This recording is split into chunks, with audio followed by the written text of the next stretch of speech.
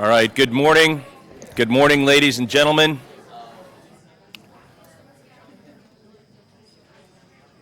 Good morning, this is your captain speaking. If you would kindly find your ways to your seat, please, and remember to silence your cell phones and all electronic devices this morning. Today is October 21st, 2025. We are your Sarasota Board of County Commissioners meeting at 1660 Ringling Boulevard in Commission Chambers for the last time. You have all 5 of your county commissioners present with us and you this morning. And this morning, if you would all be kind enough to stand as Rob Lewis leads us in our invocation, please. Let us pray. Thank you for the blessings of this day and the opportunity to serve this community. We pray for the health and happiness of our family, friends, and this board. Remember all those who have passed. We are thankful for the surroundings and service this building, 1660 Ringling, has provided for many years for the residents of the county.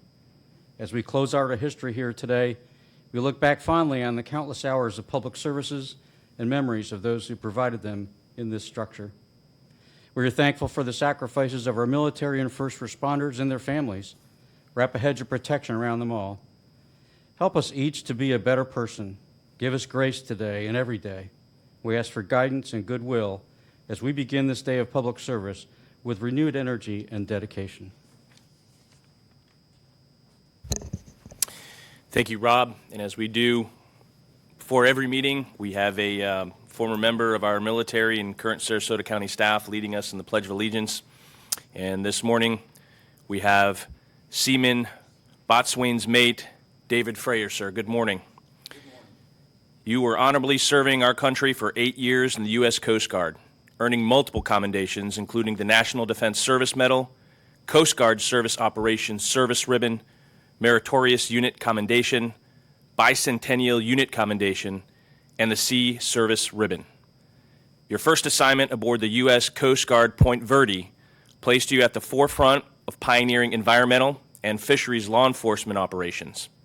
And in 1989, you were part of the team that executed the largest single drug seizure at the time, marking a major milestone in maritime interdiction efforts. Throughout your career, you have conducted extensive patrols across the Gulf of Mexico, contributing significantly to national security and maritime law enforcement. Thank you kindly for your service. Please lead us in the Pledge of Allegiance, sir. Thanks, sir. I pledge allegiance to the flag of the United States of America and to the republic for which it stands, one nation, under God, indivisible, with liberty and justice for all. Thank you, sir.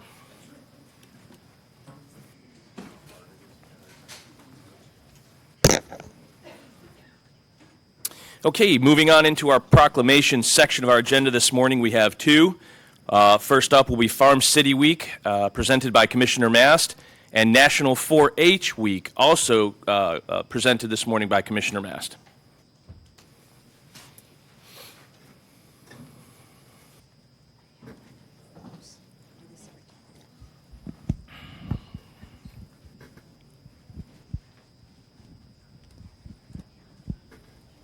Are we on?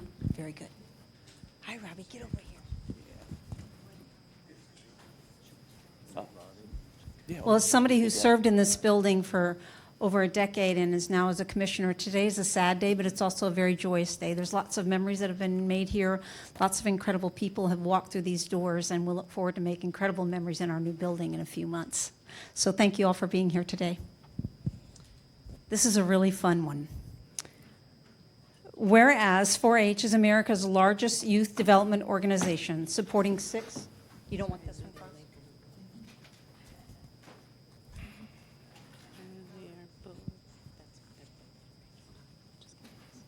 One moment, please. You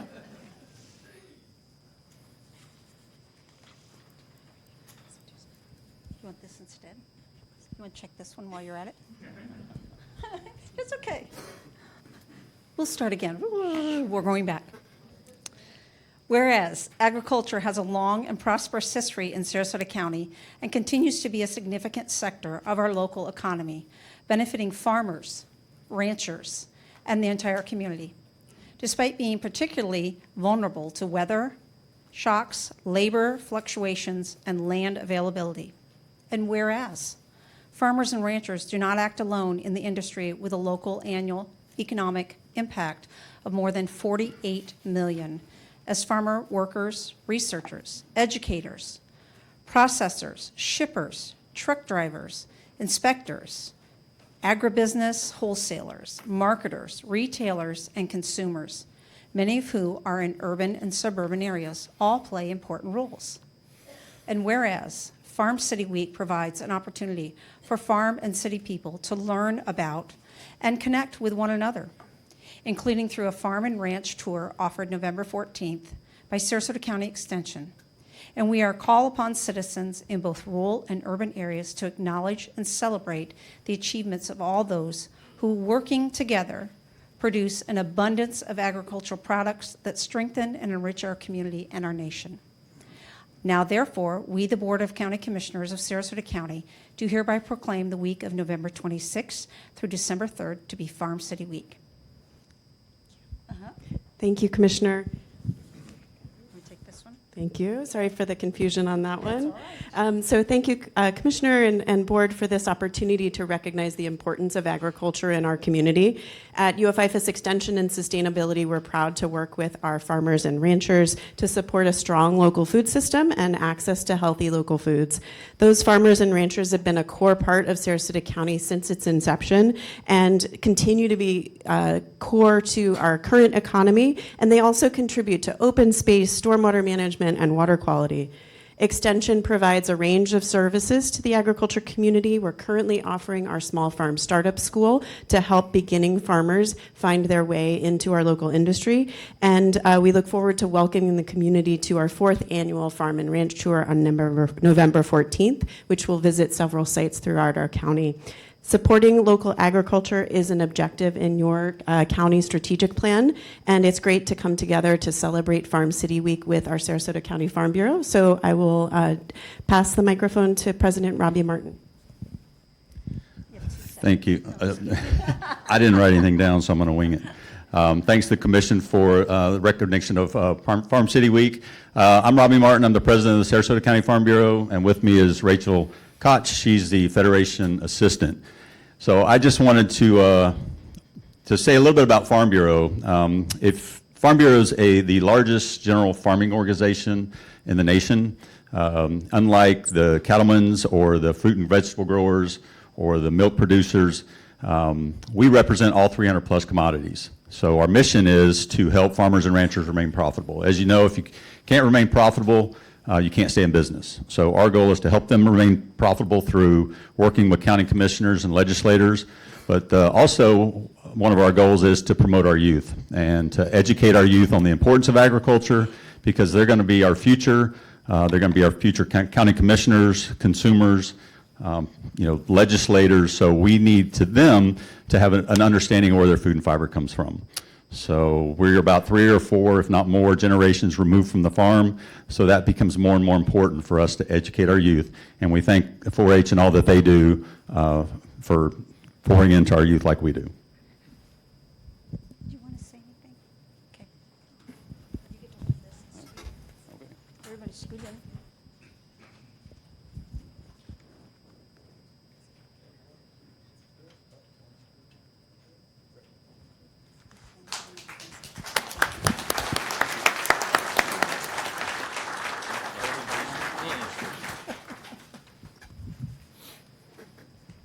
Is this the right one? Come on up. Hi.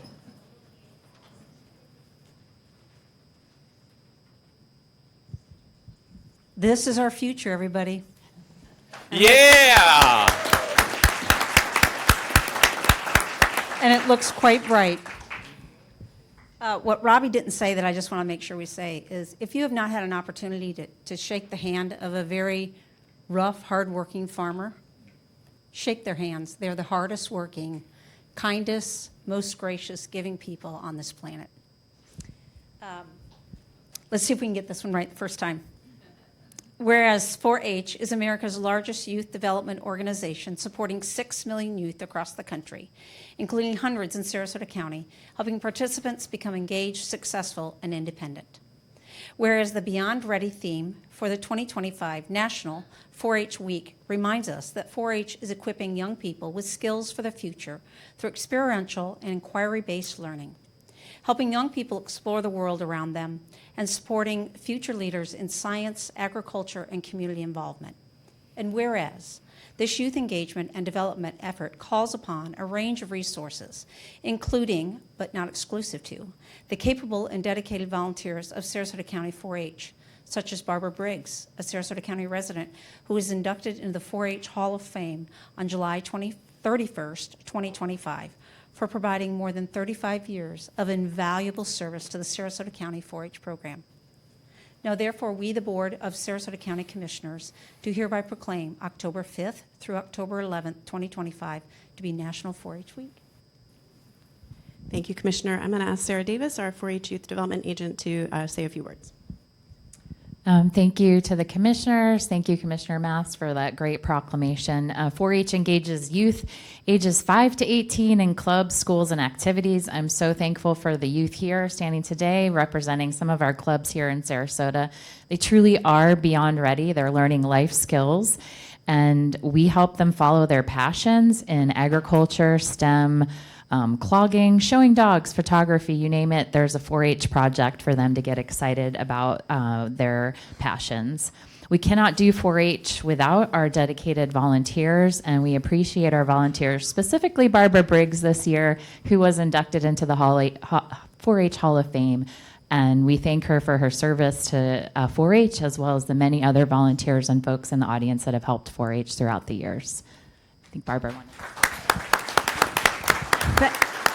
Thank you. It's been a lot of fun through those 35 years. Can't believe that. I want to thank the commissioners for always supporting 4-H. I know you supply our facilities, and it was so nice to have so many of you at the dedication for the new greenhouse out there. And Commissioner Knight, when you were sheriff, he always came to our banquet for the foundation, for the new graduates, and when they got their scholarships, he'd give them a certificate, and not only that, he'd give them his business card. And he told them to keep them in their wallet, and if they ever got in trouble, to give them a card. So, even though...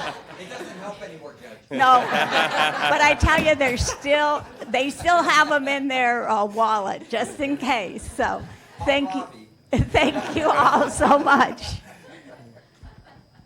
Now, before we take a picture, I just want to hand it down. Please tell us your name and your age, and then pass it on, will you?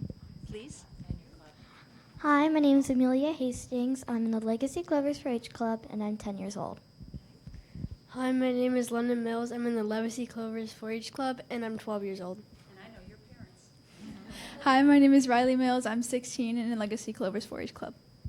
Hi, my name is Hazel Hastings. I'm 13 in the Legacy Clovers 4-H Club. Hi, my name is Alexis Hamill. I'm the president of Four Paws in the Sarasota County 4-H group, and I'm 18 years old. And I'm sensing a lot of women here. This is wonderful. You get to hold this. Thank you. Everybody squeeze in.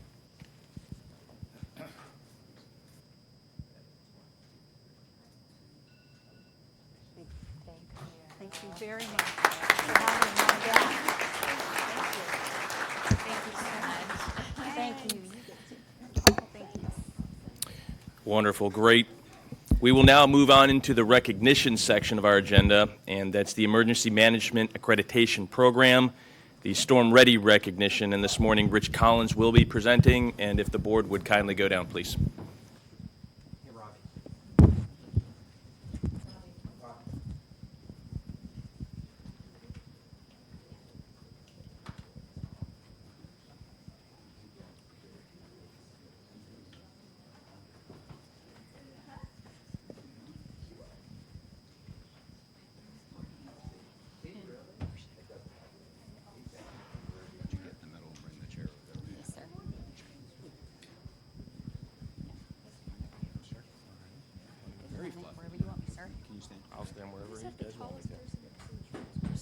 I'm sorry.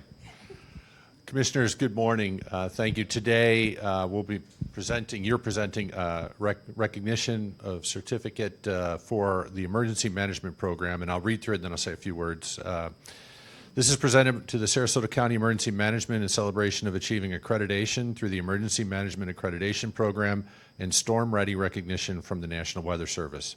Sarasota County Emergency Management received fully accredited status from the Emergency Management Accreditation Program, known as EMAP.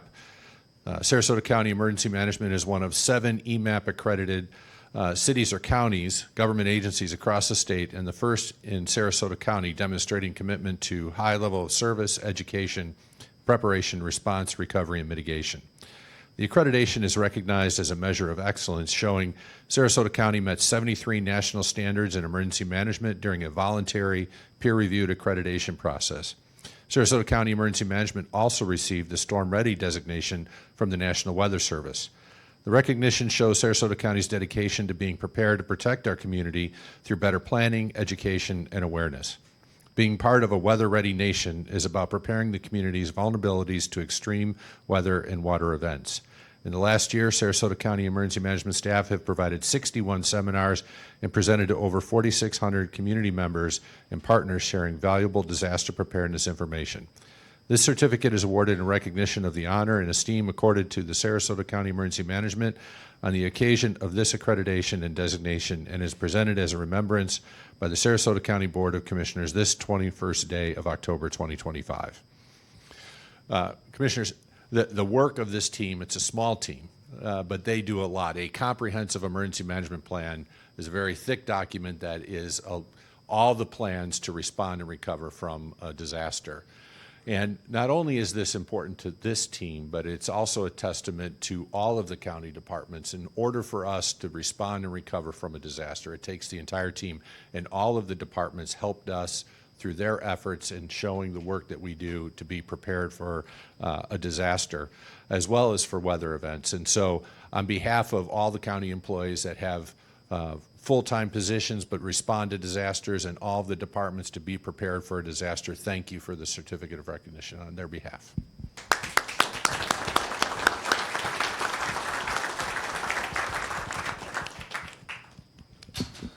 I'm going to fall. The hip is going.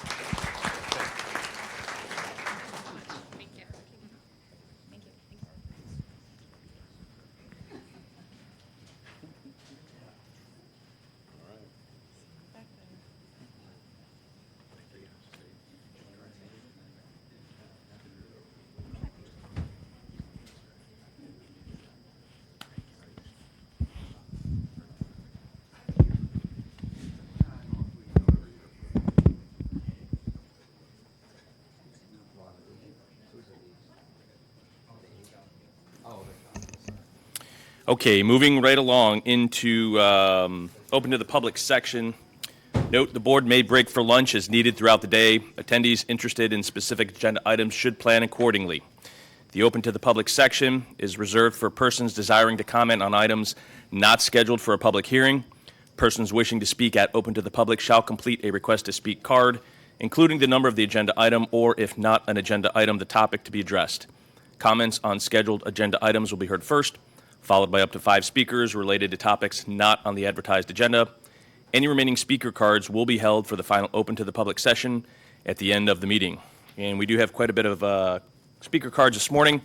I will call the first 5 names. When you hear your name, please meander to the front and seat yourself at the front row in the following order: Jane Conrad, David Oakes, Connie Neely, Janet Knudsen, and I think it's Karia Troutman, if I said that correctly.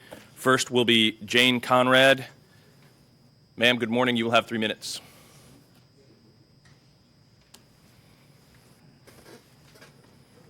Good morning. Is this on? I didn't expect to be the first speaker, but because there's a lot of people here with me today who are more eloquent about this topic, but I came to speak to you about the Ted Sperling Park. I live at 2050 Ben Franklin, which on the 9th floor of a building where we have a bird's eye view of what goes on in the park. And I have to say, as my husband and I sit on our balcony, we gasp constantly at the really reckless behavior of jet skiers who are very close to the shore playing chicken with each other, just doing kind of reckless, crazy things. We've called the police a number of times and asked them to send the Marine Police, which they've done their best, but it's kind of a terrifying thing to watch. It's also highly annoying because even when we close our sliders, which are hurricane rated, we can hear the sound of the jet skis. I have friends who live in Siesta who can also hear it across Big Pass. And I understand that there is a few things that you guys are able to do. Particularly, there's an option before you, option A, to limit where these jet skiers are allowed to operate their vehicles. And I would really implore you for the safety of the public and for the integrity of the park that you do that. Thank you. Thank you, ma'am. Next will be David Oakes, please. You'll have 3 minutes.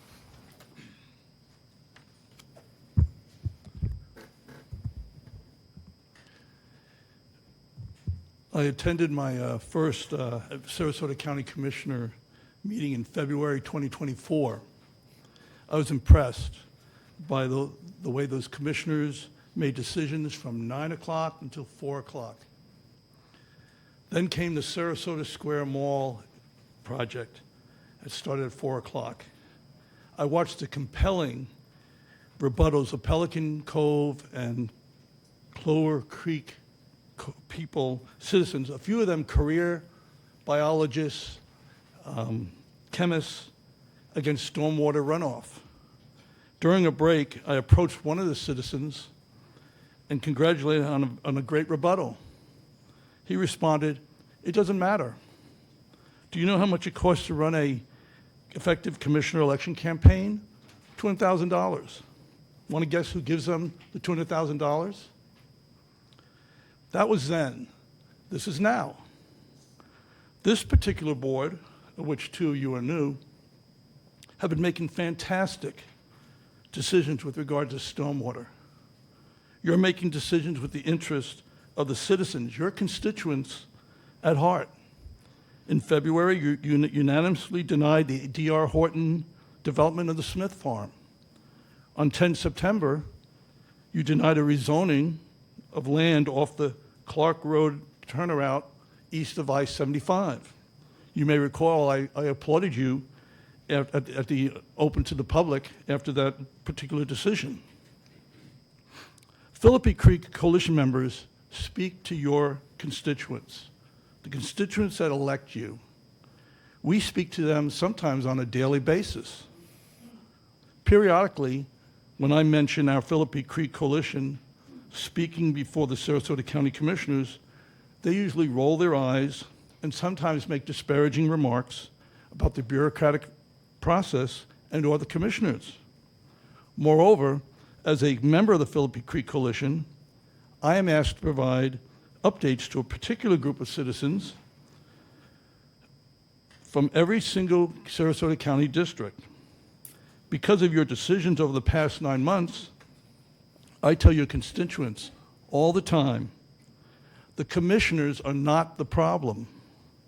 As long as the commissioners are given honest and straightforward advice and recommendations, they make good decisions. Don't become the problem.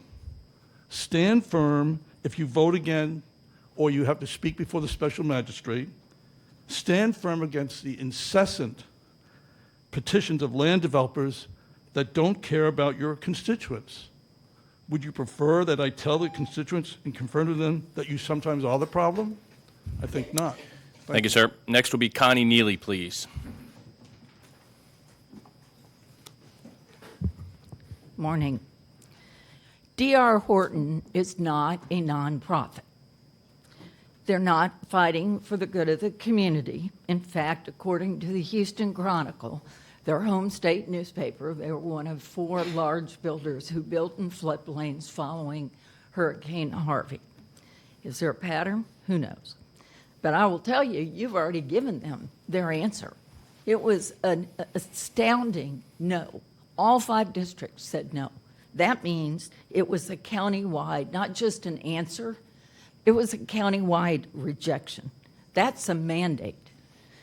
Now, in their petition, which I've read, they say they're back because their rejection is not supported by, quote, competent, substantial evidence. According to who?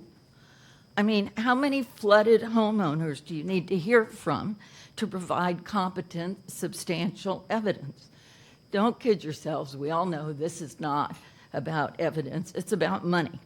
They go on to speak about the burden of the land, which is ironic considering the people who are actually burdened with the threat of flood loss are not at this mediation table. What about the hundreds of homes that have already been here? That for the last 11 months, we've all been working to secure millions of dollars in fundings to help the ones that are already here not flood. Now, we're going to consider adding another nearly 100 more homes to the floodplain. I mean, this continual fight that we all have to protect our home, that should be illegal. We're the ones that have helped the county secure HUD funding. We're the ones who pay increase in stormwater taxes. We're the ones who deal with increased cost of flood insurance. Now that is evidence of substantial abuse.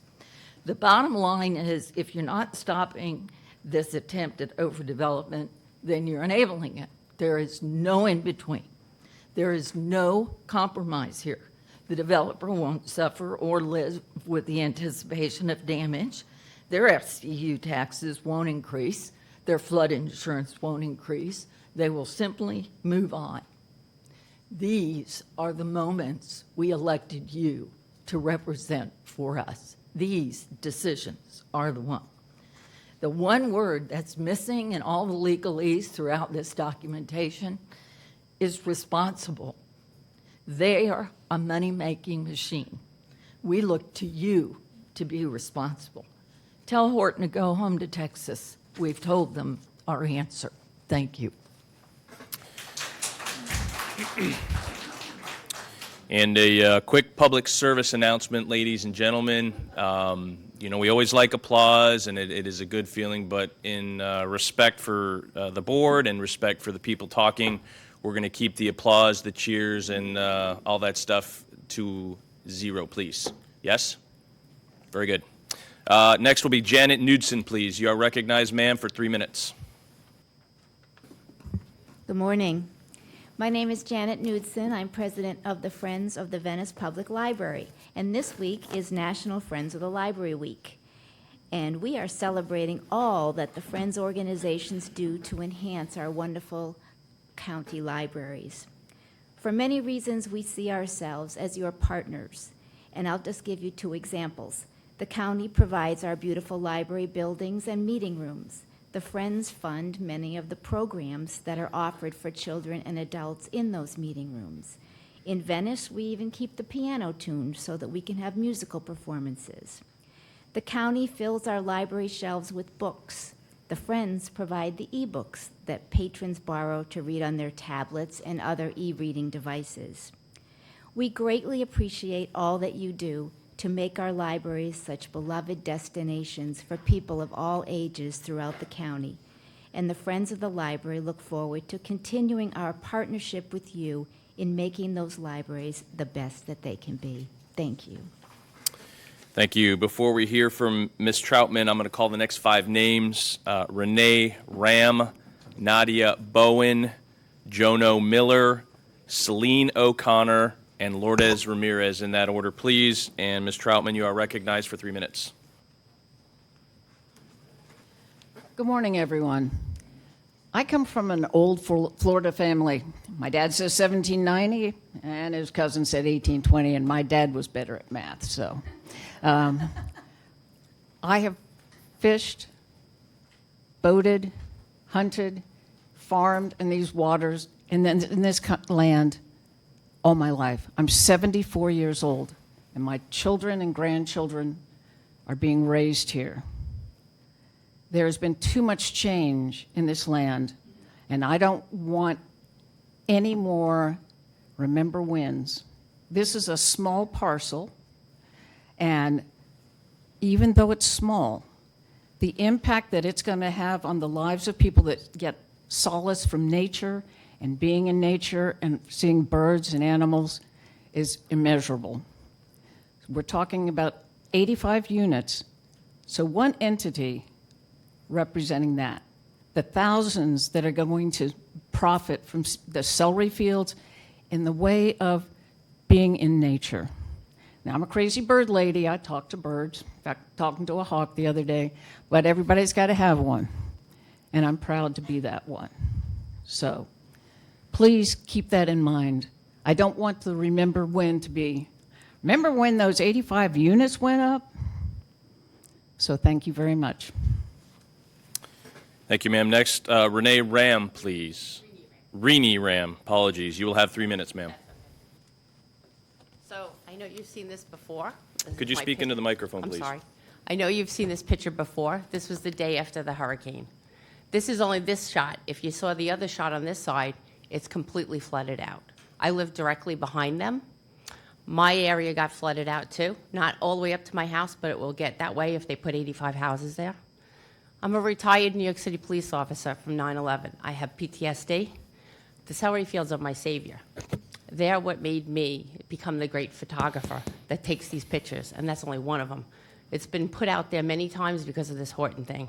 And I find it kind of funny that 4-H is here. You want to include them to farm. So let them have the farm. Find a place somebody will take over that farm and enhance it and give these kids that are growing up who want to farm a place to be, right? And then you talk about stormwater, and we have that. Well, let's not let this become a problem for all the rest of the community that lives around it. We're built lower than them. You want to raise 85 houses, 177 houses in the beginning? It's going to be worse than this. Maybe not for them because they're higher, but for all of us that live low-lying behind them. So think about it, because this could be your home too. I don't want to live in a water zone like this when it's already a floodplain already. Why increase it? Why increase the floodplain now to all the houses behind it? So our insurance goes up. It's unfair. I appreciate that you guys voted against it last time. I would appreciate if you voted for it again, because nobody's here for D.R. Horton. Nobody comes here to speak on their behalf except for themselves. So if that doesn't tell you how the community is upset, I don't know what does, because D.R. Horton has nobody standing out here to talk for them. Thank you. Thank you. Next will be Nadia Bowen, please.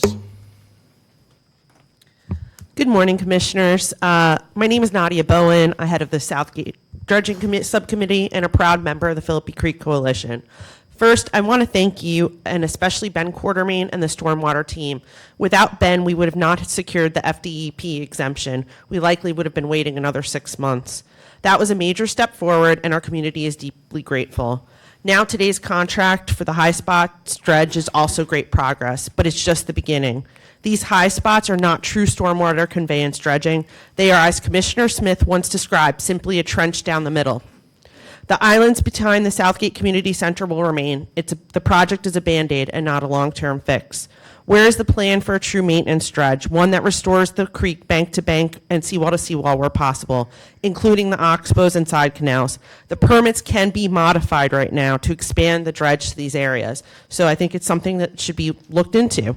We were originally told by the previous Stormwater Division that the oxbows would be included. Many of you have walked those oxbows with me and seen them firsthand. But now Ben has mentioned several times that they'll only be dredged if modeling shows floodplain improvements. His hands are tied due to some ordinance. I've tried to ask to meet with him, but I know he's a busy man. Here's the problem. Solely relying on models is already assumed the creek is dredged. It is not.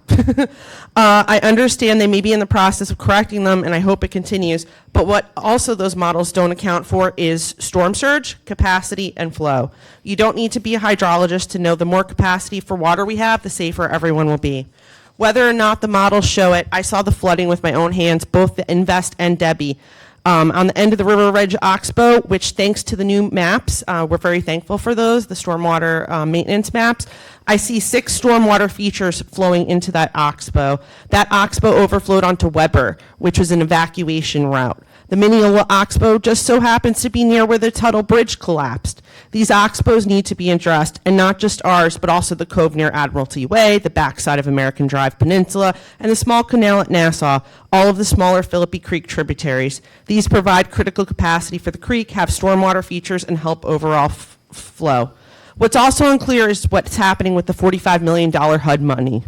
Residents, as shown in surveys, overwhelmingly want that money directed towards a comprehensive stormwater dredge, not just the current high spot or navigable work. The county cannot simply do this dredge and walk away.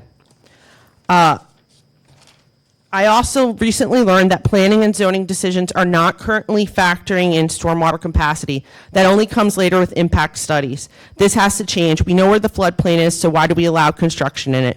And as to the D.R. Horton settlement at Smith Farms, that land should be used to expand stormwater capacity if possible. If you guys could purchase it, it would be great. Past boards understood the value of that land, and I know you do too, but please find a way out of the legal nightmare and protect the watershed. Thank you. Thank you. Next will be Joan O'Miller, please. John O'Miller speaking as an individual, and I will need the wolf at some point. I won't spoil Nicole's thunder, but she's got some great news for you and all of Sarasota County.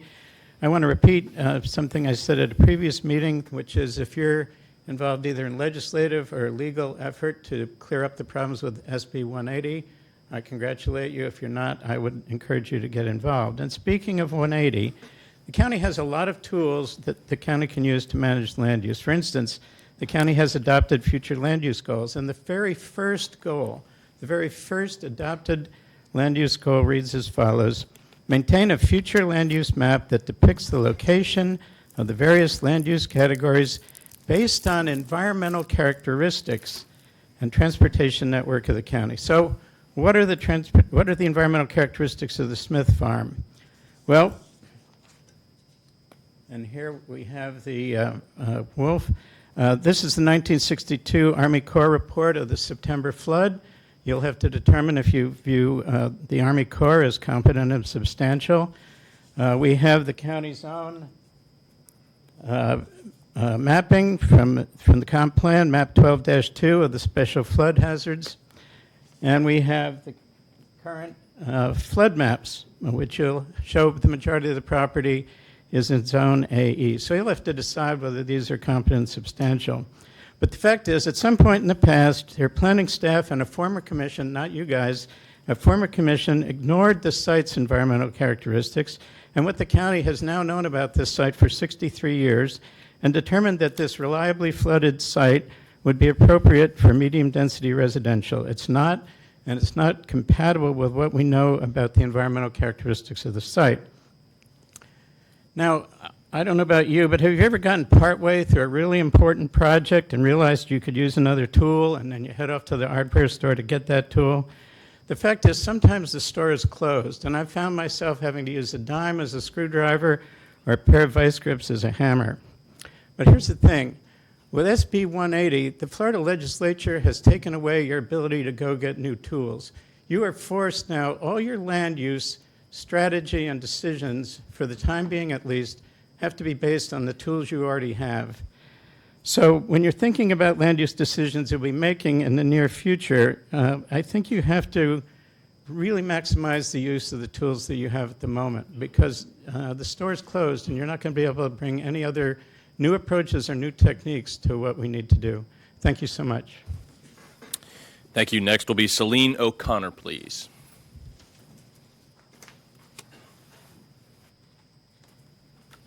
Ezekiel's just going to run a video while I speak.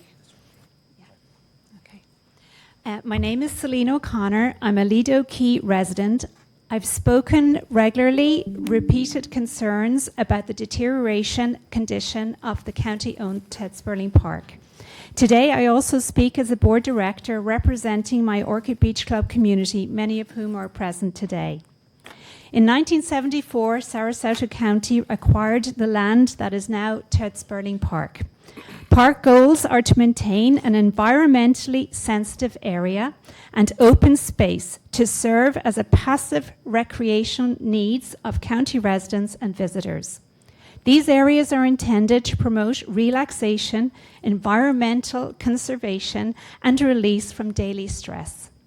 Today's agenda item number 28 presents option A and B from county staff to correct many inconsistencies in current ordinances. They seek direction to address dangerous, out-of-control behavior, especially at South Lido Beach. As written to the board by David Rayner, option A, a complete ban on watercraft within the exclusion zone, is by far our preferred option for many reasons. Option A is readily enforceable. It presents a bright line for easy enforcement by officers as well as marine police. A boat or jet ski is either within the zone or it's not. Option A eliminates the need for debate over mooring. It is the safest option for bathers, children playing on the water's edge, and non-motorized watercraft, such as paddleboarders and kayakers. Option B will not work. Marine police will have to be present to determine whether a boat or jet ski is moving at idle speed. Are we going to have marine police carry radar guns to measure that speed? Law enforcement will be engaged in endless debates with jet skiers over their speed. Jet skis resume their dangerous donuts and racing as soon as police leave. By continuing to allow mooring, noise and environmental degradation will not stop. Noise from excessive loudspeakers, modified vehicles, and leisure boaters need to be addressed. Residents again ask the county to strengthen the interlocal agreement with Sarasota City to encompass all infringements within park boundaries and the proposed exclusion zone. The current arrangement is akin to asking SPD to enforce code while handcuffed. Option B may be a compromise solution, but it is no solution at all. Thank you for your consideration. Thank you. Before we hear from Lourdes Ramirez, I will call the next 5 names. Tom Matrullo, Susan Shetley, right? Frank Doran, Robert Wright, and Michael Sizzler. Good morning, Ms. Ramirez. You are recognized for 3 minutes. Good morning. My name is Lourdes Ramirez. I'm president of Sarasota County Council of Neighborhood Associations, also known as CONA. I'm here to speak on 2 issues today, Ted Sperling Park and the celery fields. First, on Ted Sperling Park. Families visit this park to enjoy one of the most fun places in Sarasota County. They swim, they paddle board, and they just spend time in the water. But it has become extremely dangerous. Reckless jet ski operators are speeding through the area meant for quiet recreation and waiting. We have already lost a life there, that baseball player whose life was cut short in a jet ski accident. And just a few days ago, 2 young children were critically injured in another crash in Madeira Beach. This can happen here, and it can happen with swimmers. And these are not random tragedies. They are a result of clear carelessness of jet skiers in public waters. Today, you'll be reviewing 2 options to address this, and CONA urges you to pick option number A because it provides the best protections for swimmers at Ted Sperling Park. It allows the swimmers to feel safe and to be safe. And since there are no lifeguards and law enforcement can't be around all the time, option B cannot be enforced. And of course, as you can see the videos here, how jet skiers get very close to the swimmers. And in one case, there was a young child who was near a raft. The jet ski was idle, and then he took off, forcing the young child to be drifting away from the raft and having the mom running to his protection. And that's what it happens every day at Ted Sperling Park. I urge you to put the public safety first. Restrict motorized watercraft, including jet skis and other powered vessels, from entering our swim waters. Let's not wait for another tragedy to happen. Now, regarding the celery fields, CONA urges you to reject the proposed amendment regarding the Smith Farms as it's going to be before you today. You made the right decision. when you denied intensive development at the celery fields, and we urge you to stand by that decision. Remember, property rights is what you have when you purchase the property, not whatever you want to build on it.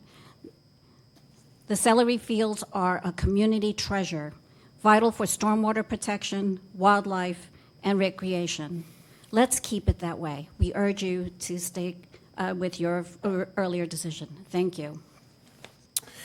Thank you. Next will be Tom Matrullo.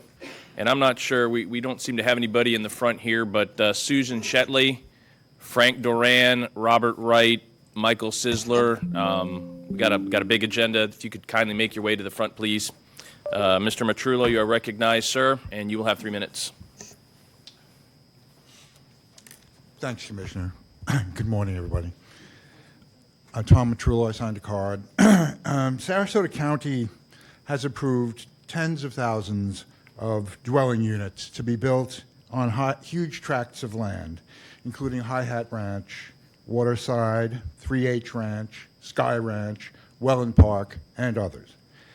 The total of approved homes is roughly equal to the number of existing homes county-wide, including 2,400 apartments in the Palmer Boulevard area next to the celery fields.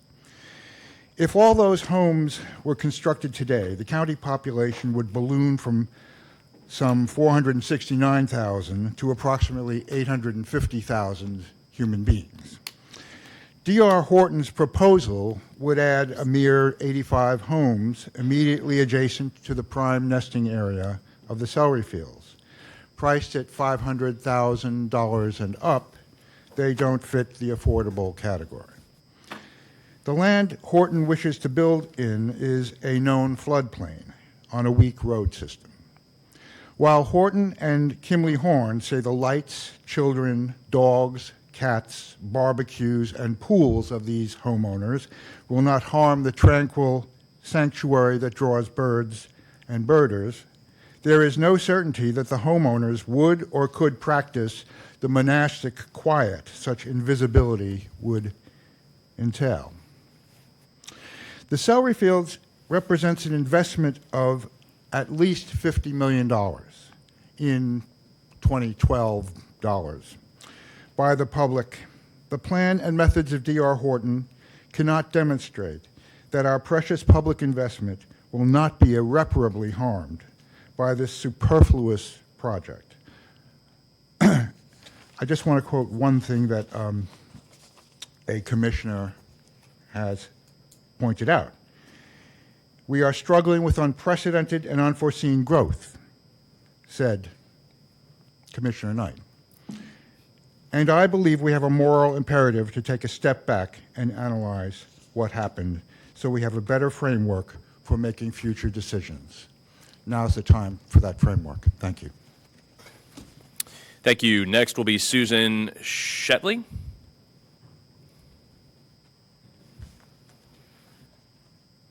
Good morning. You will have 3 minutes, ma'am.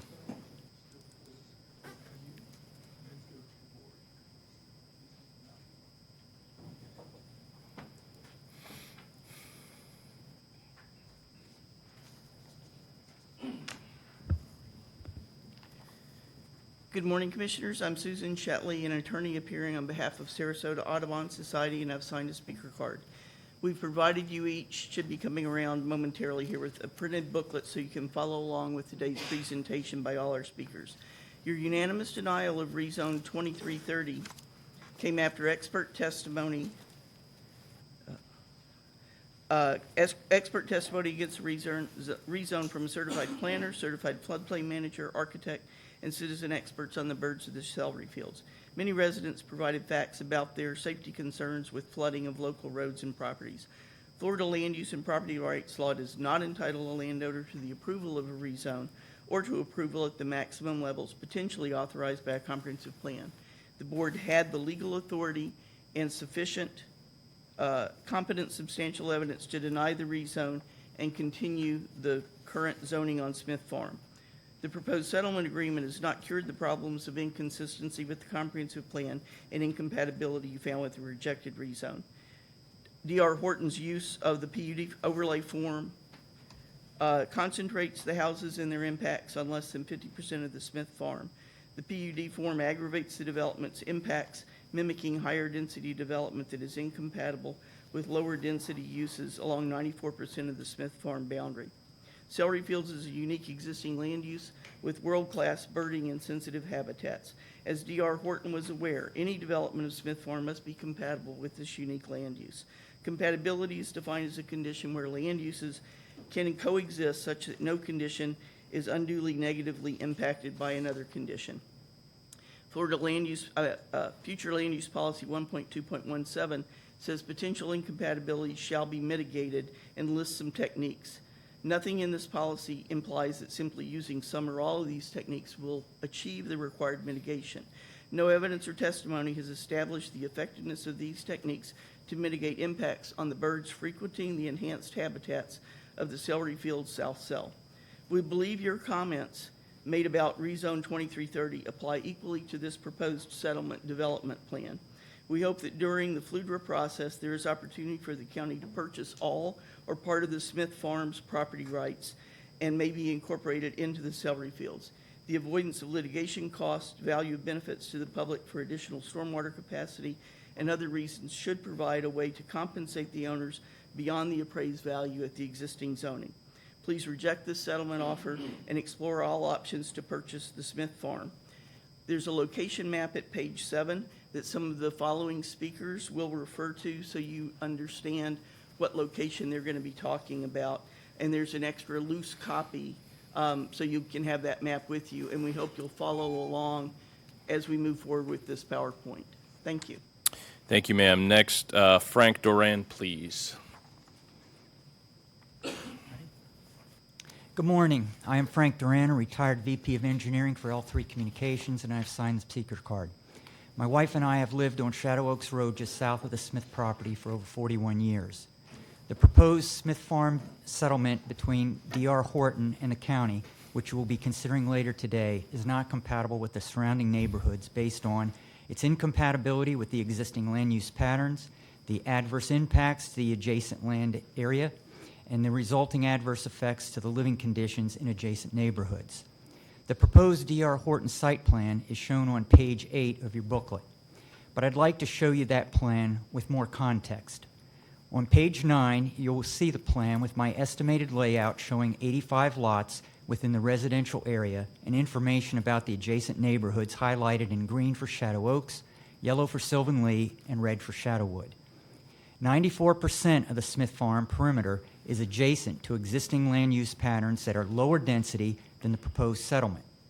39% of the Smith Farm is adjacent to Shadow Oaks and Shadowwood neighborhoods built at 1 unit per acre, and 55% is adjacent to the Celery Fields with no units per acre, no existing dwellings.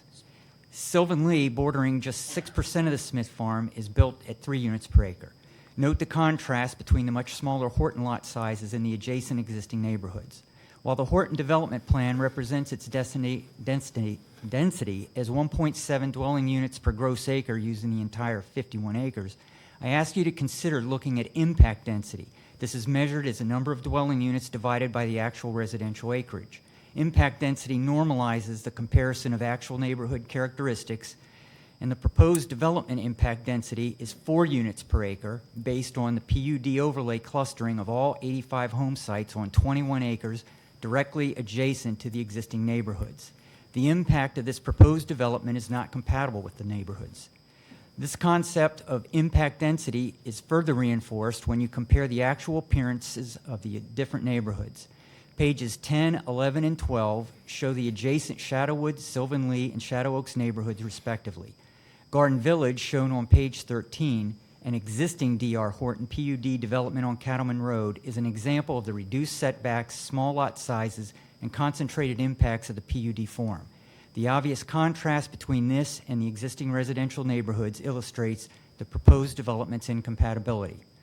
The County Commission showed exceptional wisdom and consideration when you denied Rezone Petition 23-30. Please reject this proposed settlement for the same reasons you denied the rezone request, because it is not compatible with the surrounding land uses. Thank you. Thank you. Next will be Robert Wright, please.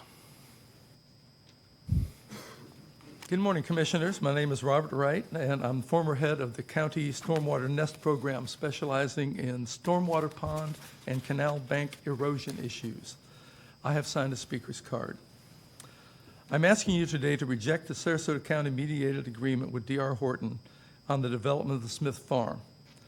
I grew up in this county, and I've lived in the Sylvan Lee area for the last 24 years, and we are directly adjacent to the Smith Farm.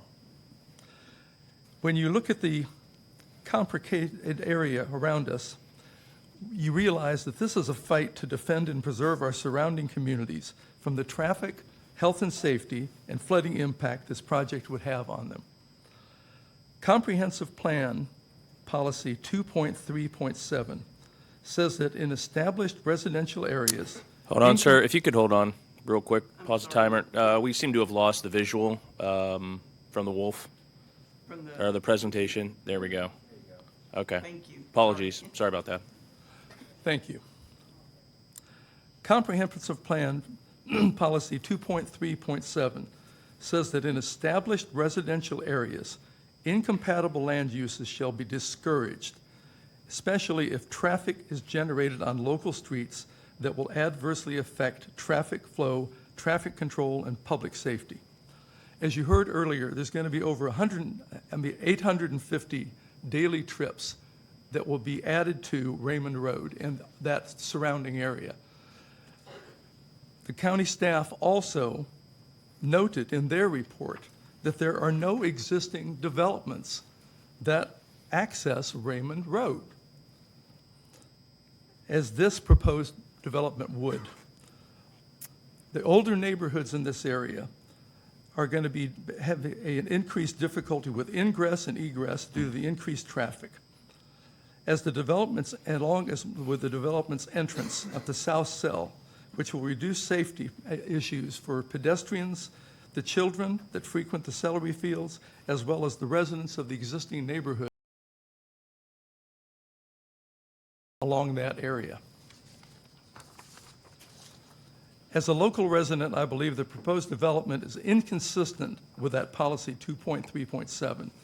I've traveled Porter Road, Raymond Road, and the whole area every day since I've lived in Sylvan Lee.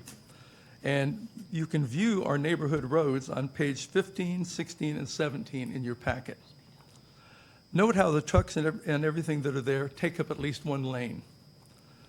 Last Wednesday, I sat out there from 10 to 10:45 a.m., counted 53 cars and other heavy vehicles that were towing equipment through the neighborhoods. I've been in frequent traffic jams on those roads myself. Also, there are no bike lanes in that area. The impact of additional vehicles generated on the development is going to have a major impact on the community. Thank you, sir. Thank you very Before much. we get to Michelle Sisler, the next 5 names will be Nancy Simpson, Dawn Miller, Helen Jelks King, Catherine Young, and Jean Dubai, in that order, please. Ms. Sisler, you are recognized for 3 minutes, ma'am.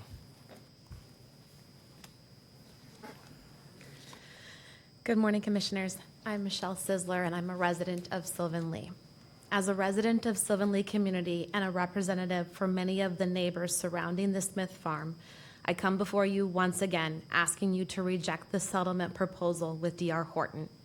As a neighbor to Smith Farm, I believe that the proposed development is incompatible with the surrounding existing residential neighborhoods. Could you pause that, Commissioner, real quick? Hold on, Ms. Sisler. We lost the visual on the PowerPoint. There we go. Thank you. Continue, please. My home backs up to the Smith Farm. I have previously shown pictures and videos of Smith Farm underwater, demonstrating that this property is largely a floodplain.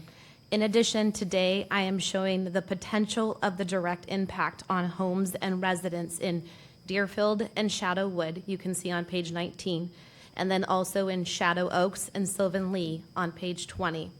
You can see the roadway flooding. This flooding occurs today without the increased density and development of Smith Farm. I am also showing today pictures to document that roadway flooding problems have happened in these neighboring communities during severe storms dating back to 1992. As shown on page 21, you can see in Shadow Oaks in 1992, the roads are flooded. And then also on page 22, the road flooding in Sylvan Lee, and this is in 2018 and 2019, and then also 2023. These are not the only times our neighborhoods have flooded. These are just the times I found pictures for. And last but not least, I must remind you that the Smith Farm looked like this after Debbie. You can see multiple pictures of flooded farm, and you can see from every direction, from the east, the south, and the north and the west, that you can see water on the farm. I understand that fill dirt will be brought in to elevate the houses proposed to be built on Smith Farm to meet the code standards. However, another hurricane comes or another storm that equals or exceeds the county design storm. These existing neighborhoods will again experience widespread flooding, and that flooding may increase beyond what we have already experienced. Today, I ask you to consider the real risk to residents in these communities and to act to protect the public health, safety, and welfare. I want to share today a real example of a resident and this situation occurred during Debbie, and it was an email submitted to you in opposition of the rezone 23-30, In this email, a woman in our neighboring community explains how her father broke his hip and had to be carried out through the flood waters to reach an ambulance and then finally receive medical treatment. Please do not put our residents at risk. Please deny this once again. Thank you, ma'am. Next is Nancy Simpson, please. Good morning, Commissioners, and I would like to state that myself and 3 more speakers will be using the same PowerPoint presentation, so please don't change it until Susan is away from the podium. All right. So, hello, good morning. My name is Nancy Simpson. I am a certified floodplain manager, and I am here on behalf of Sarasota Audubon Society, and I have signed a speaker's card. I'm also a urban and regional planner with nearly 10 years of experience in this field, in these fields. Something that I like to say is like yesterday's solution can lead to tomorrow's problem, and these types of developments can feed into that mentality. The proposed development at Smith Farm is over-designed for stormwater compliance and floodplain compensation. They base that on the NOAA rainfall, but that's only 0.8 more than what the county already requires. So is it really significantly more? No. In my experience, human intervention is not sufficient to keep a property reasonably safe from flooding. Water is the most destructive force on the planet. Hurricane Katrina is the perfect example of how flood structures may not be relied upon for flood protection. More recently and locally, the dike breach during Debbie showed us that properties that were protected by human intervention are still vulnerable. You can reference the photos on the previous slides for that devastation. I urge you all to consider the ramifications of unintended consequences of interfering with the natural floodplain, especially in light of recent events of this past hurricane season. Let's be sure to not add more homes to the repetitive loss list and not develop within the floodplain. As you saw in the density on page 9, and you can see on this slide here, these are spot elevations that I took from Google Earth. Previously, the petitioner had stated that the average height of this property is around 20 feet, but that includes all of the areas that are not being developed with homes. The base flood elevation in this area is 19.8 feet and a freeboard requirement of 1 foot. So that puts the finished floor elevation requirement at 20.8 feet. So we can just round that up to 21. And as you can see here, this is the majority of the floodplain that shows on Smith Farm, and we can go to the next slide. And then this is an overlay. It's a little hard to see on the screen probably, but most of the development of these homes is going to take place in the lower lying areas on this property. The lowest elevation that I witnessed on this property is about 12 feet. So if you have to go up to 21 feet, that is 9 feet of fill for houses built in that area. And as you can see, the majority of it here. So if we assume that the houses proposed are about a 2,000 square foot slab, you're talking about at least 5,000 cubic yards of fill. And that equates to approximately, one last thing, about 200 dump trucks per the average home on this site. Thank you. Next will be Don Miller, please.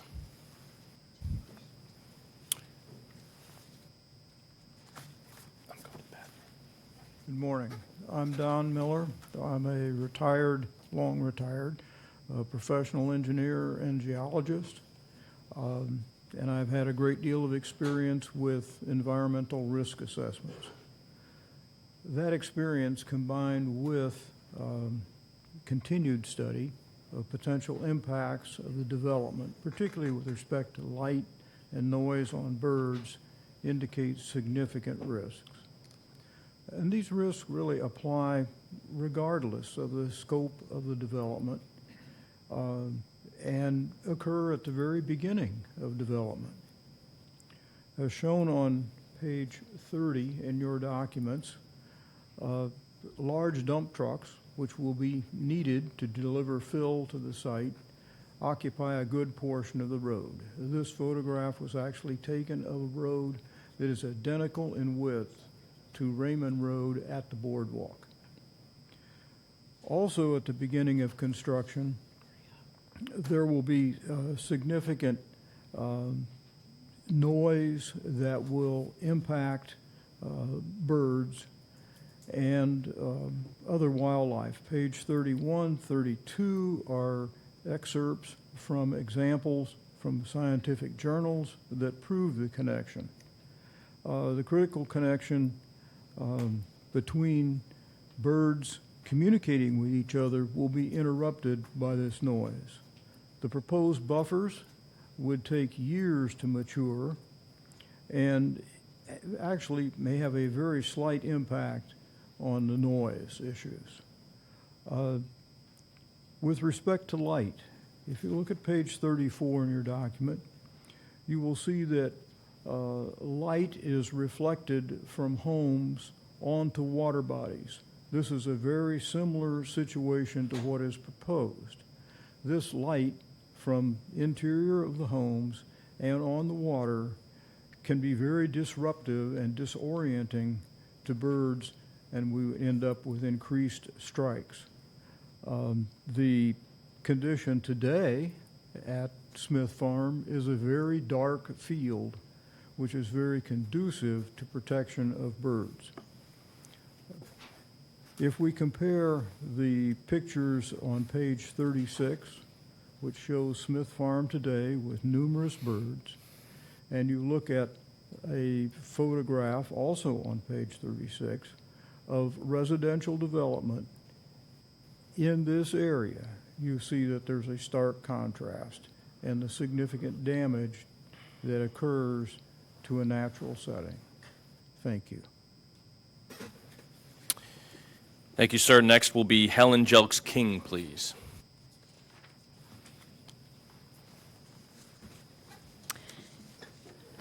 My name is Helen Jelks King. I'm an executive board member for Sarasota Audubon and the bird naturalist coordinator in charge of placing volunteers on the 2 boardwalks. My testimony today focuses on the negative impacts of the proposed settlement on the uniquely fragile and valuable Raymond Road Boardwalk area.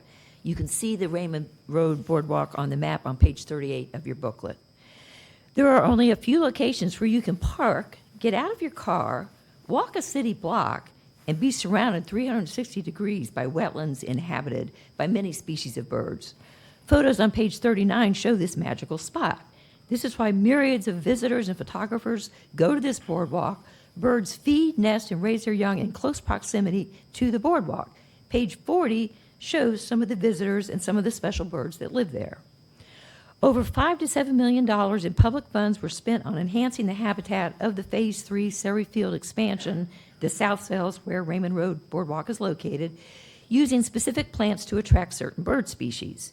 Sarasota Audubon worked with the county on this list. Alligator flaggrass for purple gallinules, giant bulrushes for least bittern are 2 examples. Both species of birds were nesting in this area after only 1 year of its creation. See page 41. One of the 3 goals of the South Sales expansion was passive recreation opportunities to also view upland birds as shown on page 42. I hope that this current county commission wants to continue to preserve this public investment. The Raymond Road Boardwalk is the #1 birding location of the entire Celery Fields lands. It has little buffering or berms, as mentioned before, unlike other parts of the Celery Field property. Therefore, the birds are especially vulnerable to the increase in noise, lighting, and traffic that will occur. Headlights of vehicles exiting from the property onto Raymond Road will shine directly onto the South Cell where the birds nest and roost at night. Visitors to the Raymond Road Boardwalk that typically park on the shoulder, as seen in page 43, will deal with an increase in traffic on that road. Visitors use the sidewalk and trails there now as a peaceful park setting. 6 of the 7 state of Florida threatened birds and all 3 of the Florida federally threatened birds inhabit the Celery Fields.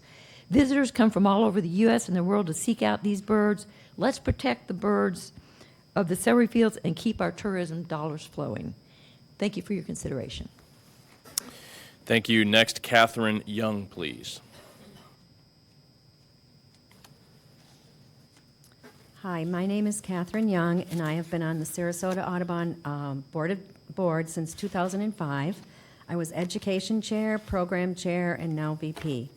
I'm a birder and a nature photographer, and I have seen Celery Fields grow from a few ponds in the North Cell to what it is today. The South Cells looked a lot like the Smith Farm, but more overgrown. This is the eBird hotspots that I have on the slides now in Florida. You can see from this slide that Celery Fields is #3 in the state. eBird is the database from where I drew this from.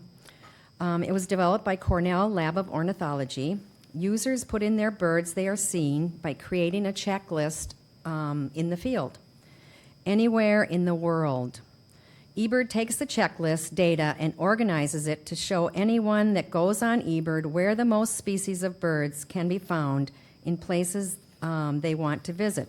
So if you want to travel on vacation, for instance, and you want to go to Portugal, you go on eBird, you find the area you will visit, and you will be able to look at what birds they are seeing and where the hotspots are. And that is what birders are doing when they visit the Gulf Coast of Florida. And that's one of the reasons why it has jumped to #3, because of this large database. This slide is our Facebook page, The Celery Fields. And this is another reason why we're getting more birders and nature photographers at the Celery Fields. The red arrow, and you probably can't read that, says that there's over 23,000 members who have joined from around the world. But now, since about 4 months, it's now at 25,000. The next slide, you can see, I thought this was really interesting, the countries that some of the members from our Facebook page are from. Oh, I thought I'd be able to read that. I thought the interesting ones were Pakistan and India. We have over 186 people from Pakistan who are members of the Facebook page, and India 109. And that is because those people are really big birders over there. But I just found it so interesting that they are members of this little place, Celery Fields. So I think everyone's covered pretty much of what I was going to say, except for the one thing I'd like to add is that one of the reasons it's so well loved, the Raymond Road portion of Celery Fields, is because like Helen said, they don't have to invest in a long hike. They can bring their kids along, and one of the spouses can bird. They do not have to lug heavy photography equipment because of the wide open vistas on Raymond Road, they can see a raptor coming from a distance, allowing them time to get their cameras and their binoculars ready to view or photograph that bird. Am I done? Thank you, ma'am. Okay. Yes. Before we hear from Ms. Dubai, the next 5 names are Sarah Reisinger, Rianne Malone, Kelly Bauman, Anthony Salido, and Ezekiel. Jean Dubai, you are recognized, ma'am, for 3 minutes. Doobie. Doobie. Like doobie doobie doo. Good morning, County Commissioners, Administrator, and staff. I'm Jean Doobie, past president of Sarasota Audubon Society, current board member, and director of the Quad Project. I've signed a speaker's card. I'm going to talk about Ackerman Lake today, which you can see in the northwest area of the location map on page 7. Can we get to page 7? Okay. And I'm also going to talk about the South Cell area, which is south of Palmer Boulevard. Established in 1952 as the Sarasota Bird Club, we are now known as the Sarasota Audubon Society, headquartered in the Celery Fields. From the very beginning, we've kept meticulous records of bird sightings in Sarasota County, early ones handwritten, and today submitted to eBird, a worldwide database. Ornithology is powered across the world by citizen scientists who are accepted as experts, the same as a degreed biologist would be. It would be impossible for any one institution, government department, or university to achieve the mass level of data knowledge without the contributions of citizens, scientists just like us. Audubon's contributions of sightings have been published nationwide and have augmented the vast knowledge of birds in our area and indeed in Florida. Several of our members have also published papers on local birds in scientific journals. We know our birds. I personally have been observing bird behavior for over 50 years, and my depth of experience and knowledge qualifies me as an expert.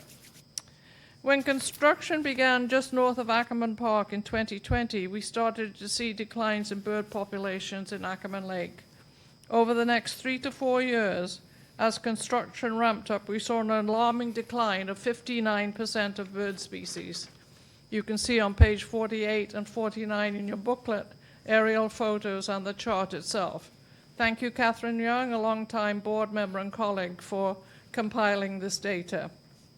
Because of our vast knowledge of birds, their behavior, and their habitat needs, we can predict a similar or worse decline of species in the south cell of the Celery Fields if this proposed settlement on Raymond Road goes through. Most of the damage to bird populations will be done during the construction period. Scientific studies show that noise is a major detrimental factor to the health and well-being of bird populations, and once they leave, they rarely come back.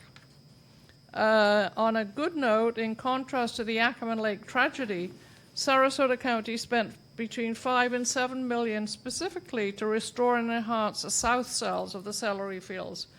Audubon worked with the county to suggest vegetation and habitat that would attract certain birds, and that restoration was completed in May 2007, and we saw Thank you, an Ms. Doobie. increase, Thank you, ma'am. increase of 73%. Ma'am, thank you. Thank you. Thank you very Appreciate much. it. Next, Sarah Reisinger, please.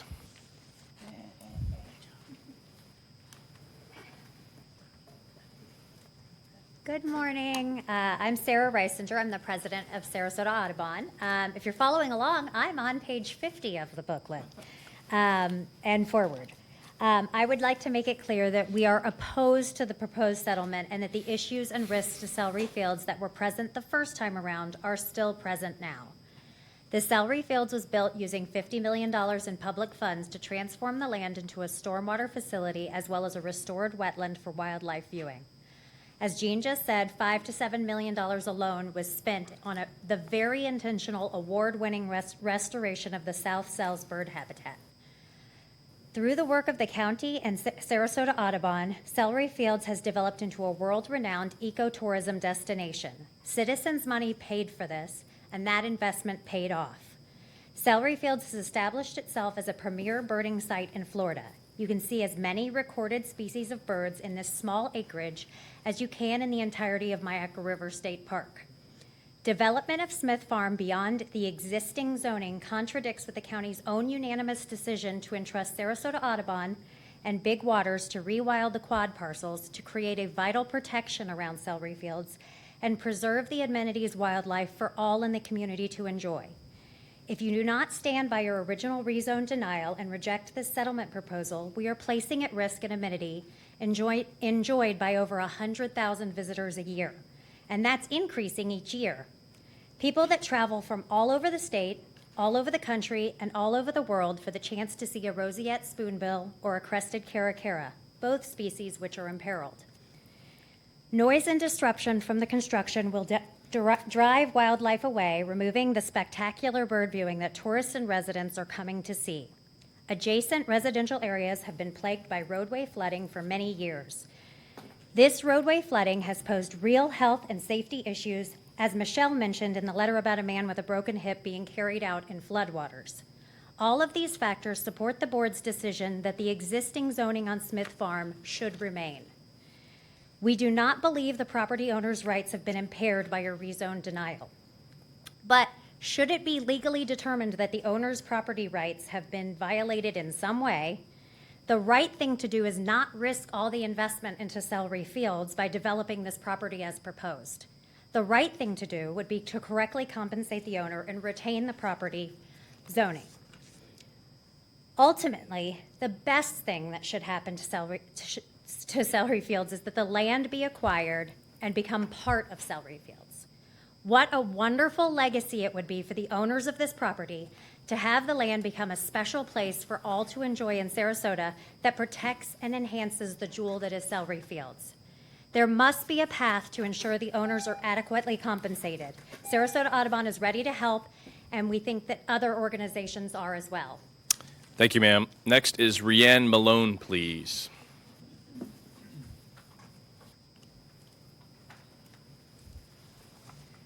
Hi, my name is Rianne Malone. I'm not here with Audubon, but I would also like to add my voice to the no on the D.R. Horton project.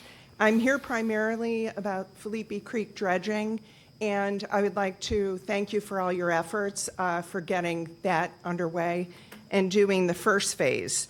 The high spot first phase for the dredging. I hope this is only going to be phase one and that it will be followed quickly by a true stormwater dredge, including the oxbows, which will improve our stormwater system overall.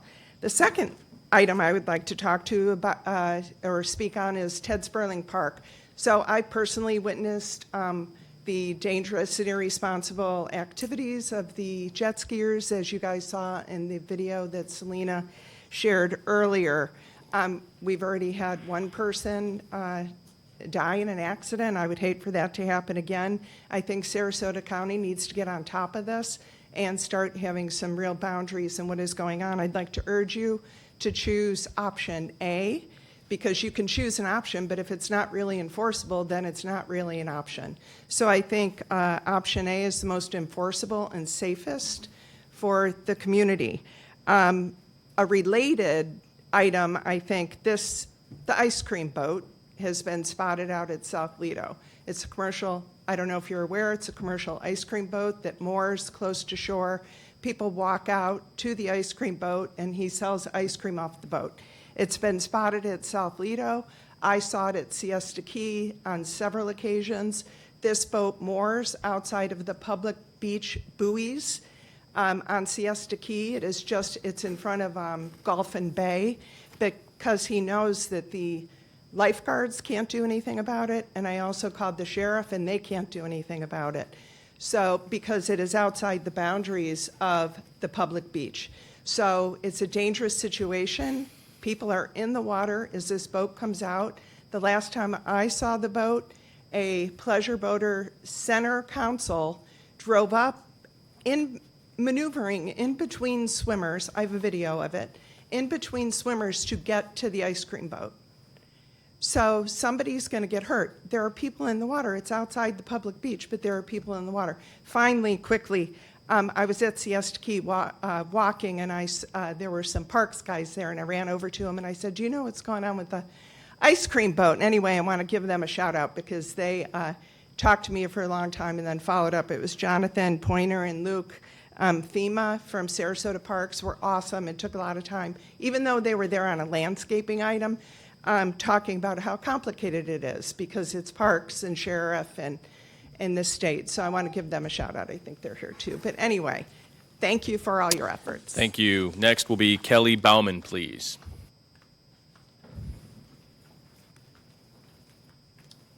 Can I share this?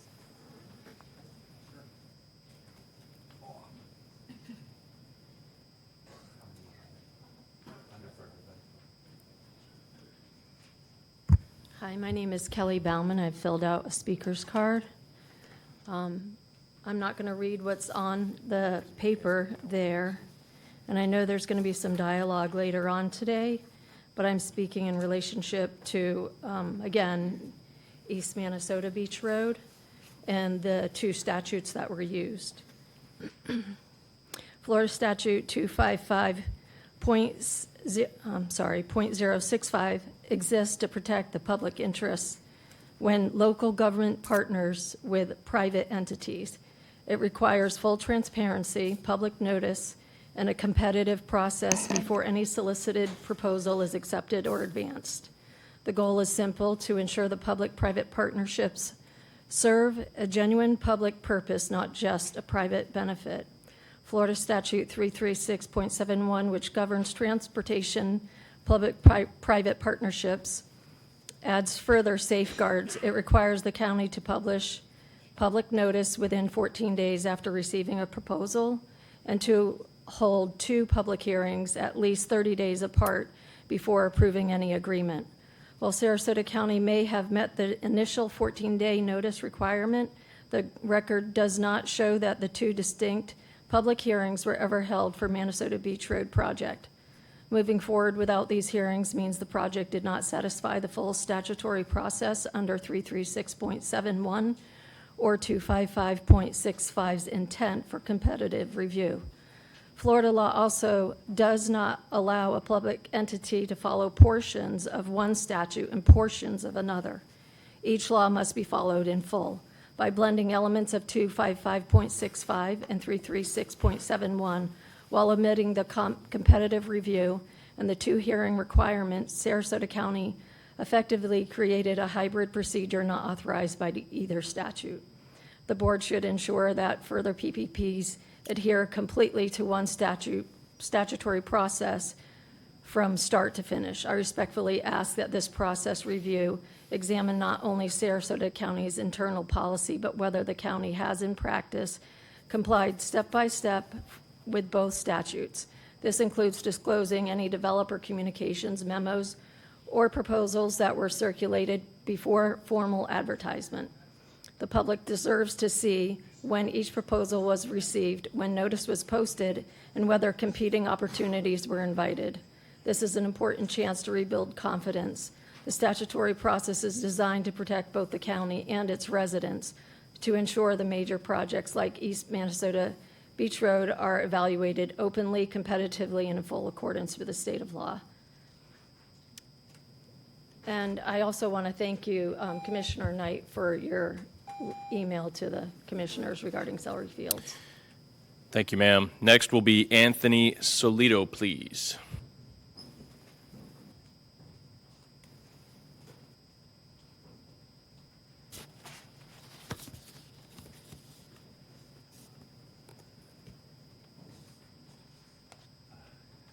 Give me 1 second.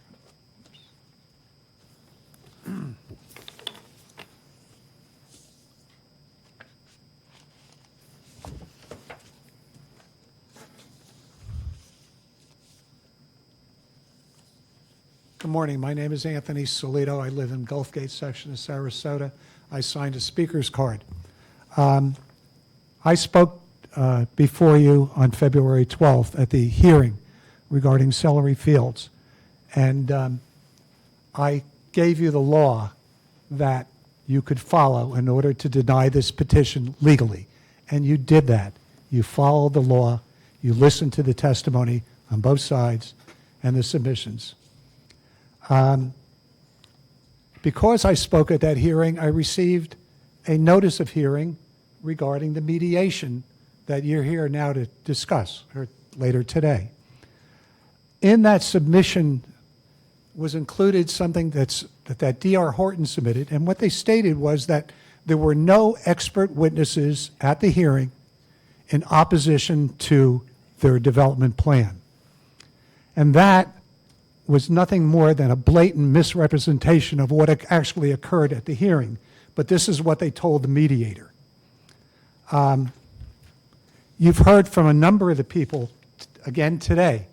But what I did last night was I watched the video that's online of the hearing. And what's interesting is this. For the petitioners, two people spoke. Charlie Bailey, an attorney. He's here presenting his case for his clients. He's not an expert. Another person by the name of Kelly Klepper, who works for Kimberly Horn. The record is devoid of any of his qualifications. I don't know who he is. Is he a janitor there? Is he an engineer? Nothing is in the record regarding that.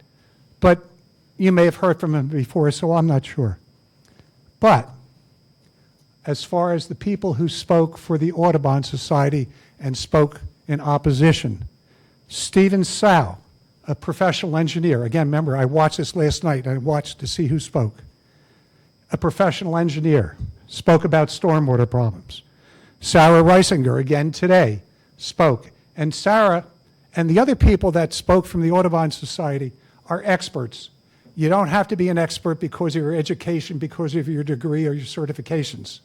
You can become an expert because of a hobby that you've had or something that you've followed for years and years, as these people have done. Sarah, again, 30 years experience.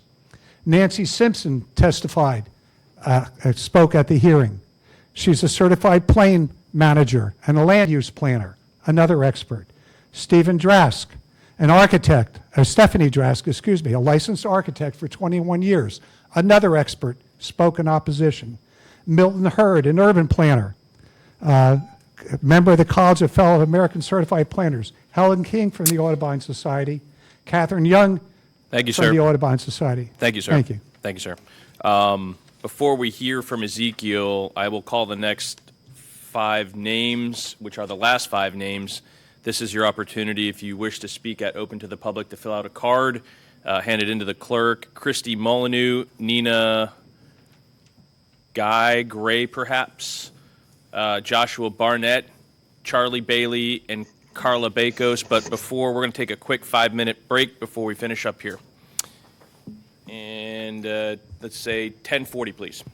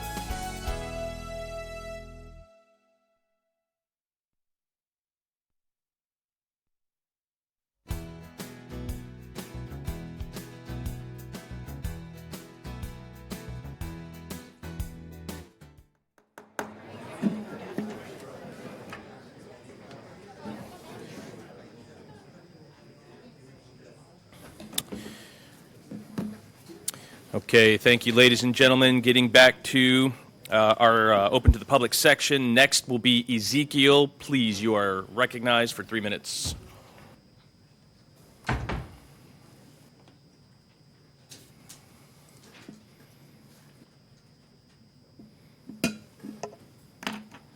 If we could show the presentation while I speak, I'd appreciate it.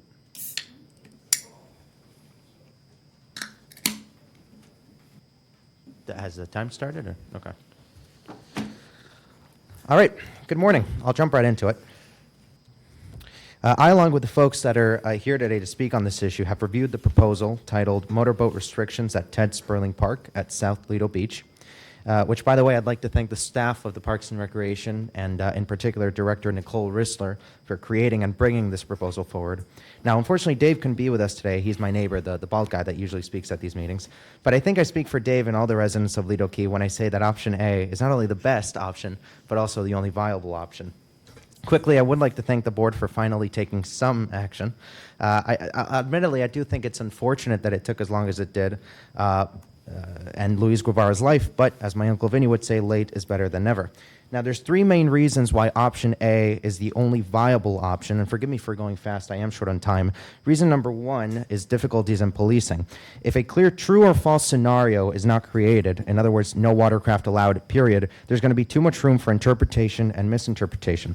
Second, the police are going to have countless arguments with boaters and jet skiers about how fast idle speed is, especially considering that different watercraft have different idling speeds. And third, marine police are going to have to be actively measuring speeds to ensure boaters remain within the legal limit, which of course would make them even busier than they already are, as opposed to just looking and seeing, are you within the zone or are you not? Reason number two, illegal renting would continue. Renters would still be able to rent a jet ski, have the customer ride outside the exclusion zone, and continue with reckless activity. Now, option B is limited to active loading and unloading. However, renters have a very quick turnaround. I've personally observed an average of about 5 minutes, and that's on slow days. So they would not be in violation of this rule under option B, and thus would be allowed to continue. And by the way, I did want to mention that Luis Guevara died on an illegally rented jet ski.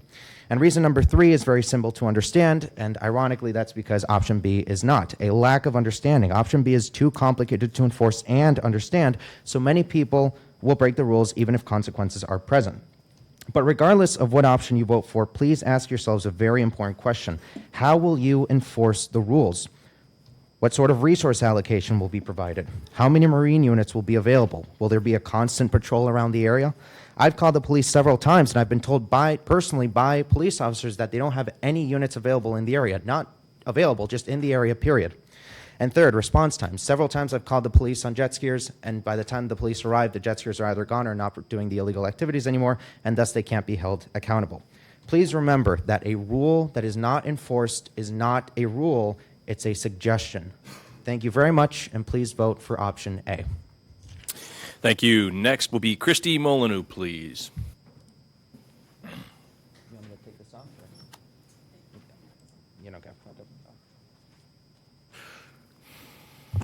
Hello, I'm Christy Molyneux. I live on Philippi Creek, and my home flooded with all 3 storms last year. I am a member of SAND and the Philippi Creek Coalition.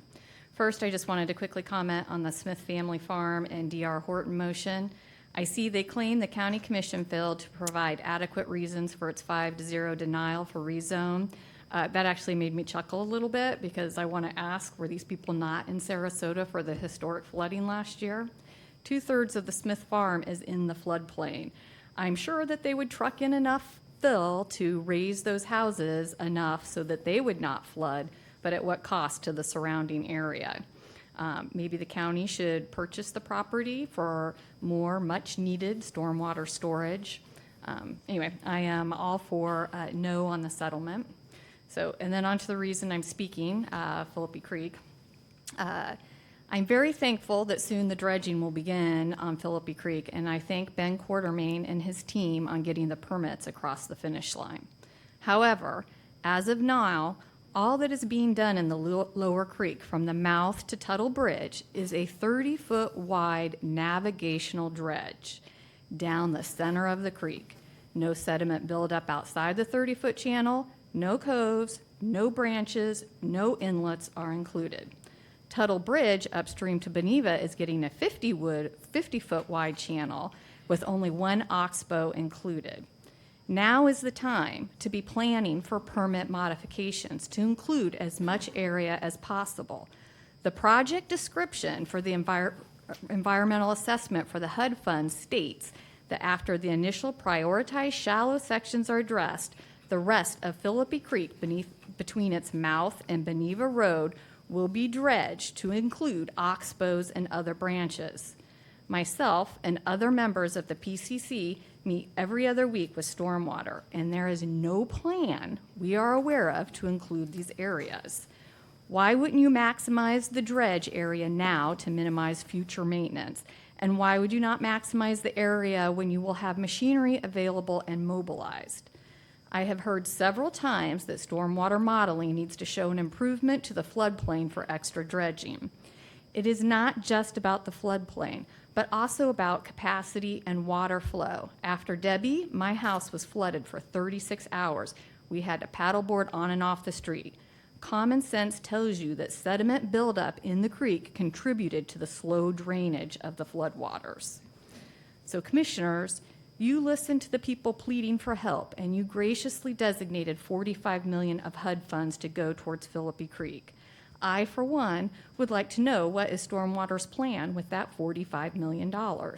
I respectfully ask one of you, when Ben Quartermain is up here today, please ask what the plan is. Thank you. Thank you, ma'am. Next is Nina, is it Gray? Guy, Nina Guy. Thank you, ma'am. You're recognized for 3 minutes. Good morning, Commissioners. Thank you for having me once again.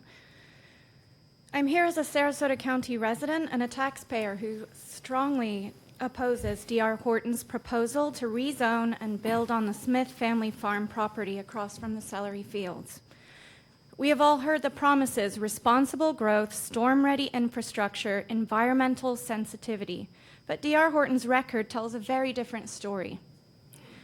Across Florida and beyond, this developer has faced repeated complaints, lawsuits, and regulatory actions for flooding and drainage failures in communities built on low-lying land. In Crestview, Florida, residents reported their streets turning into lakes after D.R. Horton's subdivision was built uphill. In Naples, homeowners were forced to leave new homes because stormwater systems failed. Even in other states, D.R. Horton has been cited for disturbing wetlands and building inside designated floodplain areas. These are documented incidents. Local governments and homeowners have had to clean up the mess after the profits were taken. They are bullies. They are like the bully in the playground. And if you don't stand up to the bullies, what happens? They continue to bully. We are in a different term of Sarasota. We have tools at our hands as citizens to scrutinize every single decision made by all of you.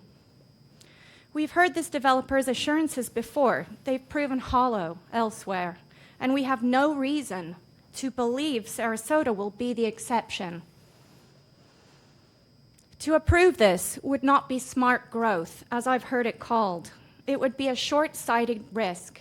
And the reason the eagle is in here and it's at the top of the food chain in the bird world is because it is able to look at things from a long-term perspective. This is what we need and require as citizens from all of you today, is to uphold the decision that you rightly made back in June. Let's be clear, a yes vote today will not be forgotten. The citizens of Sarasota are paying attention. We will remember which commissioners stood for responsible, sustainable stewardship of this land, and which ones ignored repeated evidence from environmental harm and community damage in favor of developer promises. The Celery Fields is a jewel of Sarasota County, a community success story and not a developer's opportunity zone. I urge you, protect it, honor the intent of the land's history, and vote no again on D.R. Horton's rezoning request. Stand up to the bully in the playground. The time is now. Thank you. Thank you. Next will be Joshua Barnett, please.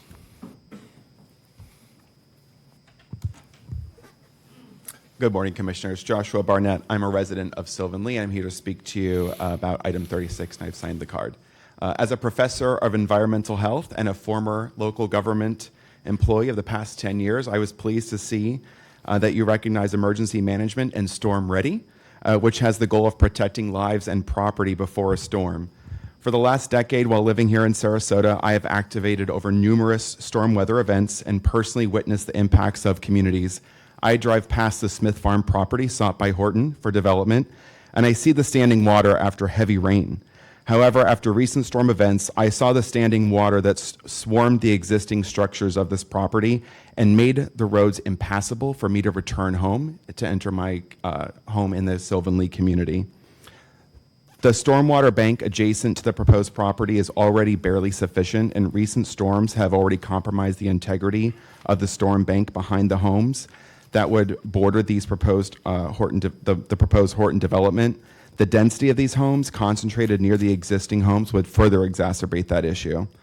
This nearly empty property has held a significant amount of water that flows through Philippi Creek and out of the Myakka River when storm was released out of Manatee County. During drier times, considering the open air area of the celery fields and the wind potential over this open air, there's expected to also be considerable dust associated with the landfill that's required to develop this area. This results in compromised home air systems, dirt in homes, respiratory issues, and future complaints. Similar issues created significant administrative burden to neighboring Manatee County to avert the issues during a similar development. I believe you've heard the sincere plea and the fear of neighbors to this proposed community, asking you to please protect the safety of our homes. Please continue to reject the development of this land and instead preserve the property to protect your current constituents and to prevent harm for those who will purchase these future homes built in this floodplain area. Thank you very much for the consideration. Thank you. Next will be Charlie Bailey, please.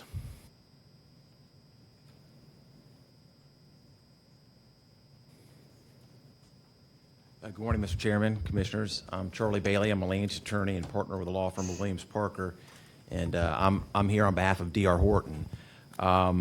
Despite the, and I'm here to speak on actually item 36, which is the county attorney's report at which you will be considering the settlement agreement that's brought to you today through the Fluidra process. And despite the public testimony this morning, there's not a public hearing being conducted today.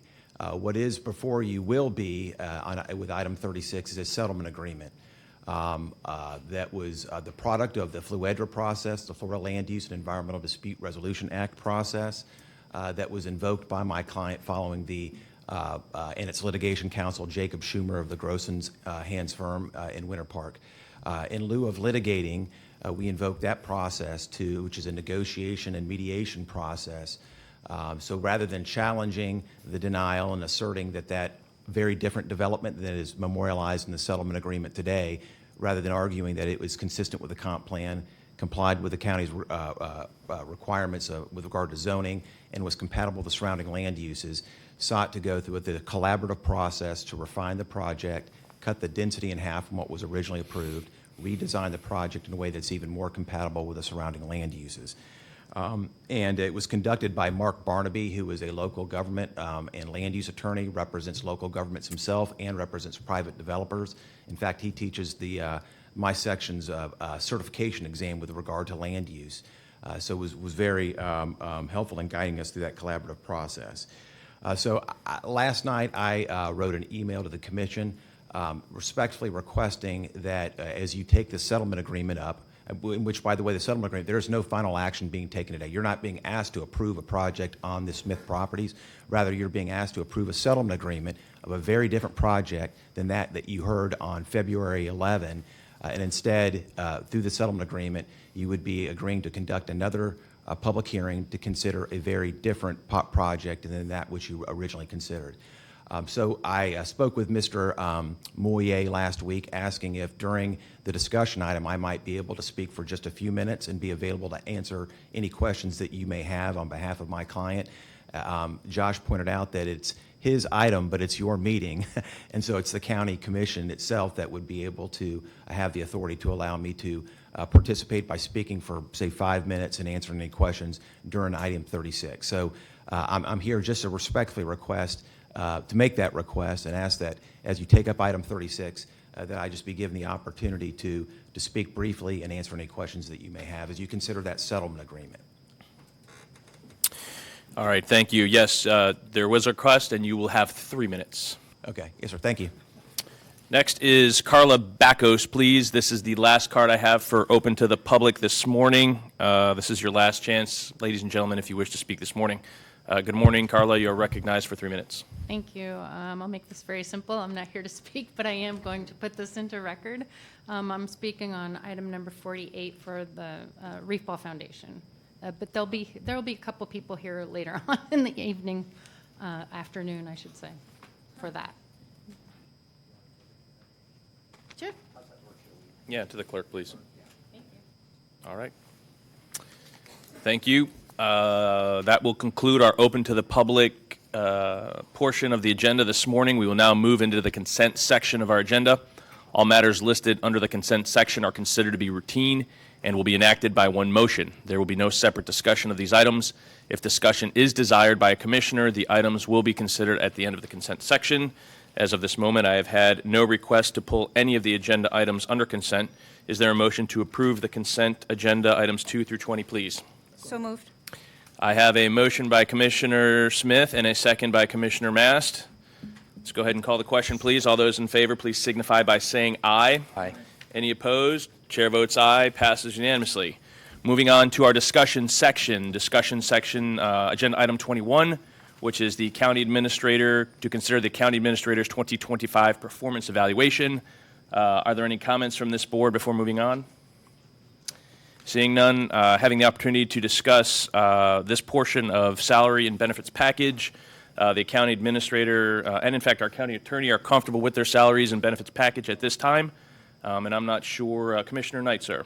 Yeah, I apologize. I just would like to, a little history, Jonathan and Josh, from in years past, catch me up to date from 2009 to current.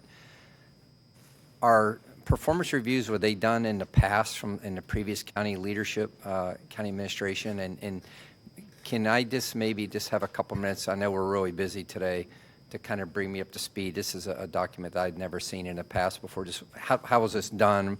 Was it done by a professional public human relations firm or something like that? Or just your thoughts on a little bit to kind of get me up to speed and what our desires for the future are with this type of a document?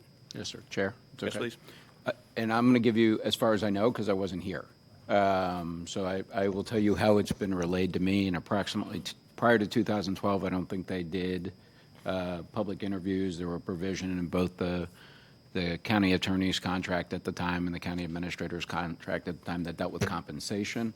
And then that was it. My understanding is around 2012, the board decided to start doing a public annual evaluation. I don't know, I have no concept of how it was developed. There might be others that do, but that's not something I'm aware of. We probably maybe research it. I think it came up originally, the concept, from a commissioner at the time, and I think County Administrator Randy Reed was there at the time. That's what I know. It just says in my contract, and I think in Mr. Moyer's contract, that the board will evaluate us. Doesn't say anything about having to be on a meeting like this or anything like that. And this is the first place I've worked where it's done specifically this way. But there are other places that do it this way as well. So.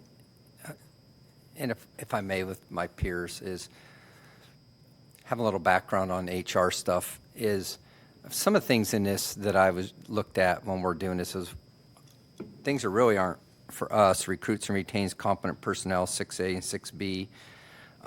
We don't really know that. I mean, he's ultimately responsible for 4,000 people, not me, and prepares a balanced budget. Well, really, the budget's our responsibility. So these are just a few things I was looking at when I went through this, and it's really hard with performance reviews because there's the things discussion should happen before the year, and typically performance reviews are done in private. So here, certainly, we are a public board, and people want to hear us talk. and everything. But the other side of me is also is that at the level that we're at now, that if we have two of our top employees that aren't performing, that we will have those conversations with or without a document. So I don't know what the board's view is of the future of, you know, is it a document that was created for a purpose or a document that was something that is utilized for something other than just doing it because we do it. I think it needs to have some transformation if we continue it. But I think at the end of the day, any comments that we have with our attorney and our county administrator is that on the board, we can have those, or private or not. But I don't even know if the document is something that is, I just think it needs to be looked at again. At this level, I think everybody needs to be reviewed, but I'm a little conflicted with the what's inside the document, if it's really relevant to us, or maybe we should condense it down or something like that. So just my thoughts. I mean, we all have our own opinions on evaluations. They're very subjective. But certainly is a few things I noticed in there is that really the budget's our responsibility. He doesn't prepare and give us a balanced budget. We decide what the budget is. That's just one of some others. So I'm just throwing out there to think about for next year. Maybe, I don't know if we want to get too deep into it now, but certainly I'm comfortable where we're at with our county attorney and our county administrator. I know we're talking about the county administrator right now. And just my thoughts, I'm just kind of a little conflicted on the document itself and the necessity of it and how the use of it is. Thank you. Commissioner Mass, please. Thank you, Chair. Microphone. Thank you.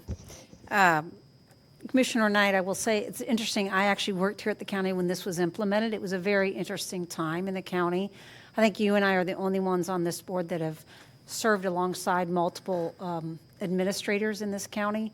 And I think it came during a time when there was some significant leadership challenges. And so I would definitely support having the conversation, because for me, I happen to agree on the fact that as I was going through it, and I didn't make mine public because I honestly don't think it's the public's business. And I'll tell you why I don't think it is, because if I have an issue or a concern with the only two employees that we have purview over, I know how to get right into their office immediately. And I think it's a healthy opportunity to have those one-on-ones in a very professional fashion, because I think that I think any of the five of us have as much accessibility as we want at any given time in the time that I've been here. I have no problem getting hold of either one of them when I need to. And so for me, as I was going through it, I also found it to be very challenging, because some of them I'm like, it has absolutely nothing to do with what our job is. Absolutely nothing. And so I did not find it to be beneficial from the perspective of one person.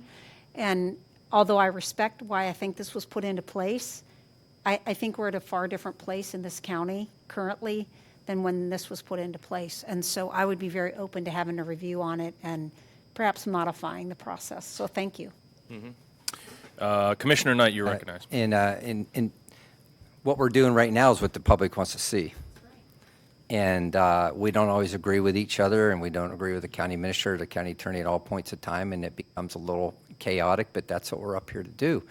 And I am comfortable where we're at with our county administrator. I think he's very technically sound, of ones that I've worked with in the past and been around. You know, we all receive different types of scrutiny. I think we all live with the stormwater. That helped us with the community of pushing it the direction the community wanted to go, and I think he guides us through that. But ultimately, it's our responsibility. So I don't know if we want to, again, we table a lot of stuff. We don't want to push back too far, right? You know, we get strategic when we always talk about this stuff. Maybe I would say, I don't know what the best course of action look for there, three maybe, but do we need it? One, two, do we want to modify it, have a professional come in and look at it? Three, what do other counties do with these type of things? Because it's something I'm not familiar with, but I am very familiar with high-level performance reviews. And at the end of the day, the biggest performance reviews, 460,000 people decide if we're doing our job right or not. And so I don't even know if it's necessary the way it is, or if there's any benefit to having it redone by a professional with some input, or maybe even, I mean, I hate to ask Jonathan to do more work, but what are the other counties doing, the 67 counties with their county administrators? Do they use it as a tool? Sometimes I believe these things are put together for a tool and a purpose at different points of time. But I think we're all grown up enough here that if we're not happy with the performance of our attorney and our county administrator, that we'll speak up and do what we need to do. And technically, I'm very satisfied with the knowledge, job skills, and abilities that our two gentlemen at the end of our table here have to provide to us at this point in time. So, but I just don't want to keep going through drills to go through drills if it's not necessary. So just my thoughts. Thank you. I'll chime in. You know, a lot of my discussion with both Josh and Jonathan, you know, we did it over the phone, and you guys, Josh came to the office. But I institutionally, wholeheartedly believe in evaluations. You always have to know where your weaknesses are. You always have to know how to improve. A sedentary lifestyle does not lead to top-notch performance. And in a world where we are judged as commissioners by our performance by the voters, our employees should be also judged by the people that are in control of their day-to-day operations. Commissioner Mast, you said it well. You can pick up a phone. You can grab it, an email. I have no problem speaking my piece either from this dais, if there's a situation that rises. I'm sure you are all aware of that, or in private. I believe in open honesty and transparency with the communication that we have with our public. That's what we're elected to do. And so as we move forward, as things come up, whether it's in private, at the dais, in email form, on the phone, I plan on participating in all forms of communications and evaluations in that respect. I don't believe anybody is perfect. I believe we should always strive to get better every day. And that is an under paradigm that we live, eat, and breathe in my family. That being said, Commissioner Knight, I'm hearing you as I went through my evaluations and recalling some of the items that just really, I didn't have any insider baseball on. So it was very nebulous. And what I would have had to have done is ask each individual, how do you guys feel about giving yourself a grade on this? Puts me in a little bit of a precarious situation. I know that they would be upfront, honest, and transparent with me because I know that's the men that they are. But if there's a more streamlined way of doing it as opposed to, you know, what we're currently doing, I believe in evaluation. I believe it's important to hold people accountable, and that's just, you know, one man's opinion on it. And I hear everything everybody has said today. Commissioner Knight, are you on the board again, sir? Yeah, lastly, Okay. then we can move it forward. So I think at this point of our lives, we're all grown adults, and I think, Jonathan, it would be fair to say is that, you know, I always learned in performance reviews is that you have your, I shouldn't say conflict, but you have your disagreements in private. And we live in a personality, in a world right now where people like to write things that are going to get headlines and clicks. But certainly, I think, and Jonathan, I think you disagree with it. You and I have had some spirited conversations in my first year here, and that's fine. That's what we're here to do, for the betterment of the county. And I do believe, like Commissioner Nunder says, I do believe the public wants to see us write and document something. So I don't have the perfect answer, but I do know that both of the gentlemen to our left that I have had total access to in my time that I've been on this board, and we haven't agreed on everything all the time, but we work together to push the county forward and for the best interest of this community. So I don't know what the future will be. I certainly don't want to dump more work on the county staff, but it would be interesting to know what our counties do.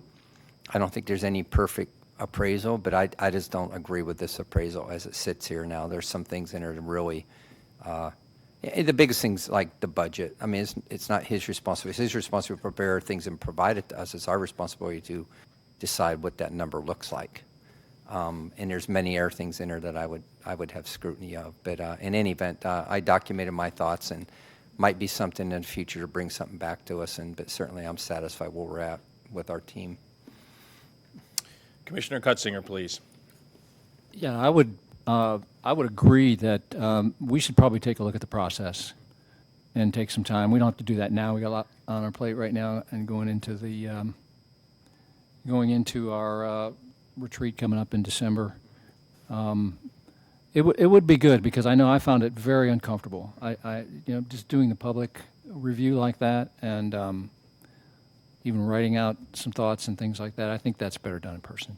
And if there's an opportunity to, but I do think the idea of having, a specific process we go through, able to share, talk, do the evaluation discussion.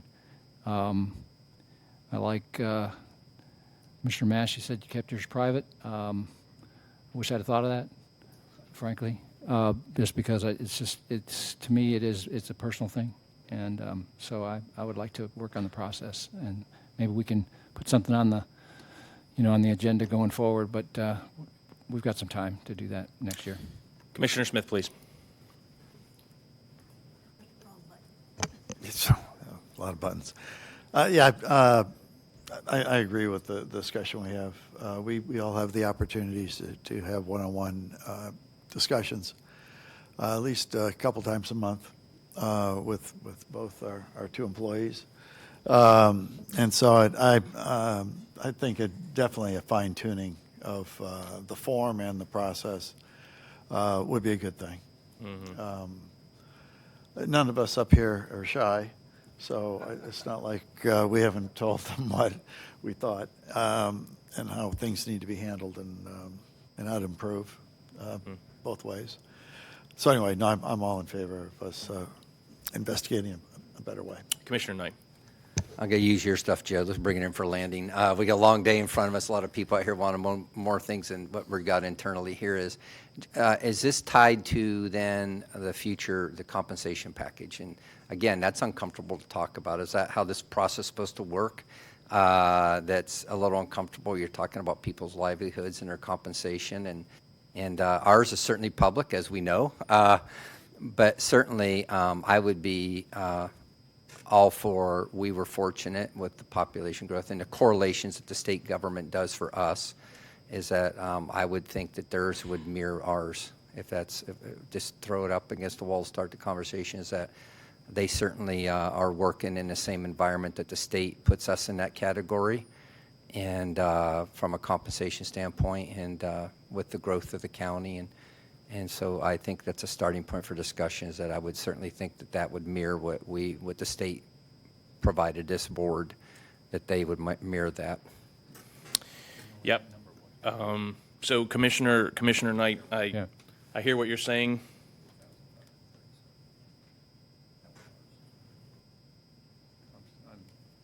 All right. No. We're going to we'll open it up to the board for discussion on this. Looks like Commissioner Mast was on the board next, and then I'll chime in here. Thank you, Chair. My understanding is, and again, I could be incorrect on this, I don't believe that either of our two employees have asked for a specific increase. And when I met with each of them individually and shared my thoughts and my concerns and my suggestions, I would agree with Commissioner Knight in saying that based on, at least I just got my stuff from the clerk's office when it has to do with population and growth and what I would call the very regulated process in which our salary is designated from, that I would like to suggest we follow those same guidelines for our two employees. Thank you, Chair. Yep, very good. I'm going to take a little bit of a different approach here, folks. Doing some of the valuations of numbers, I've learned that there's all-in amounts, fully loaded. And having this discussion, we're looking at our county administrator at a $460,000 salary, fully loaded currently, which I believe is a very healthy dialogue for the position, as do most of my constituents, in fact, throughout the Sarasota County. And currently our attorney, and we can get to that one next, but that's a $422,000 fully loaded salary, FRS, and benefits. The issue with the salaries of commissioners, of course, is that is mandated by the state of Florida based on population. The salaries that we give are a commission-based personal decision by each of us to go ahead and either decide to give 5%, 2.5%, 1%, et cetera. From the very beginning, I was very comfortable with these numbers in my discussions and dialogue with both of our employees, and in my conversations, they were fine. So I will not be voting for an increase in any amount this year, given that next year we have a lot to deal with the budgeting process. And it's going to be very difficult. And these are very difficult conversations to have, especially dealing with people's salaries. And I also have to take into consideration that the optics in the public, and I tend to be out in the public a little bit more lately. Government is being scrutinized. DOGE is everywhere. This commission controls a $2.5 billion budget. It's important that we start having these honest, uncomfortable dialogues and conversations, because it's death by 1,000 paper cuts, in my opinion. So in my conversations, just for the public record, both of our employees were happy with their compensation, the FRS contributions, the other contributions, again, $460,000, $422,000 on both of those. So I will not be voting for an increase on salaries this year, but it is the will of the board. That is why we have the discussions. So I will open it up for any motions and or discussions further, please. The issue for me is, I like Commissioner Knight's thought there. It's not a lot of a raise, but it makes a statement. It just says, hey, look, we know you're doing a great job. And so I would support Commissioner Knight's recommendation that it be the same that we received as commissioners, just as a way of saying, thank you for an excellent job. It's been a very, very difficult year. And we've all had a chance to preview the citizen opinion survey. And if you really want an answer, that's where it is. And to see those numbers come through a very difficult year, come back as strong as they are, and we'll hear about that later today, that's leadership, and it comes down from the top. And so I would think at least it's not a lot, but it does say, hey, we just recognize the great job you guys are doing. So I would support that. Commissioner Knight, please. I agree with everybody. I mean, this is hard. For nobody who's ever worked in public government before, it's hard to sit up here and talk about people's livelihoods. And for the public to know, our salaries are set off the population of the county. And in full disclosure, this year, I think if my numbers are right, and you could double check them, Nicole, I don't have my glasses on, but with the population growth and the computations and the laws that have been put forth in the state of Florida, is that we will receive a $3,537 increase in our salaries next year. So, and the only reason I bring that up is that, as Commissioner Cussinger said, I agree with you. I agree with everything. I mean, this is hard right now. We get tough budgets coming up next year, but I also believe that I've looked at the salary ranges, just Googled some stuff, and some of the compensation package of different counties are different.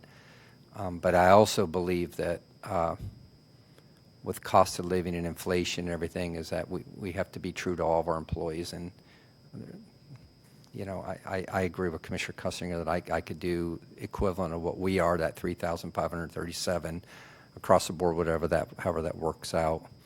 And I would make the second of that motion, if that's the number you're talking about. That would be the second of the motion, and leave it there for any other type of discussions anybody else on the board had. But Commissioner Nunder, I agree with you. We're coming in some tough times, and a lot of people are struggling out there. But that's in our conversation for next year, with a conversation about performance reviews and how we dialogue in public about these uncomfortable things. So to make it clear then, Commissioner Knight, are we looking at a percentage? Are you looking at a $3,500 salary increase? What is the will of the board here? And I would say the number I did with my crinkled up piece of paper and my calculator was that, we went from 109,043 to 112,580. And so that to me is $3,537 that the state of Florida's laws put upon us or provided to us, and that I would make that motion that we provide that same incremental increase to our county administrator, and then we get to Josh with the same incremental increase to the county attorney. When we get there, that would be my motion. Okay. Again, is that a percentage? You'll have to give me a moment. Yeah, I know. That's why. Yeah, you're probably better with a calculator than I am. Ron is. He's a financial manager, so. Can we just do that as a lump sum? And that way it would be very simple, just $3,500 lump sum. That's, yeah, that would be fine. I mean, again, to me, that's just a statement recognize. I understand. And I agree. This is a challenging year. We've got a lot of hard decisions to make. For me, it's just a way of stating, thank you for the job you're doing. So for me, it's so yeah, you made a motion, but could it be a lump sum, just a $3,500 lump sum? It's the will of the board. So that would be my suggestion. I'll make that motion that it be a $3,500 lump sum. I'll second it. Okay. We have a motion by Commissioner Cutzinger and a second by Commissioner Knight for a $3,500 increase in salary. Just a lump sum. Lump sum? One lump sum in the amount of $3,500. Any further discussion from this board? All those in favor, please signify by saying aye. Aye. Any opposed? Chair votes no. Passes 4-1. Thank you. Should we do the same for the county attorney? We're doing those together? That was my motion. For both together? Yeah. Okay. So that will take 21 and 22 off the table. We will now move into agenda item number 23 under administration to receive an update from the Bay Park Conservancy, and that is Steve Botello, please. You are recognized. Good morning, Commissioners.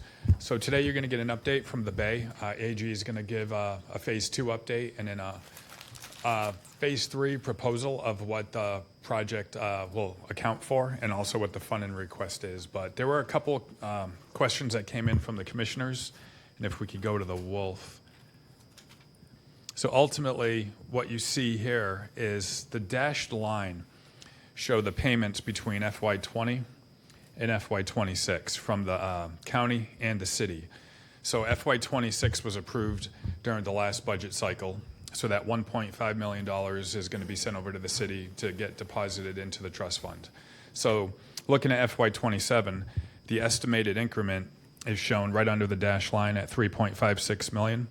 So based on Phase 2 being approved and the city had issued the debt, that $1.5 million amount is going to be the level debt service through the remainder of the bond. I think it goes through FY49. So if Phase 2 is the only phase that's approved, the difference between the FY26 $1.5 million and the projected $3.5 million in 27, a little over $2 million would just remain in our general fund reserves. So if the Phase 3 gets approved, that FY27 amount will get adjusted based on the amount that Phase 3 is approved for. And the current plan, I believe, is for the city to issue approximately a $20 million borrow. And if we do a 50-50 split on the debt service right now is looking around $1.5 million, so there'd be an additional $750,000 added to the $1.536 that would go out for fiscal year 27. So after AG is done, I can come back, answer any questions, but we'll turn it over to AG now.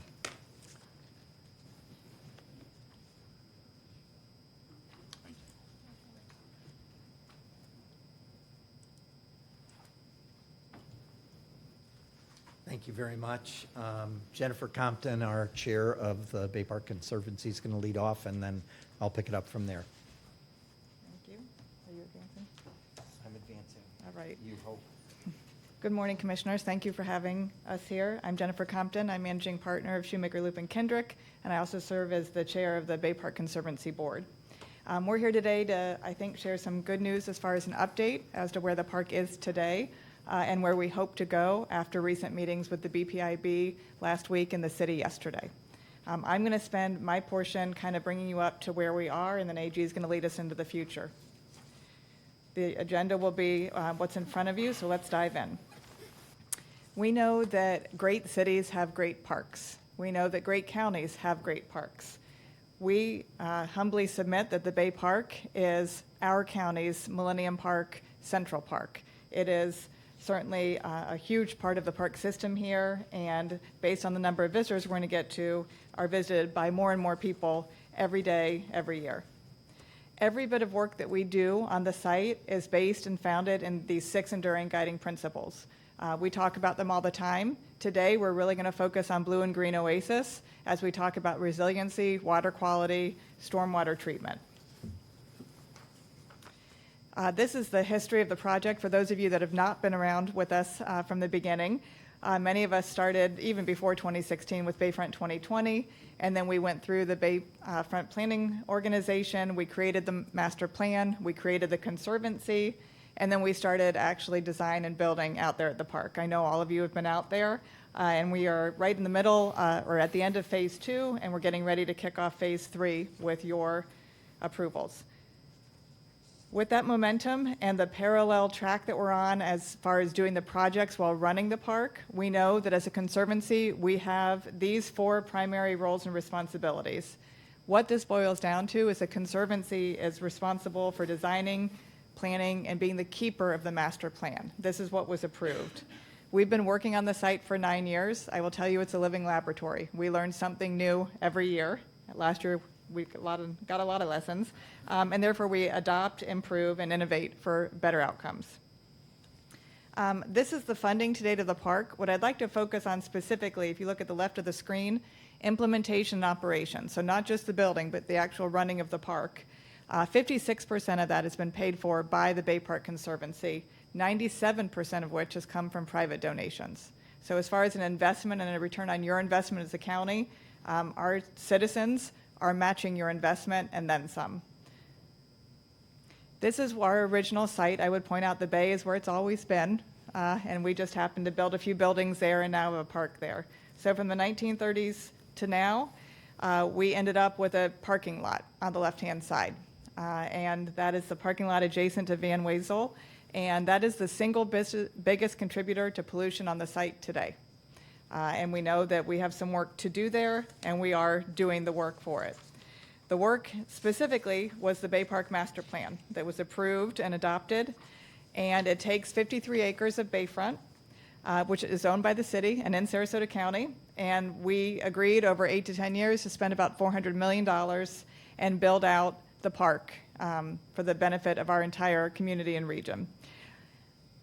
What is happening today is we have approximately 700,000 users of the park. Earlier, we heard about the Celery Fields that gets 100,000 visitors a year, which is a wonderful site and definitely one of the crown jewels.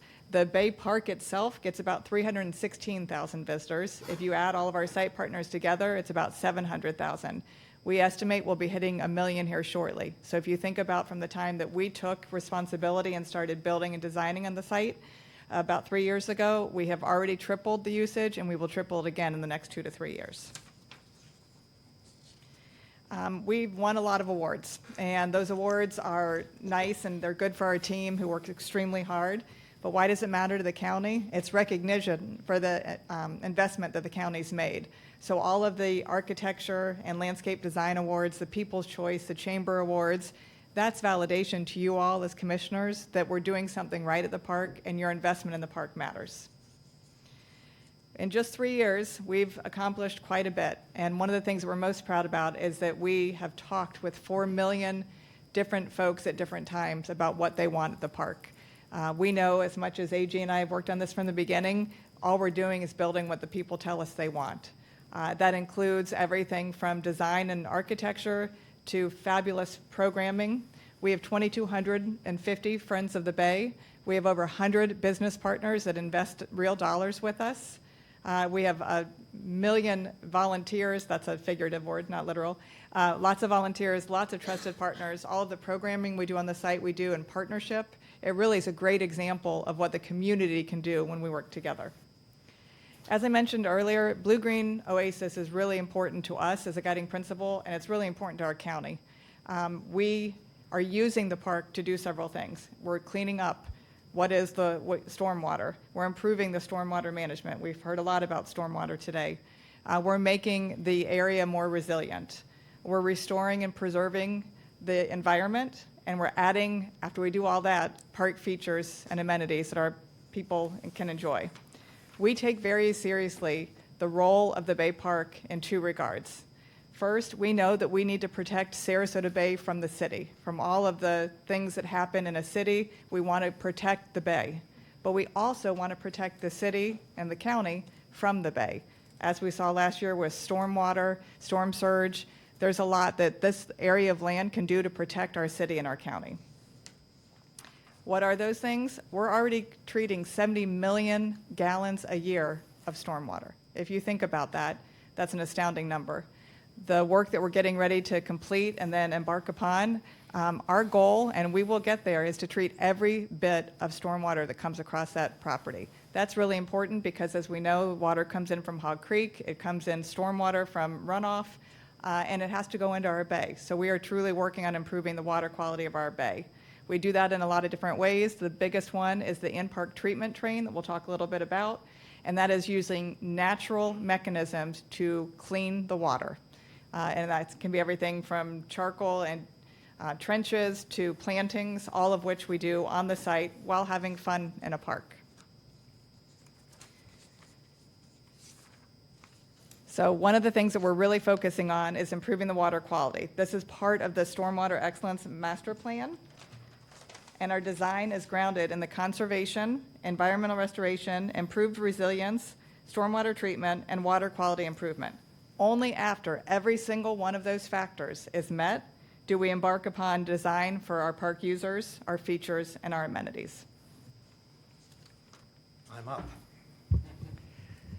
Last year, we all know about the impact of 3 storms in 9 weeks. It was devastating to the county, it was devastating to the city, and the park took over $1 million worth of damages. The city was not able to help us with those damages. Fortunately, we raised some private money and continued to raise private money to make all the repairs and all the recovery that we needed to. The Bay Park did not close for a minute. As soon as Milton left town, our team was out there, the volunteers were out there cleaning up. Biggest learning by far is resiliency matters. As part of that sub-learning, native, natural, resilient shorelines that are floodable and recover are what work best on a site like ours. This is an original view of, this site is a precarious site. I will simply say that. It is low-lying. It's on the bay. A third of it was fill. And with just 6 feet of water, which is above Category 1 but below Category 2 levels of storm surge, all of this blue area on the site would flood. And in fact, during the storms last year, the Garden Club flooded, Van Wezel Way flooded, the bayou, the creeks, and the pond flooded, the parking lot flooded. Elevation matters, and in the original master plan, we planned for building elevation in the center of the park, terracing and swaling our way up to approximately 18 to 20 feet. This is the current elevation plan that we're working on. We can impact the elevation in the center of the park. There are parts of the park where we simply can't, and I'll be coming to one of those. Quick update on Phase 2. Thank you very much. 3 years ago, the county and the city came together and agreed on a $65 million investment in 4 projects that make up Phase 2. I'll come to them in a minute. $48 million of that was a county-city 50-50 TIF-backed bonding financing. All the rest came from private money and grants that we secured from other than the county and the city. These are the 4 projects that make up Part 2. We've completed design and planning, and we are in construction or moving into construction on all 4 of these. The good news is, and this is very important, we are on plan, we are on budget, and we are on schedule, and all of Phase 2 will be completed by 2027. I don't expect you to go through every line of this. I'm not going to go through every line of this. We included it in our pre-reading, but I just wanted you to see that we track every project in detail. It's literally tracked every week, every month, and adjustments are made. And knock on wood, so far, we've been on or under budget on every project, which is where we intend to be. If you've been out to the park, you know that the seawall, that we dredged the boat basin just as we did the bayou. We've pretty much installed a totally new, totally rehabilitated seawall on the south side. We've installed 18 or 20 floating day docks. So the boating community who does not launch from that public boat basin area and comes to the park or comes to the site from offshore can come and enjoy what's there. This will be completed next month. We are adding the first waterfront restaurant in the location indicated on this diagram. Our partner on the restaurateur side is Venice Pier Group, who is our partner in the current Nest concession. Our architect is Sweet Sparkman, who actually did the Fins and Sparky restaurant, and Fins and Sharky's restaurants down in Venice Beach. This is open. It was open last week. We finally have a front on the park. When you drove past, you saw nothing but parking lot before. There's a new promenade there. There are two new tree-lined, there's a tree-lined multiple-use recreational trail, and there's a tree-lined promenade and new facades. We'll be moving into the second half of the cultural district next spring. These are the components. The main component is a large renovated park square between Municipal Auditorium, the Art Center, and Holly Hall. It'll be the second major gathering place in the park. This is an artist's representation of the shade structure in that town square. In addition, there are 4 buildings on the site that are architecturally and culturally significant. 4 are on the National Historic Register. We've painstakingly evaluated every one of them, and we are working one at a time to rehabilitate them, renovate them, and repurpose them for function and use. The functions are for park activities and programs, for club activities like the Sarasota Garden Club, for rentals, and we have a lot of demand for rentals of all different kinds, from weddings and family gatherings to et cetera, and that will create some income which we will use to maintain the park. The last project in Phase 2 is a more resilient shoreline. This is incredibly important. We have secured grants from DEP, DEO, and the Environmental Protection Agency that should cover about 75% of the cost of this project. The city will be bidding it this fall and will begin construction next year. Phase 3. While we are constructing Phase 2 and completing Phase 2, we have begun the design and planning for Phase 3, and we want to move ahead with the first project, and that's one of the principal reasons we're here today. This is the working master plan. Phase 3A, to orient you, is the northernmost 11 acres of the park. It's Centennial Park. It is a separate park. It is managed by the city. It is principally the largest and most used public boat launch area within 20 miles. The recommendation is to proceed with construction and build-out of the improvements in Centennial Park and to continue design and planning for the center of the park. These are 2 incredibly important resiliency, stormwater, and water quality initiatives, in addition to site user improvements. We're out every day, every week in the community. We spent a lot of time over the last 6 months with the boating community. As you all know, this is not a homogeneous community. Recreational boaters have different needs and wants than commercial boaters, and there's a wide range of commercial boaters, but we think we have a pretty good understanding of what the needs really are for this public boat launch, and they are incorporated in the plan. We, of course, also talk to all the other site and park users. We meet regularly with the community and neighborhood working group who live in the TIF district and are contributing their increment to the investment in this park, and obviously our partners in stormwater at the county and the city. What is not in the plan? This is an incredibly important learning, and I think it's an important one. We've taken out a number of things that added cost but did not add function or value. So, City Commission made an important decision that no future performing arts center would be in this parcel. We moved 2 planned restaurants south of the boat basin because they will be in more resilient locations and they'll be in more accessible and more convenient locations.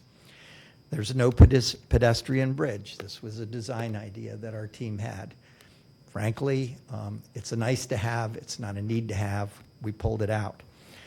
There's no overlook by the mouth, up by the mouth of Hog Creek. We pulled all the overlooks out after our experience with the hurricanes last year. They just don't hold up to storm surge, and they don't pulled up to wave action. Priority number one is environmental, its resilience, and its water quality improvements. We eke out as much green space as we possibly can and elevate it and make it as resilient as we possibly can in this area. The last piece of water that we have to clean up is Hog Creek. It hasn't been dredged or cleaned up. Everything else has. We'll address the mangroves that are up there.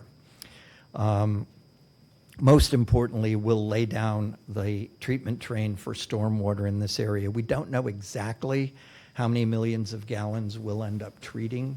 On the south end, 10 acres, we treat 70 million gallons, but I'll be surprised if we don't treat 30 or 40 million up here, given the elevation's only at 6 or 7 feet. And then last but not least, and importantly, we'll put in all new infrastructure to serve the boaters, and we'll squeeze as much launch and parking capacity as we possibly can out of this site.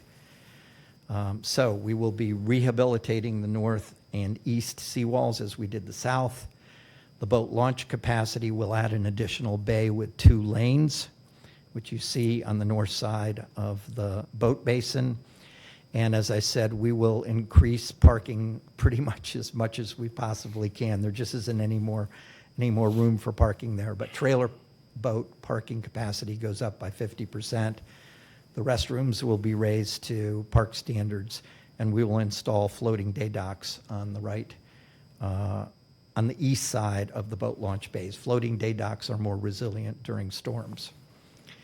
I'm going to move on to Phase B so you understand the overall concept, but all we're recommending today is we continue the design and planning. This is the same story. First, we're going to build resilience by elevating and terracing up to 20 feet. Secondly, we're going to install the engineered and built stormwater treatment underground, under the park that we elevate. That'll work with the native and natural stormwater treatment that's on ground and above ground, all the dry ponds, wet ponds, and rain gardens that we use to filter the nitrogen and the phosphate out of the water that runs off the site. We could put fill under all of that elevation, and we decided instead the best use of the space is to add a parking garage and a parking area that actually extends under the park. We believe we can create 750 or more parking spaces in that area, which would replace all of the surface parking that we have now. So the simple way to think about this is we take the worst actor on the site in terms of polluting the bay, and we convert it into a garage with all the stormwater treatment that you need and all the resilience that you need. And then on top of that, we put a park. We put this in your packet just so you could get some idea of how the elevations work. We get to 9.5 feet by the western edge of the current surface parking lot with the Resilient Shoreline Project. We get to 22 feet where we have the 2 more park restaurants planned at sort of the height of the center of the park. For perspective, the roof line at the Municipal Auditorium is at 55 feet today. Whoops, back one. Just to give you some idea of what can be done with a park like this, we can create playgrounds that take advantage of the elevations. We can turn stormwater treatment into water features that kids and families can appreciate and enjoy. This gives you an idea of how you can use that topography, how you can use that terracing and swale to turn into playground. And this gives you an idea of actual stormwater and water quality treatments that have been turned into water feature areas in other parks. This is the recommendation again, $20 million, $16 million to do the complete improvement in Centennial Park for the boating community, and $4 million to continue designing and planning below. One moment on this funding, because it's super important. We fully realize, the county and the city, are under incredible budget pressure, given what we've all been through in the last year. And we spent a lot of time sharpening our pencils and saying, what do we need to get through the next 6 to 9 months? We need $1 million to continue designing and planning Centennial Park piece. We've got to get to 60% schematic plans, because that's what we send the U.S. Army Corps, and that's what we send SWIFT-MUD, and those are the two principal agencies we need to get permits for the seawalls and permits for the stormwater. So the plan is to get those plans done by the end of January, to submit them to those two agencies in January or February, to know whether we have a permit 4 to 6 months after that, and then to come back and ask the county and the city to come together and bond finance, TIF-backed bond again, these two projects for the next 2 years. So our calendar 26, 27, I believe it's your fiscal year, 27, and maybe 28. That's the plan. It's the most cash-efficient use of available funds. It's the most cost-disciplined way to manage a project like this.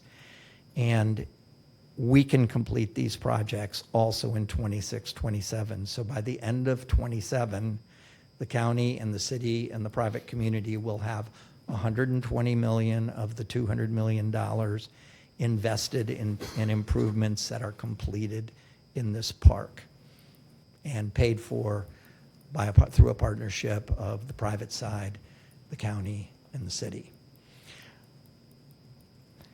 Last but not least, on a lighter but important point, we are in the middle of celebrating our 3rd anniversary this Friday. Thank you, Commissioner Cutzinger.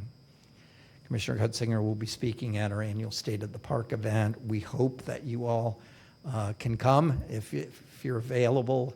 It's at 10 o'clock in the morning on Friday. It'll be followed by a ribbon cutting of the new promenade out front and a tour of the former Chitsey Library, which has been renovated and repurposed as an operations and office. Last but not least, and I should have Commissioner Cutzinger and Commissioner Smith speak more about this, but we went to the Bay Park Improvement Board on Thursday, and the Park Improvement Board unanimously approved moving forward and making this recommendation to the City Commission and the County Commission. We were at the City Commission yesterday, and the City Commission unanimously approved moving forward, specifically with the two-step funding mechanism. $1 million to be funded from money you have already deposited in the TIF trust fund. There's about $6 or $7 million there, so $1 million, $500,000 from the county side, $500,000 from the city side, that enables us to get the schematics done and the permits applied for, and then a bonding as City Manager Bullock is recommending, that would be TIF-backed and not issued until we know where we stand on the permits, think summer next year, to fund the actual projects, which we would complete over the next 18 months after that.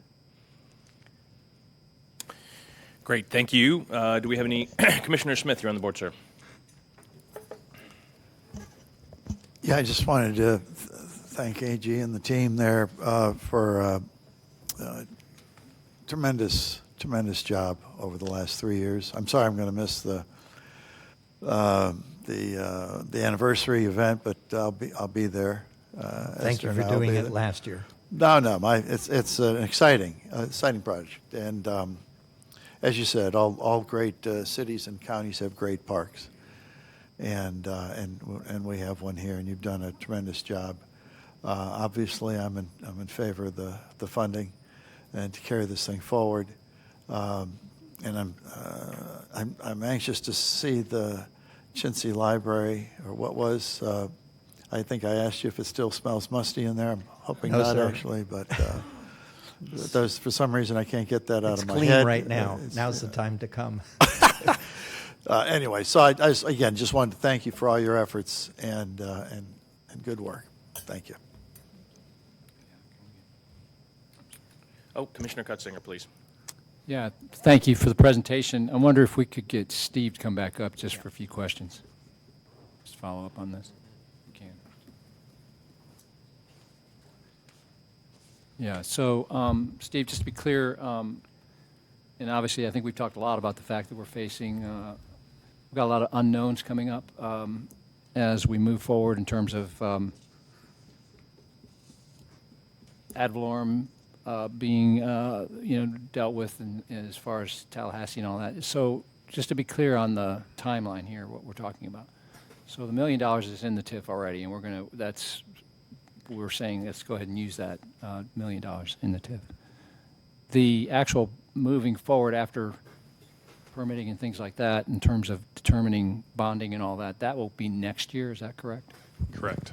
So we'll have an opportunity to know what the legislature's doing and what dollars are available before we actually make a decision on that. Is that correct? That's correct. Okay, Yeah, so- like AG said, the borrow wouldn't be for another probably year out. Once that $1 million gets done through some design and work, and we'll know where we are with other pieces of the project.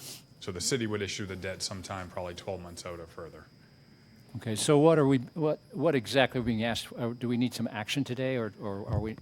Yeah, I think today, ultimately, if the board supports proceeding with Phase 3, it would be to approve Phase 3, which would include what AG covered, would be use of $1 million from the trust fund account balance that the city holds, which includes money we've already sent. And then on top of that, when the city, assuming the design goes forward and the project is $20 million, the city would then issue debt at $20 million, and we would then pay half of that debt service going forward, just like we're doing for Phase 2 now. So are we approving that in terms of we are committing to it at this point, or are we committing to it after we have an opportunity to look at the project? Well, I think you could do a stipulation that based on that $1 million of design and research effort, that it comes back for that approval. So maybe if you want to take it in two parts, it could just be that $1 million now for them to go forward with the feasibility. Okay. And if I would look back to AG to make sure that that's okay. I don't want to complicate it on his side.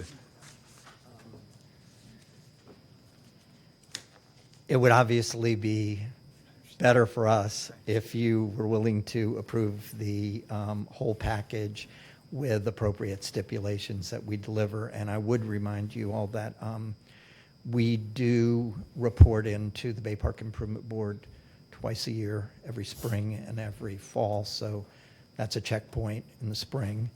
And we have made a habit of reporting progress to the County Commission and the City Commission on a semi-annual basis. So I think you have a pretty good check on us. And everything we do is in the sunshine, so you can look at all of our books anytime. Thank you. Any further comments? So I'm on the board and I love the project. I think it's it's incredible amenity for the county, and I support it. In fact, when we voted to move forward, I wanted the commission to move forward with the commission for discussion on it. And I would like to get feedback from the commission. So I'm not sure the number we're looking at. I know the TIF creates something in excess of $3 million. Mm-hmm. 3.5. Let's get the numbers, and then I know we're committed now to share the cost of the funding, which Wolf, is, please. Yeah, I think can walk you about through $1.5 million, another slide we Steve. have Okay. once we get the wolf. There you go. So this Okay. slide here, similar to what I showed you before, the dashed line and above is what we've already sent. So this one only shows the county TIF payments. The other one had a column for the city.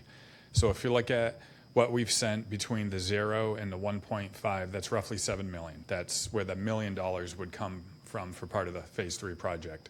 So going forward, we use state estimates for FY27, and we use the 5-year state projections because there's nothing else that we could base it on. After that, we just go out 4%. So if you look at the entire file, you could see the increment for FY27 is $3.567 million.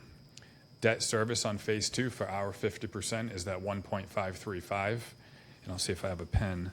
So really looking at for 27, that $2,031,000 would go, or it actually doesn't go, it stays in the general fund, it goes into our reserve accounts to keep us, meeting our reserve policy. So if Phase 3 was approved, like I said earlier, that $20 million new debt would roughly be $1.5 million a year, so we would be paying $750,000.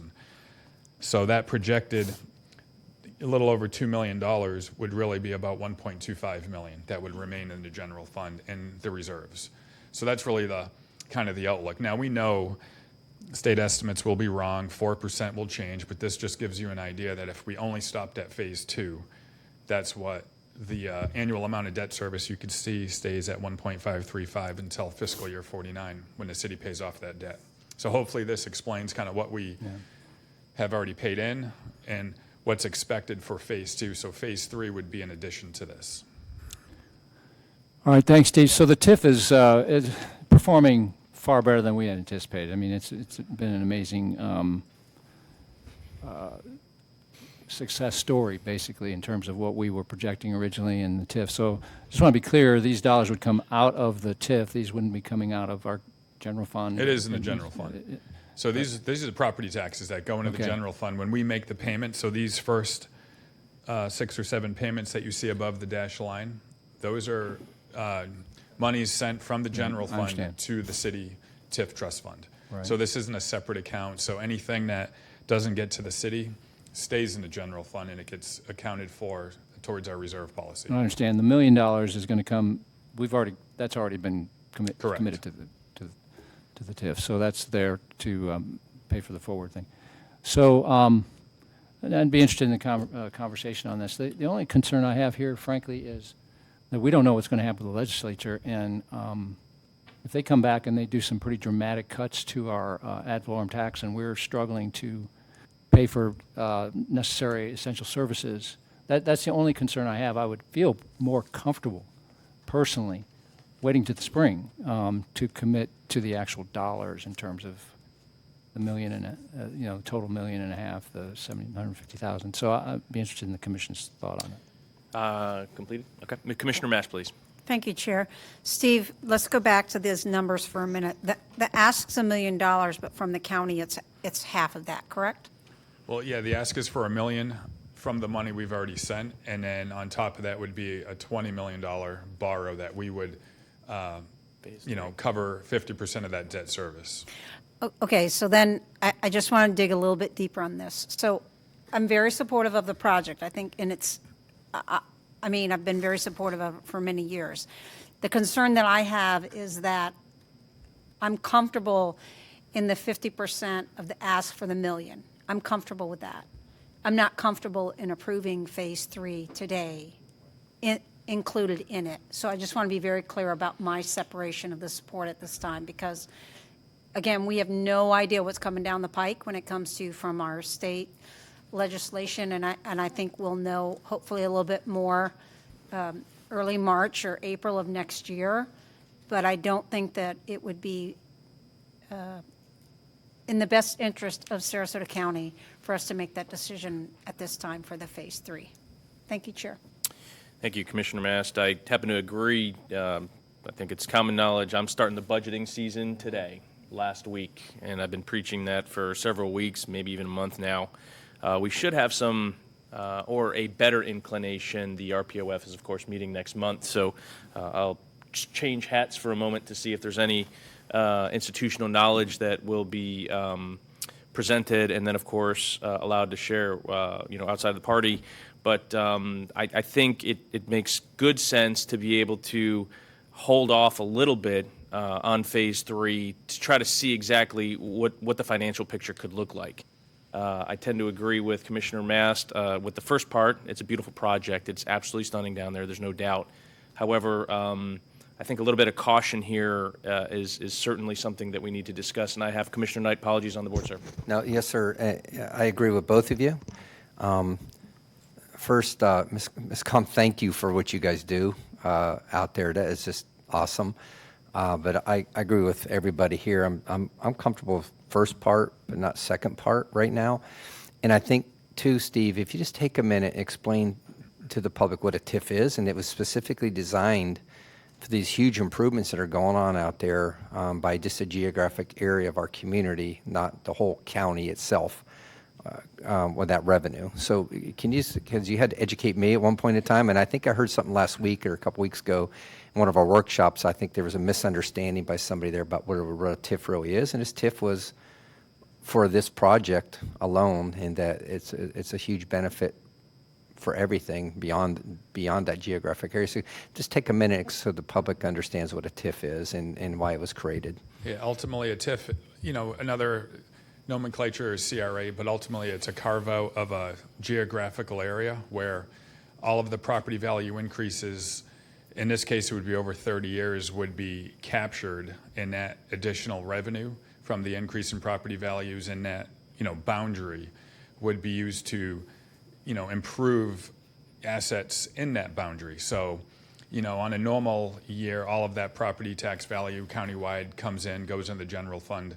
So this is really just a separate calculation, and we know what that increment is, that we're allowed then to, through the interlocal in our ordinance, apply that increment to projects in this bay park. So people who are okay with this TIF in that geographic area are absorbing it, but we all benefit from it. I live in Venice, but I can go to the Bay Park, and I benefit from it, but I'm not in the TIF paying that extra money. That's correct. And part of it, too, is the more that geographical boundary gets improved, the higher the values go, and it kind of builds upon itself. So that's why they typically go out 30 years.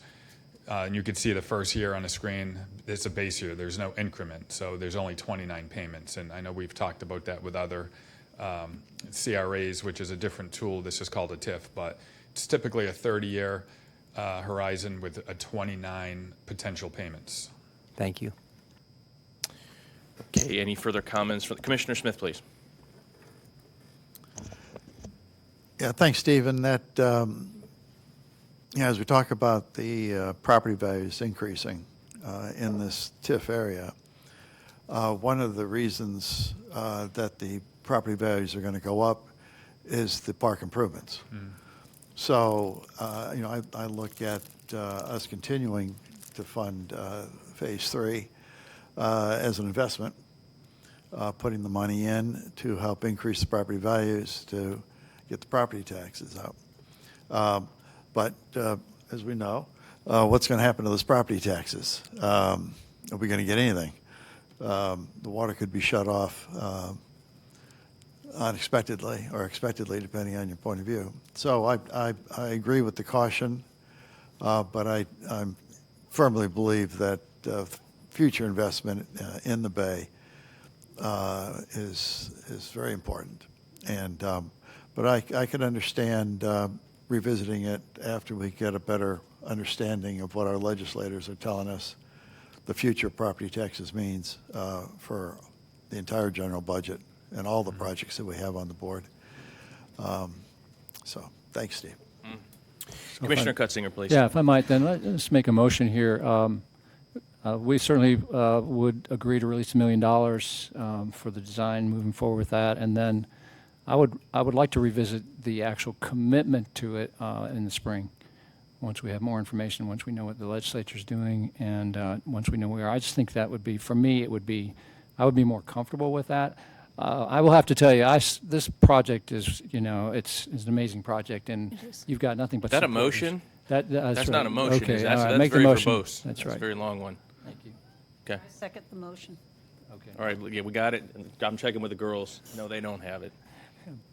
So we're going to approve the $1 million and then revisit the issue of approving Phase 3 and our commitment to that in the spring. Now, I don't know if we have do we need a definite date on that after the first of the year? I think the interlocal requests that it's done on or before May 1st. So if we came back in April, or no later than April, once we know maybe what's going on in Tallahassee. The other benefit of doing it in April as we go into the May, June workshops. So if you look at the screen again, under the dash line, you'll see that $2 million. So in the example that Phase 3 didn't come up today, and it was only a continuation of Phase 2, FY27, our general fund model, would show that benefit of that $2,031,000 staying in the general fund. So my point is knowing by May 1st, it helps us going through the summer workshops, and we know, is it $2 million, is it 1.2 million or something else. Okay, so that'll be brought back to us in April then of next year. Yeah, so we could do that in April, okay. That would be the motion. In March. Excuse me? Session will be over in Yeah, March, too. It's that's what I January said, through March. March or Yeah. April. So that would be April begin. Okay, very good. We have a motion and a second. Ladies, you good over there? Okay, very good. Any further discussion? Yeah, just to follow up on what I said, the support from this commission is solid. Great project. In fact, Phase 3 talks about water access and stormwater, two key issues that we're focused on, so there's a lot of support for that. So, but I do think it's wise to know a little bit more about what's going to happen to us with taxes before we make a final decision. Okay, let's go ahead then, and seeing no further comments, call the question. All those in favor, please signify by saying aye. Aye. Any opposed? Chair votes aye, passes unanimously. Thank you. Moving on to agenda item 24 for the board. It is 5 after 12. How do you all feel about taking a break for lunch? Do you want to try to move on a couple more agenda items? What is the will here? Lunch? All right, we're going to go ahead and break for lunch, and we'll be returning at 1 p.m. Thank you.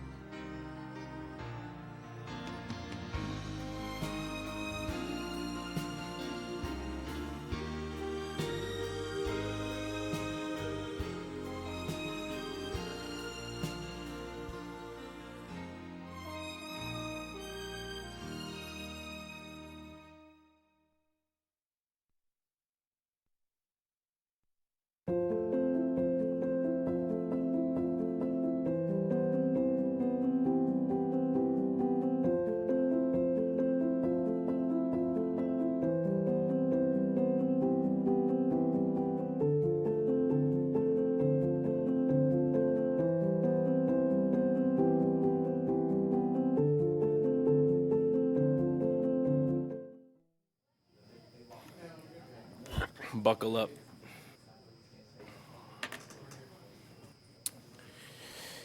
Okay, welcome back, ladies and gentlemen, to the afternoon session of our October 21st board meeting.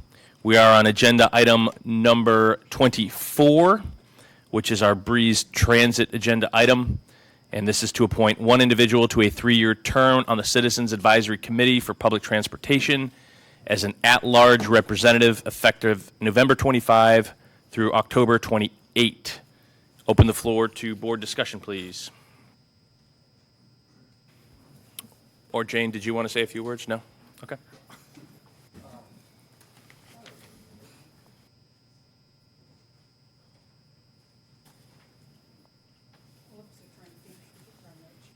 All right.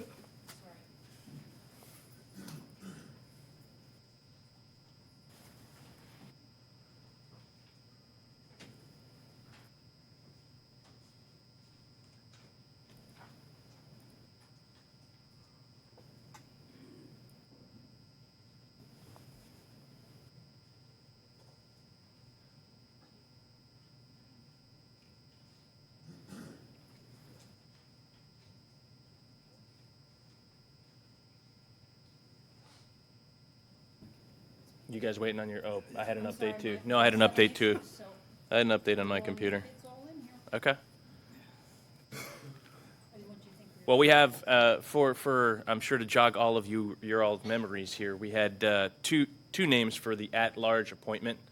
One was David Law, who is not currently a member of the board, and Scott Wooderell, who is a current member of the board. So perhaps those names jog memories and resumes. So we also have the star student application, Neil Achaya. So if I said that correctly. So, yeah, I think he's the only applicant. So we have two individuals that are looking to be appointed for the at-large position, and we'll entertain a motion and/or suggestion. Go ahead, Smith. All right.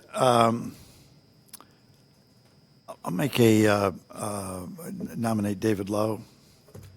How many are we looking for? 2? Just one. No, well, David Lowe, and the star student, I guess, also. Okay. Do we have any other nominations at this time? Okay. Seeing none, congratulations, Mr. Lowe. You have been appointed to our Citizens Advisory Committee for Public Transportation as the at-large representative. Moving on to agenda item number 25 under Planning and Development Services. This is a presentation on the Coastal Advisory Committee annual report, and Mr. Joe Kraus will be presenting. Good morning, Joe. You're recognized. Sorry, I need my glasses.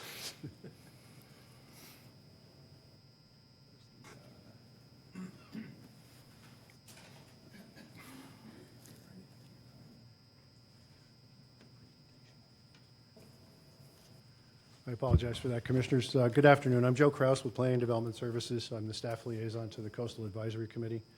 With me is Stacy Roberts, who is the chair of the committee, and she is prepared to give you the annual report for the committee. Thank you. Good afternoon. Thank you. My name is Stacy Roberts, and this summer you appointed me for my 3rd term on the Coastal Advisory Committee. Just want to overview for you the annual report that we submitted. And just a reminder, this is the composition of the Coastal Advisory Committee. We recently lost one member, so we have 3, and we have 2 positions open. Our ex officio members, and I do want to recognize Susan Phillips. She's recently retired from the town of Longboat Key, and she served on the committee for 21 years. I think that's pretty amazing. So the advisory committee's activities through the year typically consist of helping to support the review of the WCIND Waterway Development Program grant applications. We keep abreast of the county's coastal projects.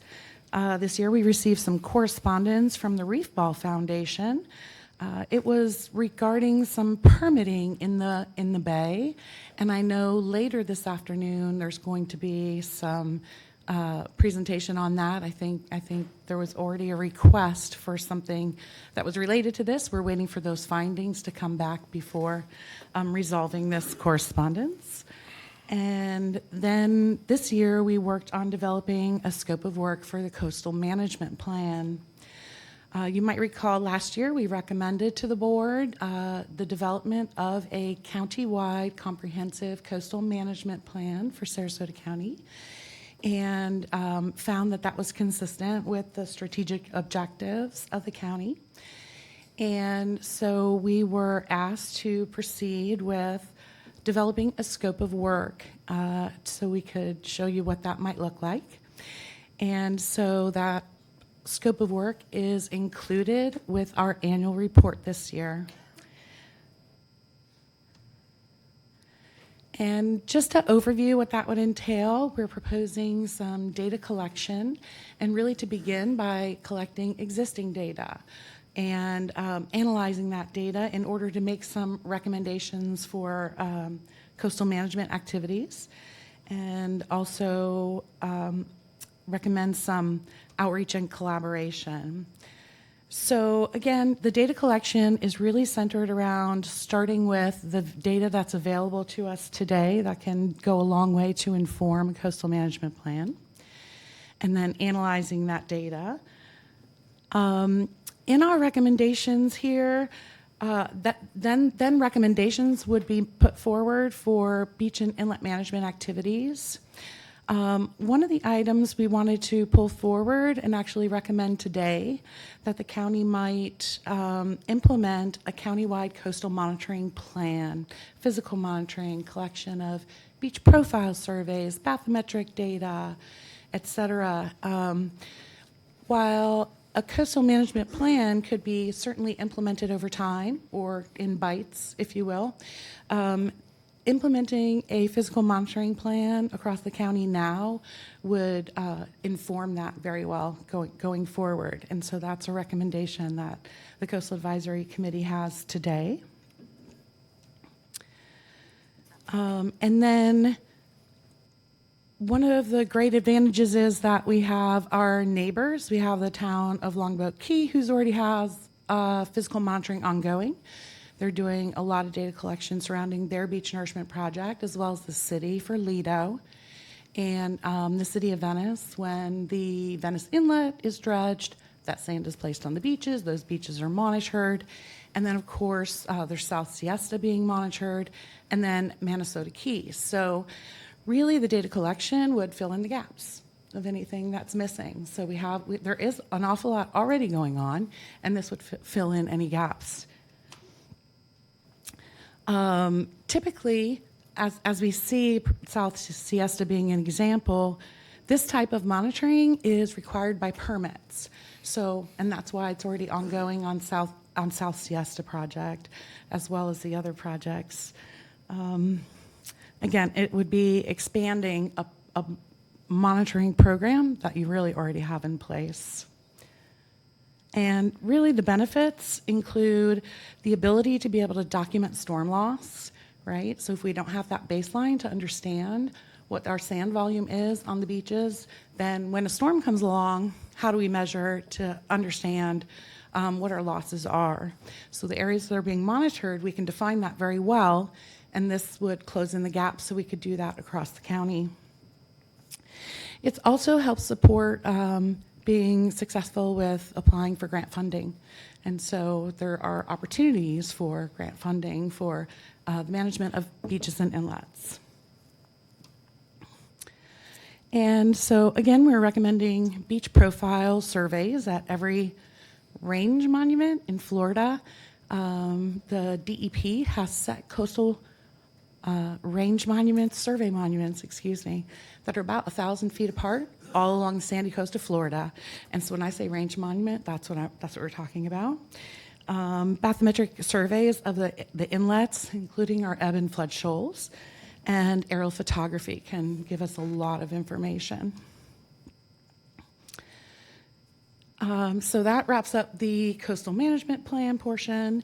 And then just to share with you our goals going into the new year, we are working on trying to get an understanding of the different, what we'll call coastal projects, and the way they are mapped into different departments within the county. So we just want to have a better understanding of how those projects are distributed. And primarily our goal is to be sure that other departments, stormwater, for example, understand that the Coastal Advisory Committee is available to support them as well. And with that, I'll take any questions you may have. Thank you. I have Commissioner Mast on the board, please. Thank you, Chair. Ms. Roberts, thank you very much for your time that you give and to all your committees. So please extend my thank yous. I'll do that. In this Countywide Coastal Management Plan, would you see that this might encompass Midnight Pass as well? Sure. Okay. And in doing so, I know you brought up some things about grants, and I know that it's vital to have those baselines and that data in order for us to be able to straight face it, so to speak, when we make those grant requests. Did your group have the opportunity to look at what a budgetary impact this might have for us to implement? So for the physical monitoring plan, to kind of expand collection of physical monitoring data across the county, we did a very conservative estimate of $300,000 a year. To implement the coastal management plan, no, we did not prepare a cost estimate for that. Okay, do you think that it's something that your committee would be comfortable in doing from a budgetary perspective, or do you see that being something that more our staff liaisons and their wonderful work and our staff internally could put something like that together? I think we could do a pretty nice rough order of magnitude. Commissioner, I think based on the expertise on the committee, they could certainly come up with, from their experience, what the estimated costs would be. That's probably as far as we could get, is coming up with a real budget, but Okay. I'm certain that the committee could put that information together for your consideration. Thank you, Joe. I think the reason why I'm saying it is because I think it's vital for us to be able to have not only this data historically, but I think it helps us when it comes to establishing our baselines and the ability to do that grant application. So I think it's a wonderful idea, and I thank your committee for being so bold as to ask for it, because I think it's important. But I think it's imperative that we have Midnight Pass included in that Rolodex of locations. Absolutely. I think, you know, the inventory would really include all inlets. Okay. You know, and really looking, where do we need management? Where do we not need management? Where are things working well? Where, you know what I mean? It helps us understand where things are working really well too, right? And then Yeah. and then we can hone in and focus Room on for the improvement, areas. right? Yeah, okay. Thank you, Chair. Yes, Commissioner Smith, please. Yes, thank you for the presentation. The reference monuments, I'm wondering if a lot of the data, I guess I'm not sure how the county gets the data now from the GIS. You know, we've got satellite photos or you know, Google Earth or whatever. But I think it's a great idea to continue to monitor the shoreline in reference to the reference monuments that the state has put in place for various reasons. One is recovery from a storm, so we know where we were at a particular point in time earlier. But I'm just wondering, how would you get that data and how would you measure it? There is, first, I should have mentioned, I'm sorry, in, you know, the first sweep to look for the data that already exists and then define like a gap analysis. You know, there is, I think you'd be amazed at how much data and information is out there. And that's always the first step, right? Don't reinvent the wheel. Let's take advantage of what is already out there. And a lot can be done with that information. You may not be aware that doesn't happen anymore today, but in history, going back, the DEP actually did this kind of surveying around the state of Florida quarterly. So they did a quarter of the state each year. So already we know we can go backwards in time and get information for our area, these beach profile surveys, bathymetric surveys, et cetera. There's an awful lot of that already exists. So it would be a matter of really pulling that together, doing that analysis, identifying the gaps, and that data alone could inform quite a bit of recommendations. Okay, no other commissioner on the board at this time. Thank you kindly for the presentation. Very much. Thank you. Okay. Moving on to agenda item number 26, under Planning and Development Services. This is to appoint one individual to serve one expired term on the Englewood Community Redevelopment Area CRA Advisory Board, effective September 30th, 2025. This afternoon, we have Ms. Marcy with us. How are you, ma'am? Hi, good morning. Thank you. For the record, my name is Marcy Castaneda, Englewood Community Redevelopment Area Manager. Staff is requesting the board's appointment of one individual to serve one expired term on the Englewood Community Redevelopment Agency Board. There are 3 applicants seeking these appointments, and staff has verified their qualification to serve on the Advisory Council as Sarasota County residents in accordance with the governing document. Great. I have Commissioner Cutzinger. Yeah, nominate Keith Farlow. Second. Commissioner Mast. Well, hold on. Go I have, for it, Teresa. Sorry. Commissioner Mast, you're next, ma'am. I was just going to say Keith Farlow. Okay. Sounds like we have a It consensus here. sounds like we're there. Commissioner Knight, were you on board? Yes, Yes. absolutely, yeah. Yes? Okay. Are there any other nominations for this position then? All right, seeing none, congratulations, Mr. Farlow, for your appointment. Appreciate your hard work. Thank you. Moving on to agenda item number 27 under Solid Waste, to appoint one individual to serve a 3-year term on the Keep Sarasota County Beautiful Advisory Board, effective through December 2027. And with us this afternoon, we have Mr. Brian Usher. How are you, sir? I'm doing well, thank you. Good afternoon, Commissioners. For the record, Brian Usher, Director of Solid Waste. We have one vacant seat on the Keep Sarasota County Beautiful Advisory Board, and we're seeking an appointment from the 2 individuals, and the applications were in the packet. Very good, sir. We will open. I have Commissioner Mast on the board, please. Yeah, I'd like to nominate Philip Davey. Okay, do we have any other nominations? I see no other commissioners on the board. In that case, congratulations, Mr. Davey, and also the Star Student Representative H. Harper for that position as well. Congratulations to both of them, and thank you for your service. All right, thank you. Very good, sir. All right, moving on. Agenda item number 28 under Parks, Rec, and Natural Resources. 28A is to provide direction to staff on a preferred option related to restrictions on the operation of motorboats in the vicinity of Ted Sperling Park at South Lido Beach. And 28B is to authorize a public hearing on an ordinance amending Chapter 130, Articles 2 and 3 of the County Code relating to the operation of motorboats in the vicinity of Ted Sperling Park at South Lido Beach. Good afternoon, Nicole. Good afternoon. For the record, Nicole Rissler, Director of Parks, Recreation, and Natural Resources. I am here this morning to bring back to you your board assignment related to the possibility of a motorboat exclusion area and other possible choices around South Lido Park. So, just a little background.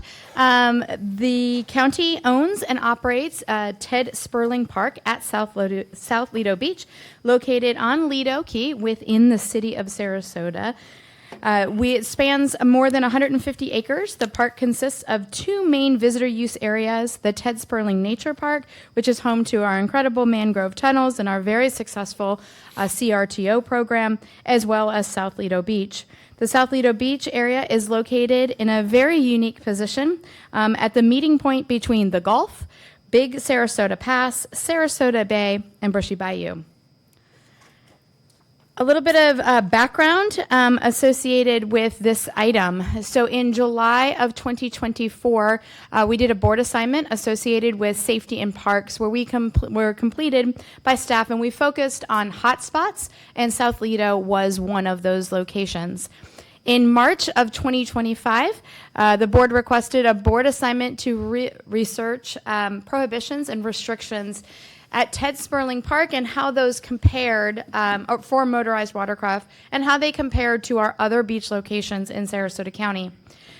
Just 1 month after that, in April, we prepared that report and had different options for a possible ordinance amendment and additional considerations related to regulation of motorboats and watercraft at South Lido. And then in July of this year, the board requested staff bring forth a proposed amendment to Sarasota County Ordinance Chapter 130 to include a prohibition on anchoring, mooring of motorboats within 300 feet of South Lido Beach Park. That board assignment we coordinated with the Office of County Attorney and law enforcement partners and agencies to draft 3 options to Chapter 130. Following the board assignment that was distributed to you all about 6 weeks ago, following that submission, there was actually a couple of changes that occurred after further consideration with our Office of County Attorney.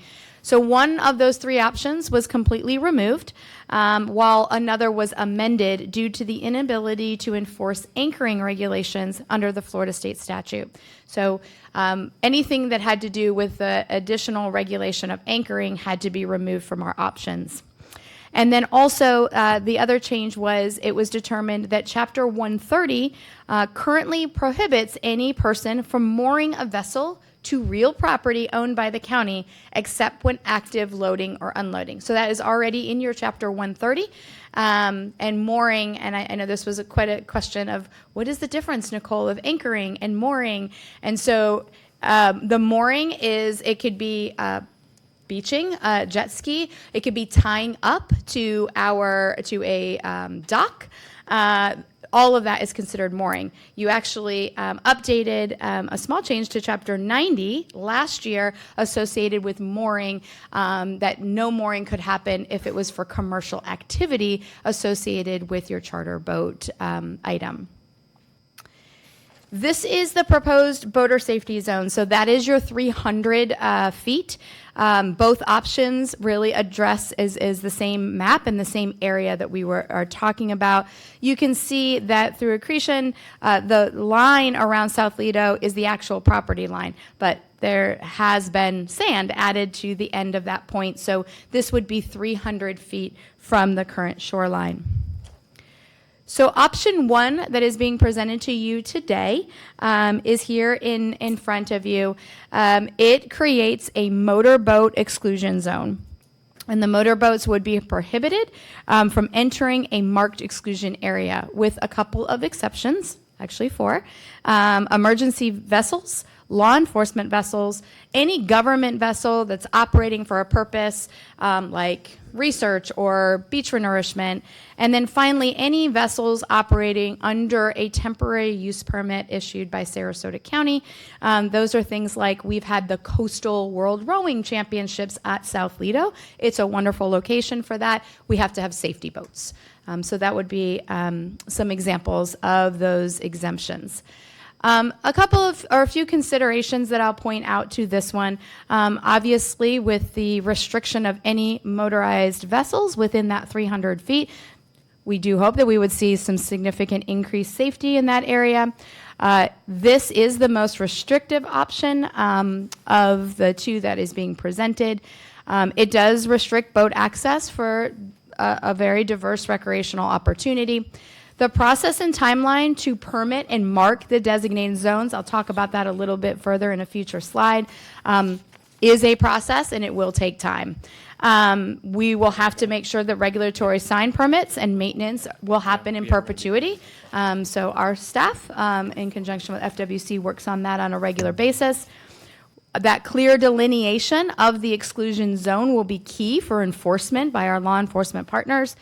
And ultimately, this would help protect natural habitat and seagrasses along the shoreline of South Lido. This is the same map for you. This just depicting this map. If approved for a Chapter 130 amendment, the map actually goes in the actual ordinance. The second option for your consideration is just a slightly different approach. This would be allowing motorboats to enter or come up to the shoreline of South Lido. However, they would have to do that in an idle speed. So still 300 feet. Instead of not being able to come and have an exclusionary zone, this would be you'd have to be could not operate in excess of idle speed. Those 4 exemptions to what could operate are still there as outlined in option A.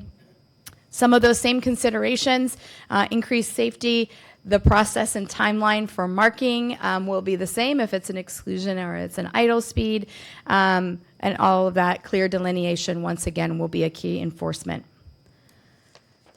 And there's the map for that, which again is the same.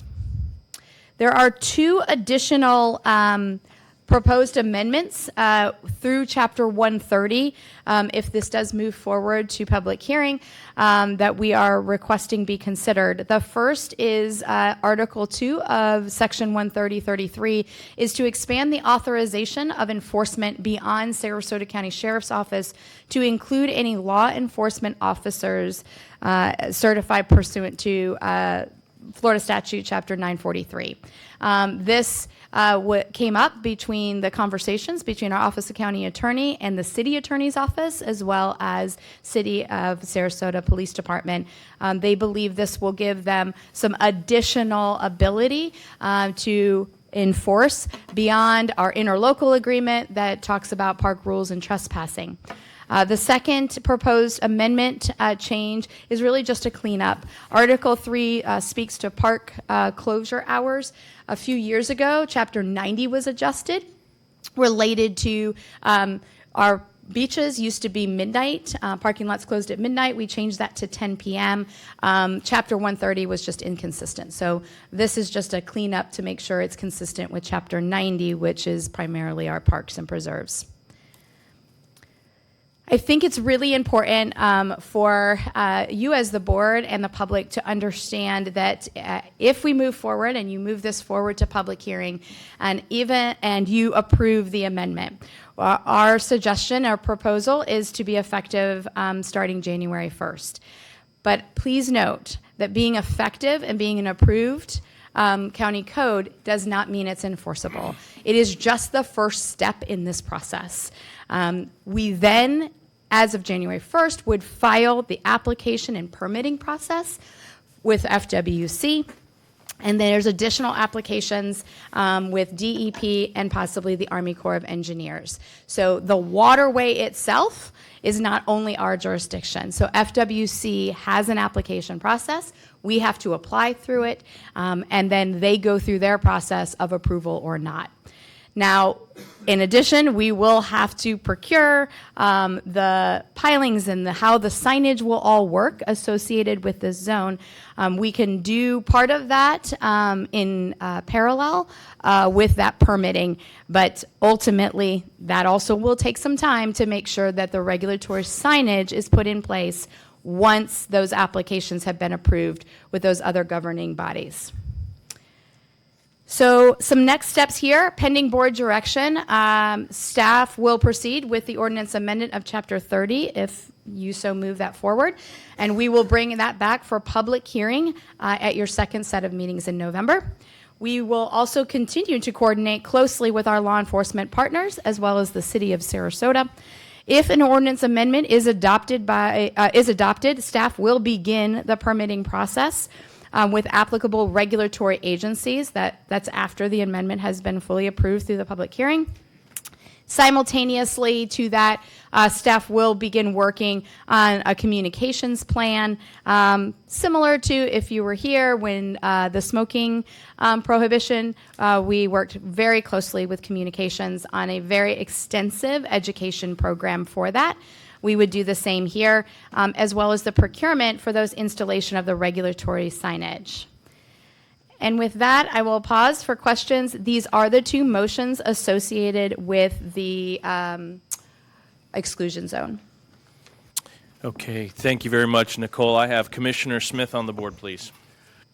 Thank you, Nicole. Job well done, and appreciate all your work in coordination with the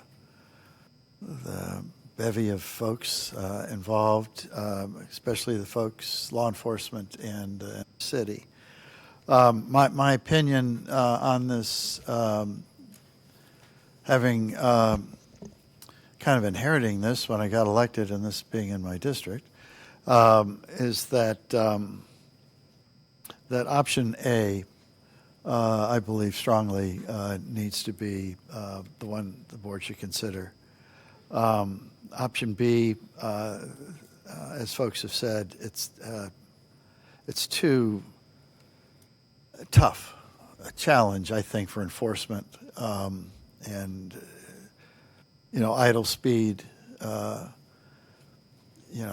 It's just something I don't think a road we want to go to. I think we just need to restrict boats, motorboats.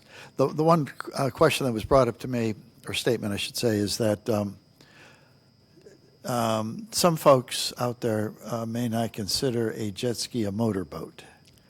Would it be appropriate to just flat out say motorboats and jet skis? Or is that just being redundant? Motorboat is defined in your Chapter 130 and does include jet skis.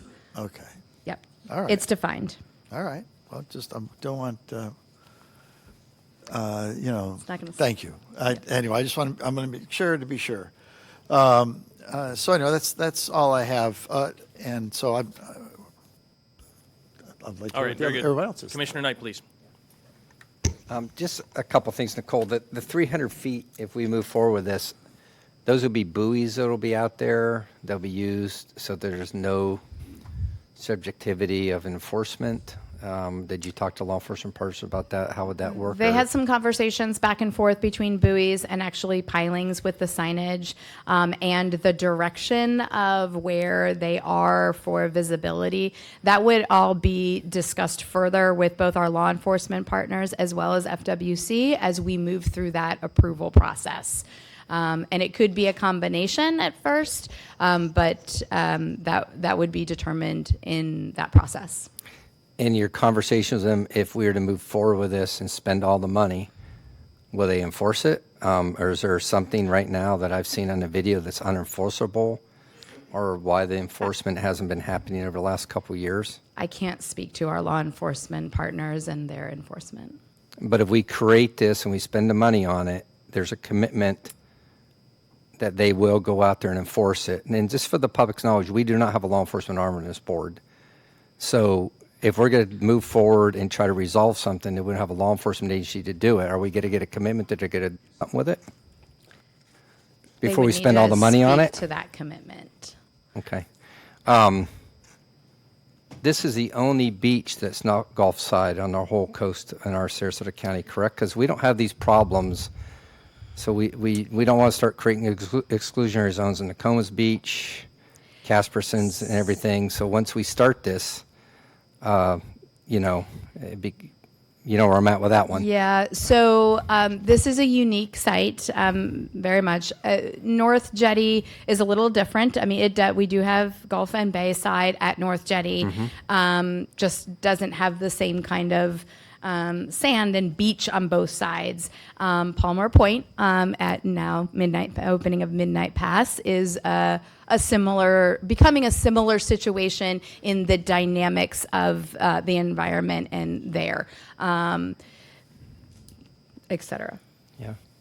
'Cause I'm kind of a low regulation guy myself, honestly, but I realize that they need some relief out there. I just want to make sure that before we finish putting the energy into it and make these decisions, is that there's not going to be any opportunities for just to be, if we're going to spend all the money to do it, I hope that all the agencies that you talk to give a commitment that they're going to be out there to enforce it. And there's tools in the toolbox to do that. So that's just my thoughts on it. And if we do go forward, I would say it would be was it A or B or 1 or 2? What is it, Mark? 1? A. So it'd certainly be A, but once we commit, it's forever. and we have to maintain them, or would it be our responsibility to maintain the buoys or the markers or everything? We have a partnership with FWC from a county perspective, and through some funding, we do help them with channel markers and navigational aids. I'm with A, but before we move forward with the resources, let's maybe one more meeting about, is that going to resolve it for them legally? Is there any going to be subjectivity of the 300-foot, Josh? You know, that can be, we can't, they all have their own legal attorneys and stuff. Yep. Is there going to be any interpretation? Well, we don't know if it's 280 feet or 350 feet, or what their defense attorneys are going to say, or how that all going to play out. You know. I think that's where the signs come in. So the signs will, I think it'll be pretty clear for enforcement. If they're on this side of the sign, they're okay. If they're on that side of the sign, they're not okay. One would hope, yeah. Outside of the exceptions. Yeah, okay. And then this is something too where the board's setting it, if the board does go forward with this, today you're choosing A, it's going to come back for a public hearing. So there's time in between now and the public hearing to figure out some more. Have you looked at any cost factors on this, what it might cost in any regards? We did. I don't know that I have that in front of me That doesn't in matter. terms of, only in terms of what it would cost for the navigational installation and those kind of things. Obviously, that would have to be procured, and we'd know for sure. But that would be those initial costs. We did run those. I just would have to pull them Just for you. curious, doesn't matter. Thank you. Commissioner Mash, please. Thank you, Chair. Nicole, I want to go back to perhaps the unintended consequences that might occur if we go with A. So from my perspective, having lived here many, many years, I want to kind of piggyback on what Commissioner Knight started down on that path. There are very few locations currently that individuals can express themselves in these type of motor vehicles. And although I want to be very thoughtful of everybody's safety, I also want to, be very cognizant of the fact that there's really only like one other location. Is that correct? And then does this put us in a precarious situation with policy A at one park and rules that are set at this park, but they're not at another park, and then they're a different park? So I want to be very thoughtful in the process and how we go about this and make sure that if we do put this in place, it's something that can actually be fully implemented, fully, shall we say, enforced, and then we are assuring additional safeties. So that's a concern that I have, and so I just want to make sure that if we do make the changes, for me, it would definitely be A, just because I think it's the only thing that really has some teeth in it. But I do think that it puts us in a bit of a precarious situation at some of our other parks then. Are your thoughts on that? Yeah.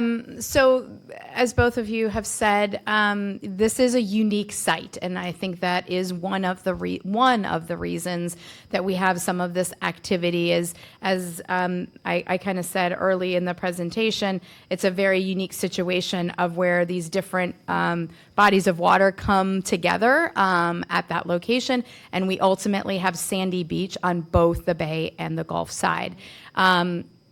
As you mentioned, we don't have a ton of, most of our beaches, the beaches on the Gulf side, are boat ramps or sea walls are on the intercoastal side. And so could there be situations where this goes into place and we see some of this activity move and migrate to other locations, maybe, that would then need, possibly addressed in the future? Commissioner Kotzinger, please. Thanks, Nicole. Honestly, it seems like A is where we're headed, but the struggle I have is, recreational boating is so much fun. You get your family together, you moor your boat at a beach, and there's not many places in the county to do that, and this is one. And so because we have bad actors, good families who enjoy their day at the beach are going to be penalized.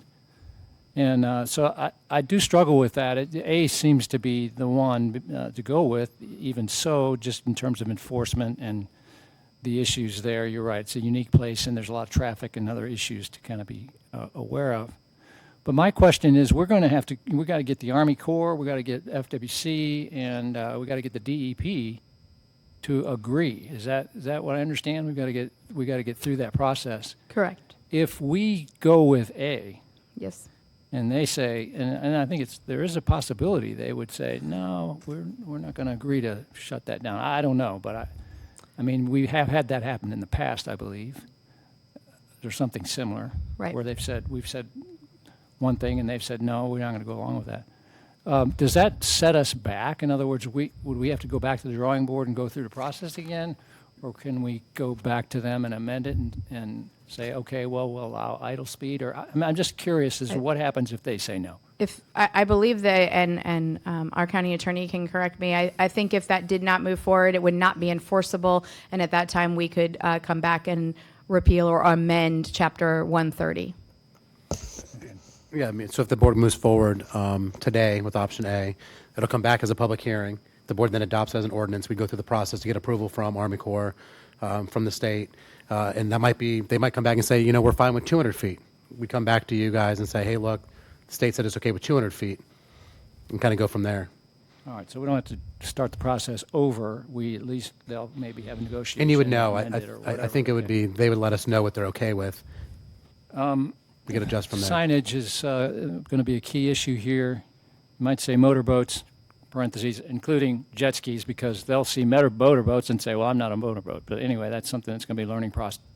But do we need to consider what will be the penalty in the ordinance? Will we be able to put that in there to say, and you know, when you see, if you park here, there's a $250 fine on the sign, that might be nice to have, you know, that penalty on the sign. In other words, and do we do that now? Do we determine, I mean, you'll bring back an ordinance, a proposed ordinance.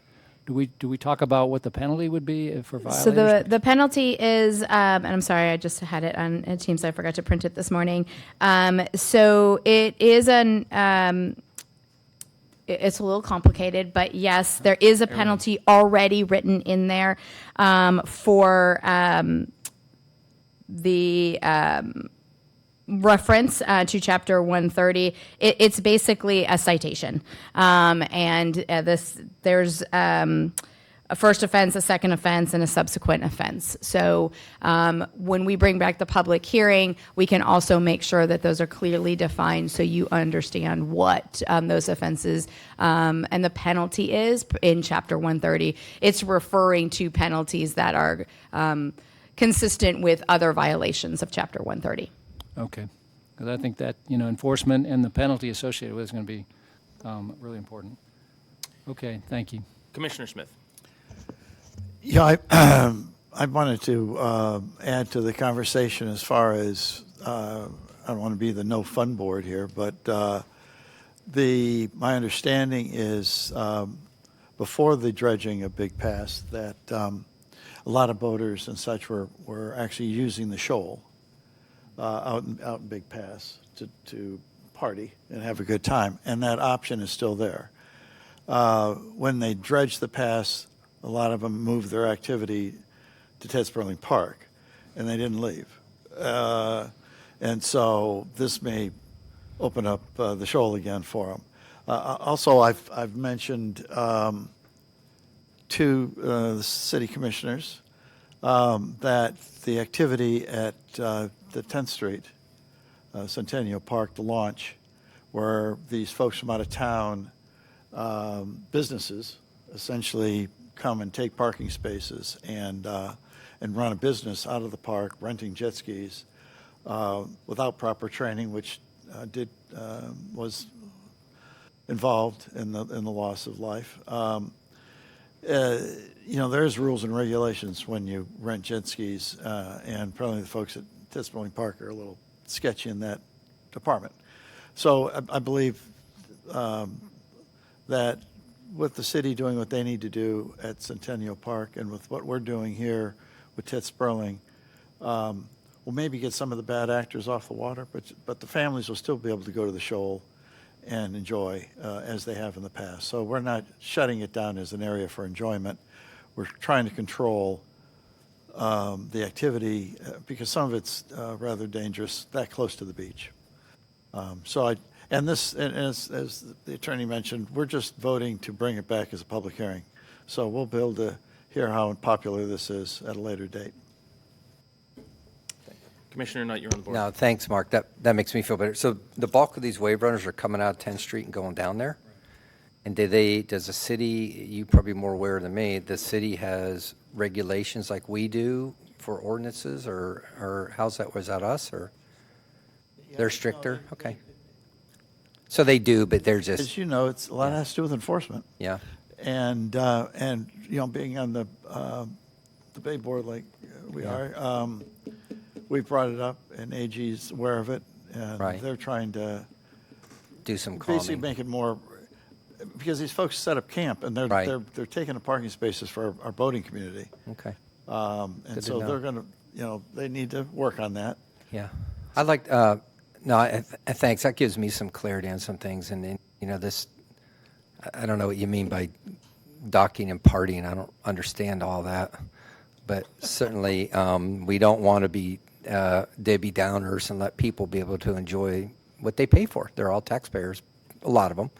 But we also want to give these people relief, and so a safety and relief. So I like the idea, like you were saying, Mark, of when it gets back, we can make that final call. And Nicole, I'd just like to know, what's this going to cost us when it comes back to us, if that's okay with you?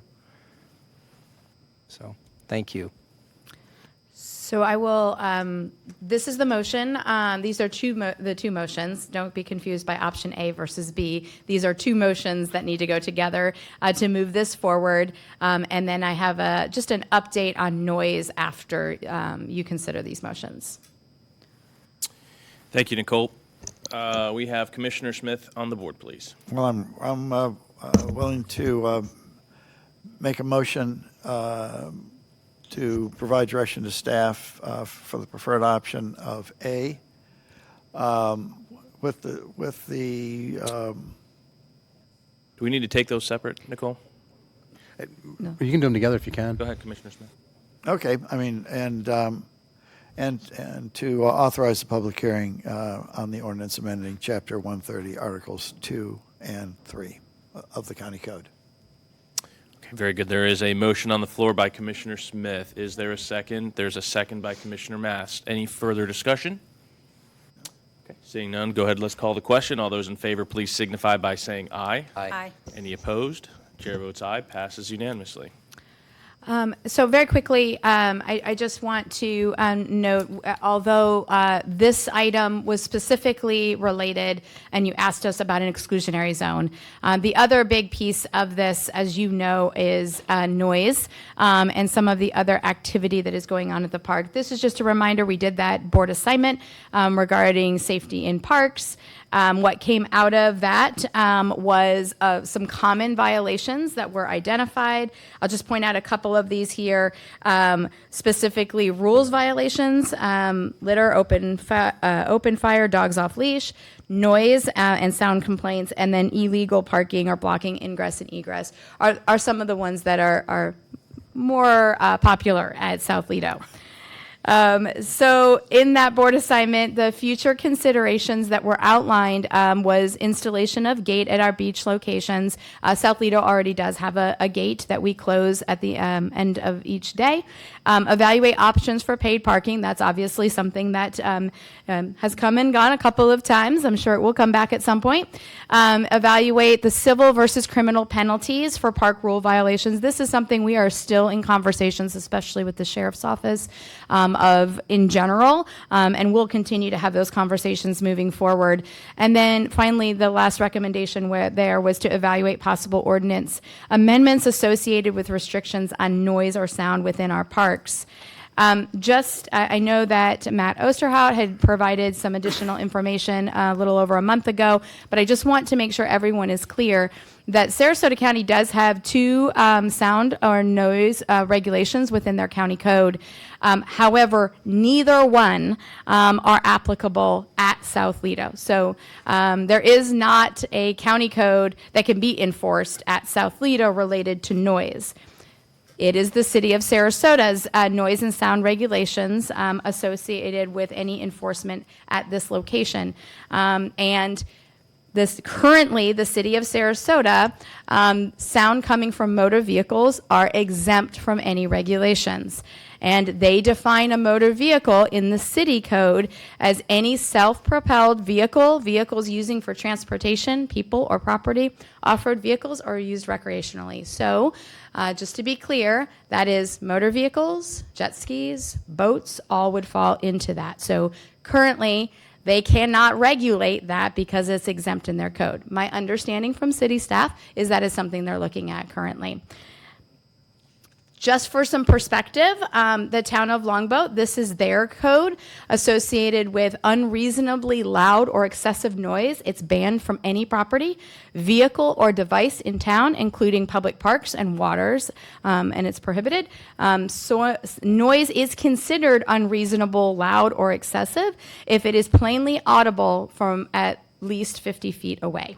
And they have a couple of exemptions you can see. Amplified human voice between 8 a.m. and 11 p.m. and, unamplified human voice or unamplified activities in public or recreational areas. The city of Venice prohibit, their ordinance speaks to loudspeakers, music systems, and similar devices are prohibited between 10 p.m. and 7 a.m. on weekdays and until 10 a.m. on weekdays or holidays near or in residential or commercial areas. The exemptions there you can see are operation of musical instruments or radios in public. And finally, the city of Northport, theirs speaks to sound from devices is prohibited from 10 p.m. to 7 a.m. if it causes excessive noise across a property line or within 50 feet of in public spaces. So they also have that kind of 50-foot built into theirs. Their exemption is unamplified human voice, so people who speak loud. I don't know who that would be. Do you know anybody, Nicole? I like that? don't. I don't know anyone. That does that. Potential next steps associated with this, we're not necessarily asking for any action today. We just know this was a very hot topic associated with this park, is that we will continue to evaluate any possible ordinance or amendments associated with restrictions on amplified sound within our parks or beaches. I will also note that in our conversations and work with the Office of County Attorney, they do believe we could develop and post park rules at South Lido, so not an ordinance change, a park rule change, limiting noise levels to a plainly audible standard that could then be enforced through the City of Sarasota's trespass ordinance and our interlocal with the city PD. I will just note to that, specifically speaking to Commissioner Mast, we don't traditionally have rules that is specific for individual parks. Types of parks, of course, if this is where the board wanted to go, we would implement it, but it might be something to consider on a broader approach. So that's all I have. Okay, Commissioner Knight, please. Just so I heard it right, is the city looking at modifying their ordinance so they can have a tool to help out with noise ordinance out on? My understanding in the conversations between the city attorney and our Office of County Attorney that is something they're looking at. How far, what they're doing, I don't know the details. Commissioner Smith, please. Yeah, thanks, Nicole. I think something that the board may consider, because I've been approached on a couple different occasions about noise at Siesta Beach. Again,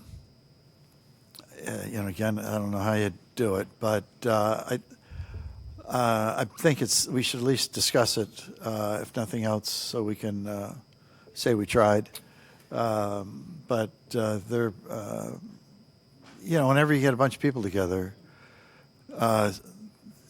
somebody's noise is another person's music. Well, the drum circle's there, right? And the drum circle, I've gotten some complaints, about the drum circle. I'm sure I'm ready to tackle that one. But anyway, I do think that on your radar of things to do, if we need to give direction to Nicole to look into how other areas have dealt with noise on public beaches. Counties, perhaps. Cities, I think, can get away with more than counties. I don't know. It seems to be. But I'd like for us to at least look into it. Thank you. I just have one ask, and you leave it to the chubby kid to ask the question, is the ice cream truck boat. I'm curious about that, Yes. and I've seen pictures, and I hear there's some rumors out there about it. Can you tell me, like, what is that about? Is that legal? I mean, what are we doing here? Yeah, What's so going on? they are operating illegally. We are aware of it. We have sent them multiple notices. Depending on where they're operating, if they're within a park boundary, they are violating both our park rules of doing business within a park. If they're outside of our park boundary, then it depends on where they are. We are working closely with code enforcement on this and documenting very specifically. There's multiple of them actually of this new enterprise of the ice cream boats. And as we get it and see it, both our staff and patrons, we are providing them the educational information of how to operate lawfully within Sarasota County, and then we're working closely with code enforcement. Yeah, I mean, aside from it being illegal, God forbid those they sink and all that good ice cream goes to the bottom of the Gulf. We don't want to miss out on all those treats. Yeah, I know. One track mind here. One track mind. Commissioner Smith, please. Yeah, thank you. I've been suggested by the county administrator that I would like to make a motion to give staff direction to explore noise ordinances at our public beaches. Very good. We have a motion by Commissioner Smith. Is there a second, please? I'll go ahead and second that. Second, can we say noise ordinance or update park rules? Can you amend your motion? Park rules might be Jonathan, a better please. way to do it. Go ahead. And did you want to add into that and be brought back for a discussion item? Yes. Okay. Ladies, are you good over there? Okay, very good. That was a motion by Smith. I went ahead and seconded. Any further discussion on that? Seeing none, call the question. All those in favor, please signify by saying aye. Aye. Any opposed? Chair votes aye. Passes unanimously. Thank you. Any further discussion for Nicole? Thank you, ma'am. Very good. We're going to go ahead and pivot a little bit. We're going to do and jump into agenda item 44. Give me just a moment here. This is under our discussion section, but we're in the interest of time for our guests. This is going to be our presentation of the 2025 Sarasota County Annual Citizen Opinion Survey, final report by the University of South Florida. And Ms. Sheila Robertson is here this afternoon. Good morning, ma'am. Or good afternoon, Good ma'am. afternoon. Yes. Sheila Robertson, Interim Director of Communications. For the record, happy to share with you today the 34th annual results of your Citizen Opinion Survey. This long-standing research initiative serves as an important tool for accessing community perspectives, identifying priorities, and evaluating satisfaction with county services. It's my pleasure to introduce Angela Chris, the director of the John Scott Daly Florida Institute of Government, University of South Florida, and she'll provide some additional introductions. Thank you. Thank you very much. Angela Chris, Director, Florida Institute of Government at USF. Just wanted to say thank you so much for this continued partnership. I get to see you every year, and it's just a wonderful opportunity where I feel like we have the opportunity to bring in higher education, the private sector, work with our students, and the academic side of USF. So you don't really want to hear from me. I just want to introduce our partners and say thank you. But we have Dr. Joshua Scacco, who is with our USF School of Communications. We also have HCP and Associates, Jack Smith, who you guys probably remember from the past couple of years. And then we have two lovely undergraduate students, Isabella Renhifo and Cade, I know I'm going to say this wrong, I'm going to try, Kreitz. Both are poli-sci majors, and they are graduating this December, and they've had an opportunity for a real-world experience on this project, so thank you. So I'm going to turn it over to Jack, and I do apologize. I have to run. I have to be back in Tampa by 3:10. So I apologize, but Jack, you're up, and thanks again.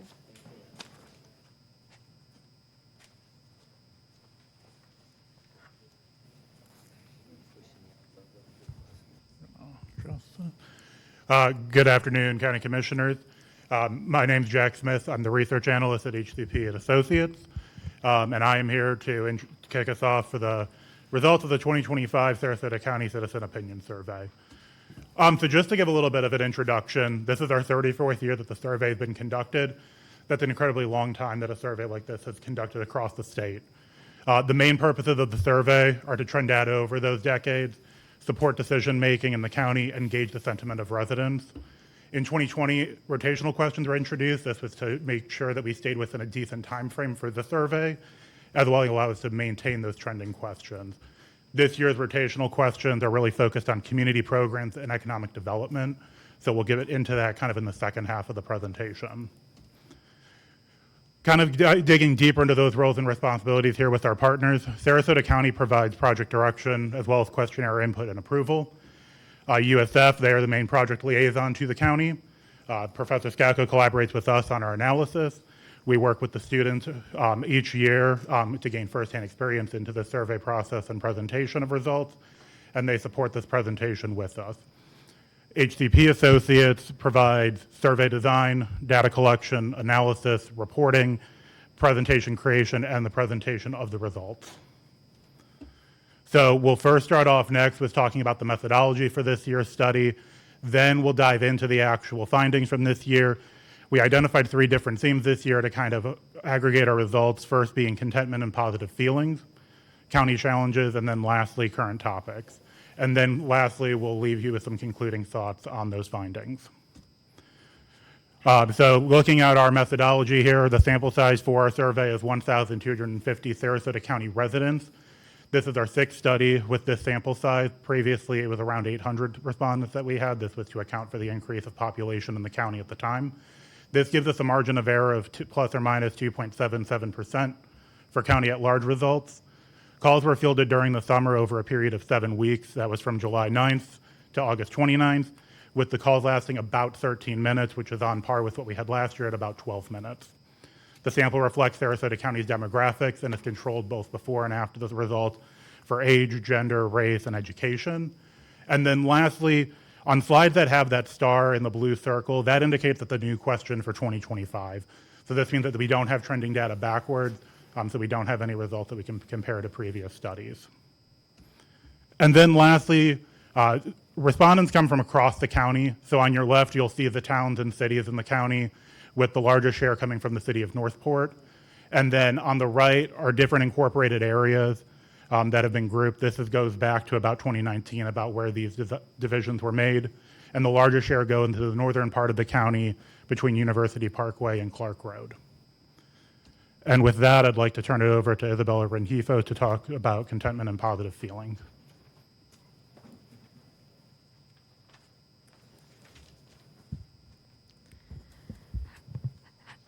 Hi, County Commissioners. Good afternoon. My name is Isabella Rengifo, and today we're talking about the contentment and positive feeling side of the survey. So the first question we asked was quality of life living in Sarasota, and majority of residents living in Sarasota 6 years or more say that they have a very high quality of life. And here you can see the trend of that and how they would rate their overall quality of life in Sarasota County. Next, we asked about their satisfaction with services provided by Sarasota County. And here we see the percentage is 52% of residents say that they are very satisfied with their services provided by Sarasota County, which is very high. If you see on the right, this is unchanged from last year, and the trend is very high, so you should be very proud of yourself in a way. In terms of recommending Sarasota County, in all categories that we have here, we see that there's more than 50% of people who would definitely recommend Sarasota County. The blue bar that you see here is ordered from the highest, and if we move on right here, if we see here comparing it to the year 2020, for example, we see that these numbers are quite higher in 2025 in all 6 categories: vacation, retire, living, having kids, working, and opening a business. Moving on, now we have the trust in government. And what we see here is the more local the government, the more people have trust in it. So Sarasota County government, which is in the green bar, is extremely high. The reason being because it's more local. So the more local the government, the more trust that people have in the government. we see here is that that percentage is 77%, which is higher than any other level of government. Here we see the trend as well of the Sarasota County residents stating that they trust Sarasota County government the most out of any other level of government. Oh. And now I will pass it along to my colleague and classmate, Cade. Thank you.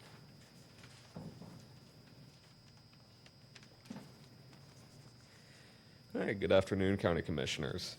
So I will be first going over the slide 13 in trust in government. So what we would like you to see here is that this is the trend of trust in government over time. And in the past 5 years, we've seen an overwhelming number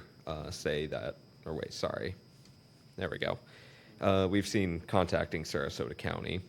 We've seen an overwhelming number who have not contacted Sarasota County in the past year. Of the 7% who did, if you go to the middle graph here, you can see that the top three reasons that 7% of people contacted Sarasota County were garbage collection, number 1, other reasons is number 2, and building inspections in number 3.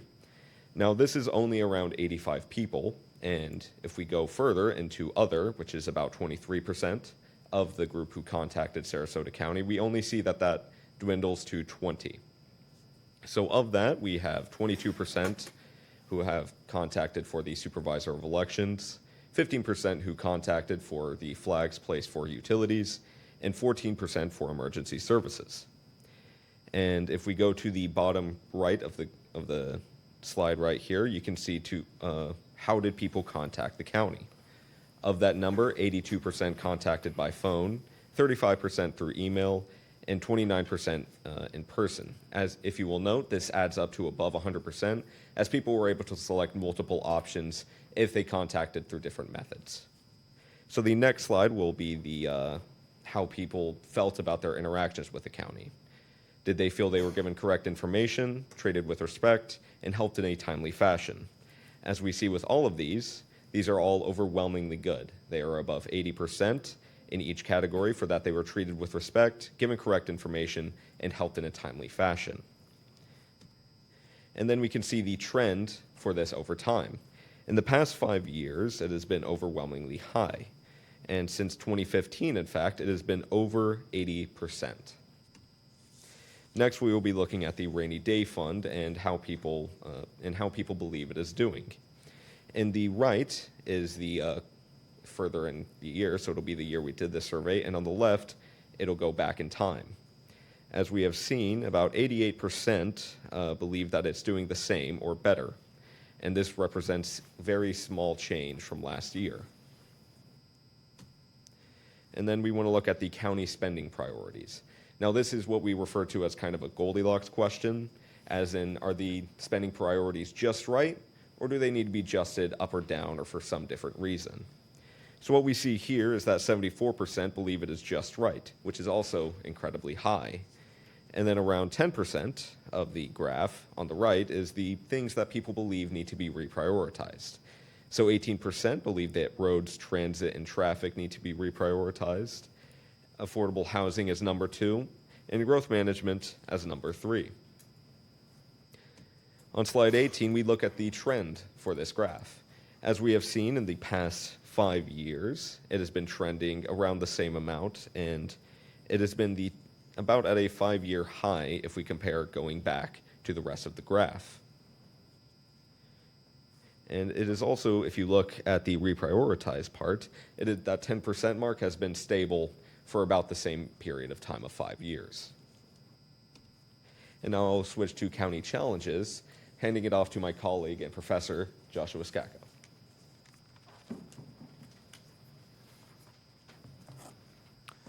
Good to see you all, commissioners. So we wanted to dig in a little bit more in understanding some of the challenges that people might be seeing and confronting related to daily life here in the county. So one of our longstanding trending questions we've asked is the most important issue facing county residents. And what we find is fairly consistent to the past 5-6 years of the survey is that population growth and development continued to be the #1 issue on the minds of residents. and that's 1 in 4 residents that were surveyed. This is followed by crime, and then there are no serious problems, being the rounding out the top 3 here. When we look at the trend across the last 6 years, what we see is the number 1 issue being population growth and development over time, and then in number 2 this year, crime, and then number 3, there are no serious problems. I'd like to note that there's statistically no difference between that 9.9 and 9.6% in a survey like this related to the top 2 and top 3 issues. But what you can see here is relative consistency related to population growth and development over the last 6 years. When we ask about greatest stress on a household, again, one of our trending questions that we've asked over time, what we see is the top category, 1 in 5, saying that there are no stressors being felt on their household, with the second category of stressors being household finances, followed by taxes in general. And this is, I think, interesting to see over time, which is if you look at that top category over the past 6 years, it has been consistent in terms of people believing that there are no stressors being felt on their household. But I would want to note to you that percentage from 2020 compared to now. And what you see is a steady sort of decline over the last 3 years, relative consistency, but you're seeing that household finance number creeping up just a bit more every year. And I'll note that in 2025, while we're saying no stress is being felt, is number 1, statistically that is now tied within the margin of error with household finances and things. So just something that we're putting a pin on in the data to kind of see whether or not that carries out over time as well. We also looked at expectations gaps, and this question specifically, we've trended this since 2019, and we've asked specifically the importance that people ascribe to particular accounting services. You can think of importance rating as the ideal that people have for these particular services. And then their experience is the actual experience with them. You would ideally want to see a small gap between the importance rating and the experience rating. So what we see here is in 2025, the importance versus experience ratings for the following county services, including services for our aging population, mental and behavioral health services, effective growth management, availability of good paying jobs, as well as career opportunities for children. And then what you see in the chart at the right is the gap between the importance and the experience going back to 2019. We ask this set of questions on a 3-year rotation. So we come back every year with a different set of questions here that we have on a rotation. So this rotational set goes back to 2019. We asked in 2022, and we've asked again in 2025. So you can see the comparison of the gaps over time. There's not much of a change over these 6 years in terms of where these gaps are. There's no consistent signal in the data here in terms of gaps getting progressively larger, which would be going in the wrong direction. We see general consistency over time. We see a couple of the gaps closing just a bit, but I did want to point out to you there how to read that chart there on the right in terms of those, in terms of what those gaps look like. These are the importance trends over time. And again, importance is the ideal that people ascribe to these particular services.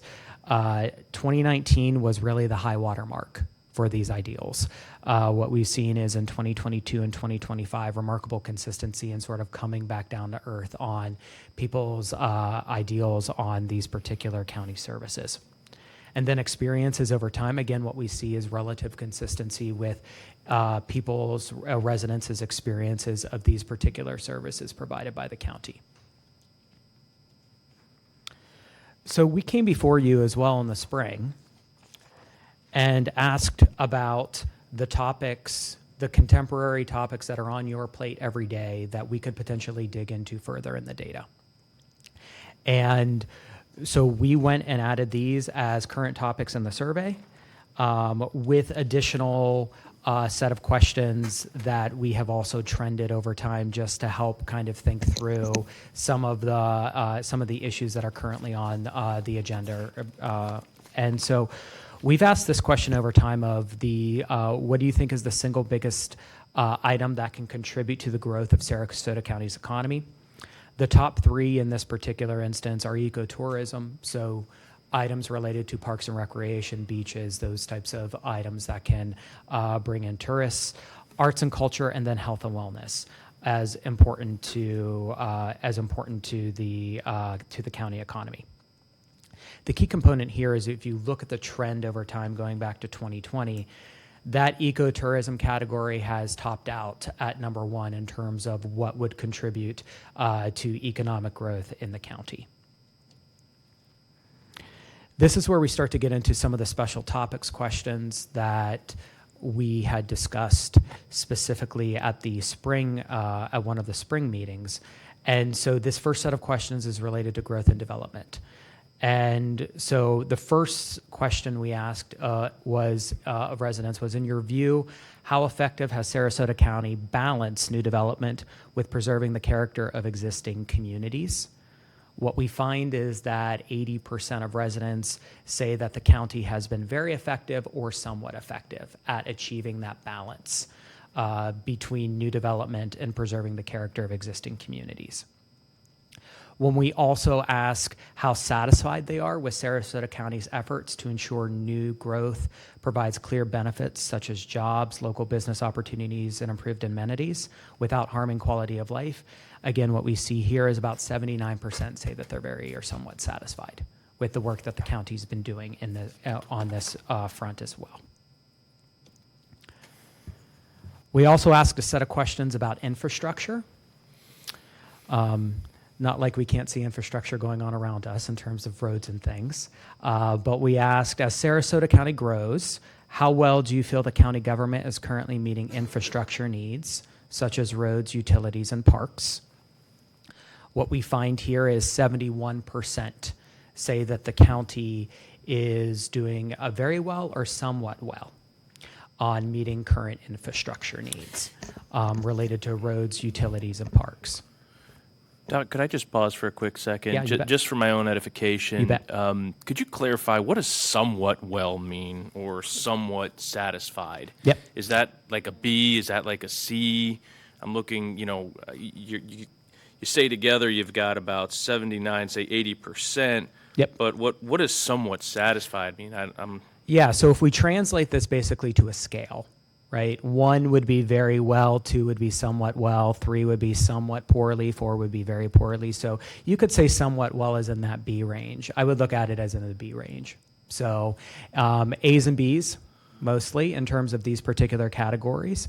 I note that oftentimes with the somewhat well category, one of the things that you oftentimes do look for here is, for me, I immediately go to, is there some sort of polarization where you have very well and or very poorly, and you're not seeing that sort of polarization here. What you're seeing is a lot of bunching up towards that well, various degrees of well, either very well or somewhat well there. So I think, Mr. Chairman, you could probably say somewhat well is like B range. We would probably think of as a B range there on those particular things. This, I think, might actually help contextualize some of your question here, because we asked how they would rank order particular priorities on this issue. So we wanted to figure out, okay, we know that, obviously infrastructure needs are out there, people note them, those types of things.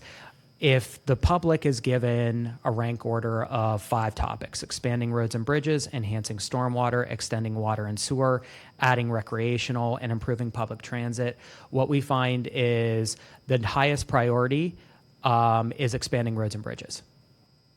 Number 2 here, and what you can see is that blue category this is the first time we're asking this question of the public. So that blue category is, they ranked ordered that number 1.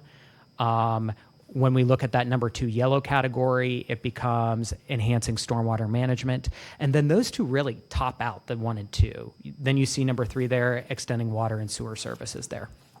as well. So you get an idea there of, for people who are parsing sort of priorities, where they potentially might want to see the county go in that particular way. We also asked about Midnight Pass, and I knew I'd get you to. I knew you'd smile at that. I knew that. We asked two questions about Midnight Pass. So the first being, would you support Sarasota County allocating funding or resources to ensure Midnight Pass remains open for public and environmental benefits? What we have is really almost about 87% saying they would strongly support or somewhat support those particular efforts. I would also note that the data on this are much better than the data last year, because the data last year were collected before we had hurricanes that, where Mother Nature opened the pass anyways. But so this is much better in terms of a year later having the public think through what has happened at Midnight Pass since then. And then we also asked, in your opinion, what is the most valuable benefit of the reopened Midnight Pass bringing to Sarasota County? 60% note environmental restoration and improved water quality, and 23% say increased recreational and tourism opportunities there. So in terms of a couple of conclusions, we noted to you the significant number of areas where there remain contentment and positive feeling in the county. Quality of life is quite high, satisfaction with government services, as well as strong trust in Sarasota County government. I would note as well, I think during our conversations that we have previously had over the last couple of days, that I noted that given everything that our coast has faced over the last year, that there is a significant well of support for the county's work, particularly the county employees who helped through the hurricanes and through the last year, and you see that reflected, I think, in many of the survey results. We do also see some of the challenges related to population growth and development continuing to remain top of mind as a most important issue. And we're seeing those household finances and taxes in general creeping up as potential stressors for Sarasota County residents. And then on our current topics, the residents support the county allocating funds or resources to ensure Midnight Pass remains open, and that residents are strongly want prioritization of expanding roads and bridges, as well as secondary on that, enhancing stormwater management. So those are the survey results, and I look forward to your questions. Thank you. Very good. Thank you, Doc. Oh, am I on here? Yep. Thank you, Doc. I have Commissioner Mast on the board. Thank you, Chair.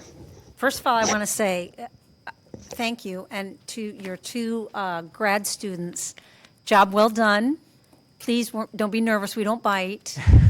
I think the thing that was super important for me was that having somebody who's followed this for many, many years, the ability for a county to sustain this high of a level of A's and B's, using the chair's words, so to speak, is a lot of hard work. A lot of hard work. When you have 480,000 people to keep happy, there isn't a day that goes by that some of us haven't made somebody unhappy, okay? The first thing is I want to give a shout out to our 311 team. They are a small but mighty team.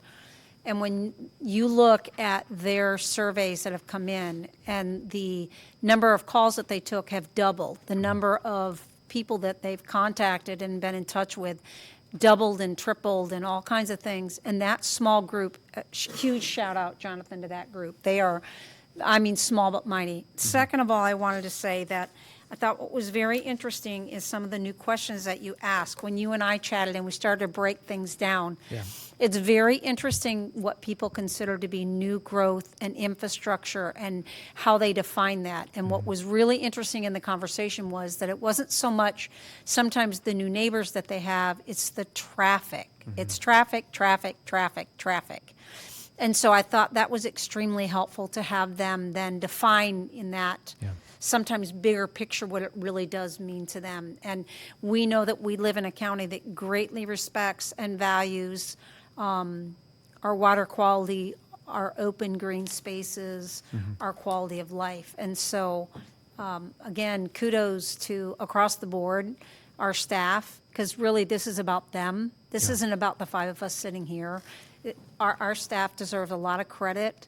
They work really hard all day long, every day. And when we have crises like we've just experienced, it brings out the best in people and the worst in people. And I'm very proud to say that our staff really stepped up to the plate, and I'm very proud of all of them. So thank you, and thank you to your two graduates. I wish you the very best in your future. Look forward to seeing you implement all this incredible resources that you've gained. Thank you, Commissioner. I would just want to note one thing about contacting the county for context here, which I think is really important. So I put on the screen, the number that we capture in the survey of individuals who say they contacted the county is small in the survey. It's only 85 out of 1,250. But I think context here is really important. The previous year in the survey, we were only able to capture something like 55 people who said they contacted the county out of 1,250.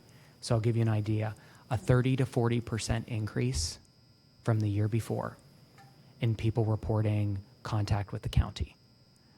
And so when you get that sort of volume increase, what you're referring to here, Commissioner Mass, it's a significant amount of labor on county resources in terms of what that looks like. Because if you go back in the previous surveys, we're right around 55, 60 every year we're capturing roughly who are in contact with the county. So we see that spike last year.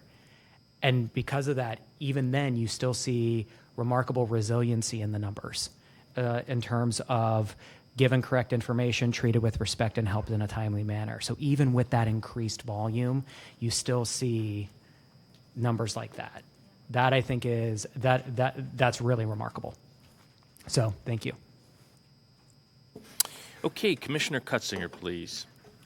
Yeah, thank you. Great study, very, very valuable to the county, and especially the history, going back and look at the trends. The information we have is, I think, really helpful to see things. Frankly, I was expecting a lot worse numbers given the fact that last year was so difficult for our county. The three hurricanes. I mean, I thought that would be reflected in a little bit, but wow, what really positive numbers. So with Commissioner Mast, I'm sure this whole commission, kudos to staff and everybody that worked so hard to respond, our public communications group, and then the 311 and all that, just so positive. Is there, when you're asking the questions, is there an opportunity for them to answer in a free flow way where it's not like a multiple choice where you're saying of the five, which is, in other words, which of those slides would show when they offer it rather than it being kind of guided to one of five or whatever? Yep. I'm just curious how that goes. Fantastic question. So what I'll tell you is when we are listing, for instance, I'll pull up a couple. Okay. So for instance, most important issue. Right. They volunteer this, what it is, Okay, and then we code it on the back end based on the category. So that way we're hearing the respondent's voice, which I think is helpful there. It is. Because it's probably most similar to what you all hear on when you're in your districts in terms of the language and those particular types of things. We go back then and put it in the established categories for where we have seen the data over time. So I think most important issue is one of them that we see. And I'll give another example here, which would be greatest stress. Those two ones in particular are those open-ended ones. So when you see a longer list like this, those are usually open-ended. That's helpful. I think that's reliable information because that's coming straight from them. It's not kind of being directed. So that's important. Hey, just look at slide 33 for a second and just help me with one other thing. On the new question you asked on infrastructure. A little surprising, but when I'm looking at the fourth row there, adding recreational facilities, maybe interpret that a little bit for me because obviously infrastructure, we think of roads and bridge and stormwater and such. You don't really put parks in the category of infrastructure, I would say. Yeah. But I guess when I first looked at that, I was, wondering why that, 51%. And then I'm wondering, does that actually indicate that people realize we have a great park system and we don't really need more parks? I mean, can we interpret it that way, that people feel so comfortable with the parks and the recreational facilities we have that they don't see that as something that's important because we've already sort of, Yeah. made that a priority? Yeah, so Commissioner, really great question. So here's what I would say, which is, I don't know if it was in last year or the year before, but we do have data on those importance versus experience ratings on Parks and Rec. Okay. That would probably be the best you would to be able to refer to where the public would probably be in terms of those particular ratings on those things. The reason why we wanted to include it here is, and I'm sure many of you hear this when you're out talking with your constituents, that there are 1,000 priorities. And when you get up here on the commission, you got to set priorities.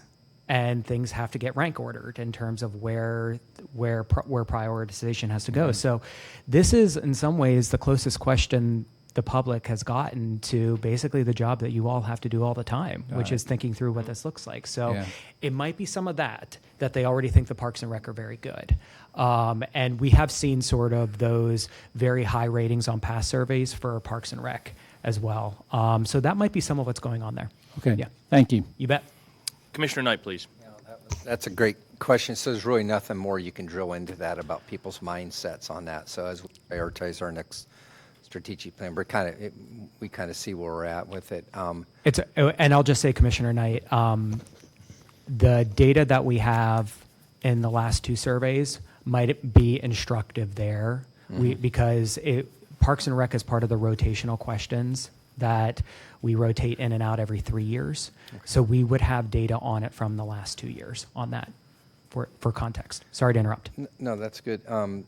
Page 24, I believe it was. I was just curious, and I might have missed it when you were slide 24, whatever. When you talk, you're seeing the difference. You saw the change in some of the stresses on our citizens.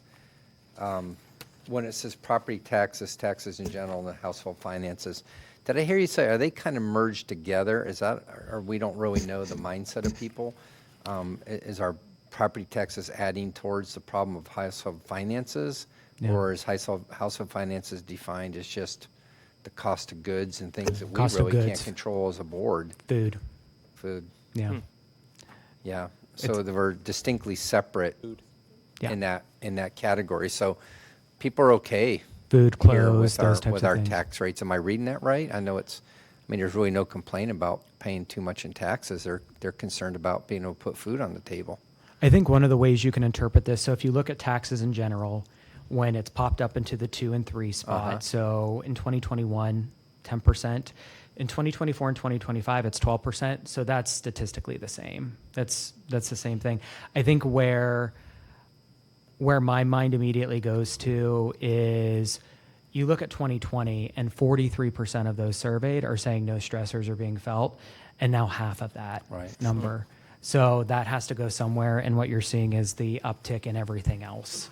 So people just might be differentiating different things in terms of, some are saying taxes, more of them seem like they're saying household finance stuff. So the way I was reading it is they're kind of satisfied with how we're spending their money. They're more upset about cost of goods being able to put food on the table, and cars and the things that we really don't have any control over as a board. Well, and you see that in county spending priorities.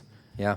During this time, and I think it's actually instructive, from 2021 on, that 75% in terms of spending priorities just right has been consistent, while at the same time, those stressors are creeping up in the household. So I think being able to differentiate there is really important. They're not, residents are not seeing it as county spending priorities that are putting them in like increasing household stress. It's other things in the household. And then the last thing I would just say for the five of us is certainly since 2009, Teresa, you were here, is when I was still working, I always used this as what can we do to help resolve issues that's unimportant.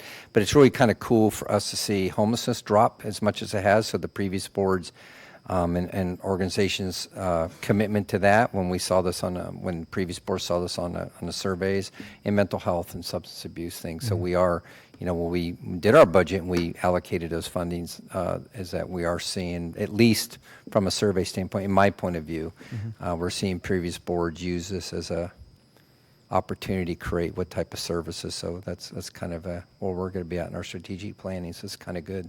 It's good to see some resolution of the previous boards. Thank you. Thank you.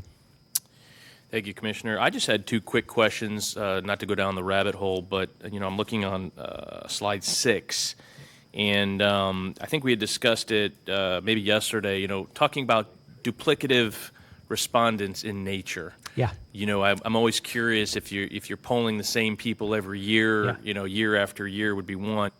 And the second thing was, I happen to be a City of Venice resident, as long as a Sarasota County resident. Mm-hmm.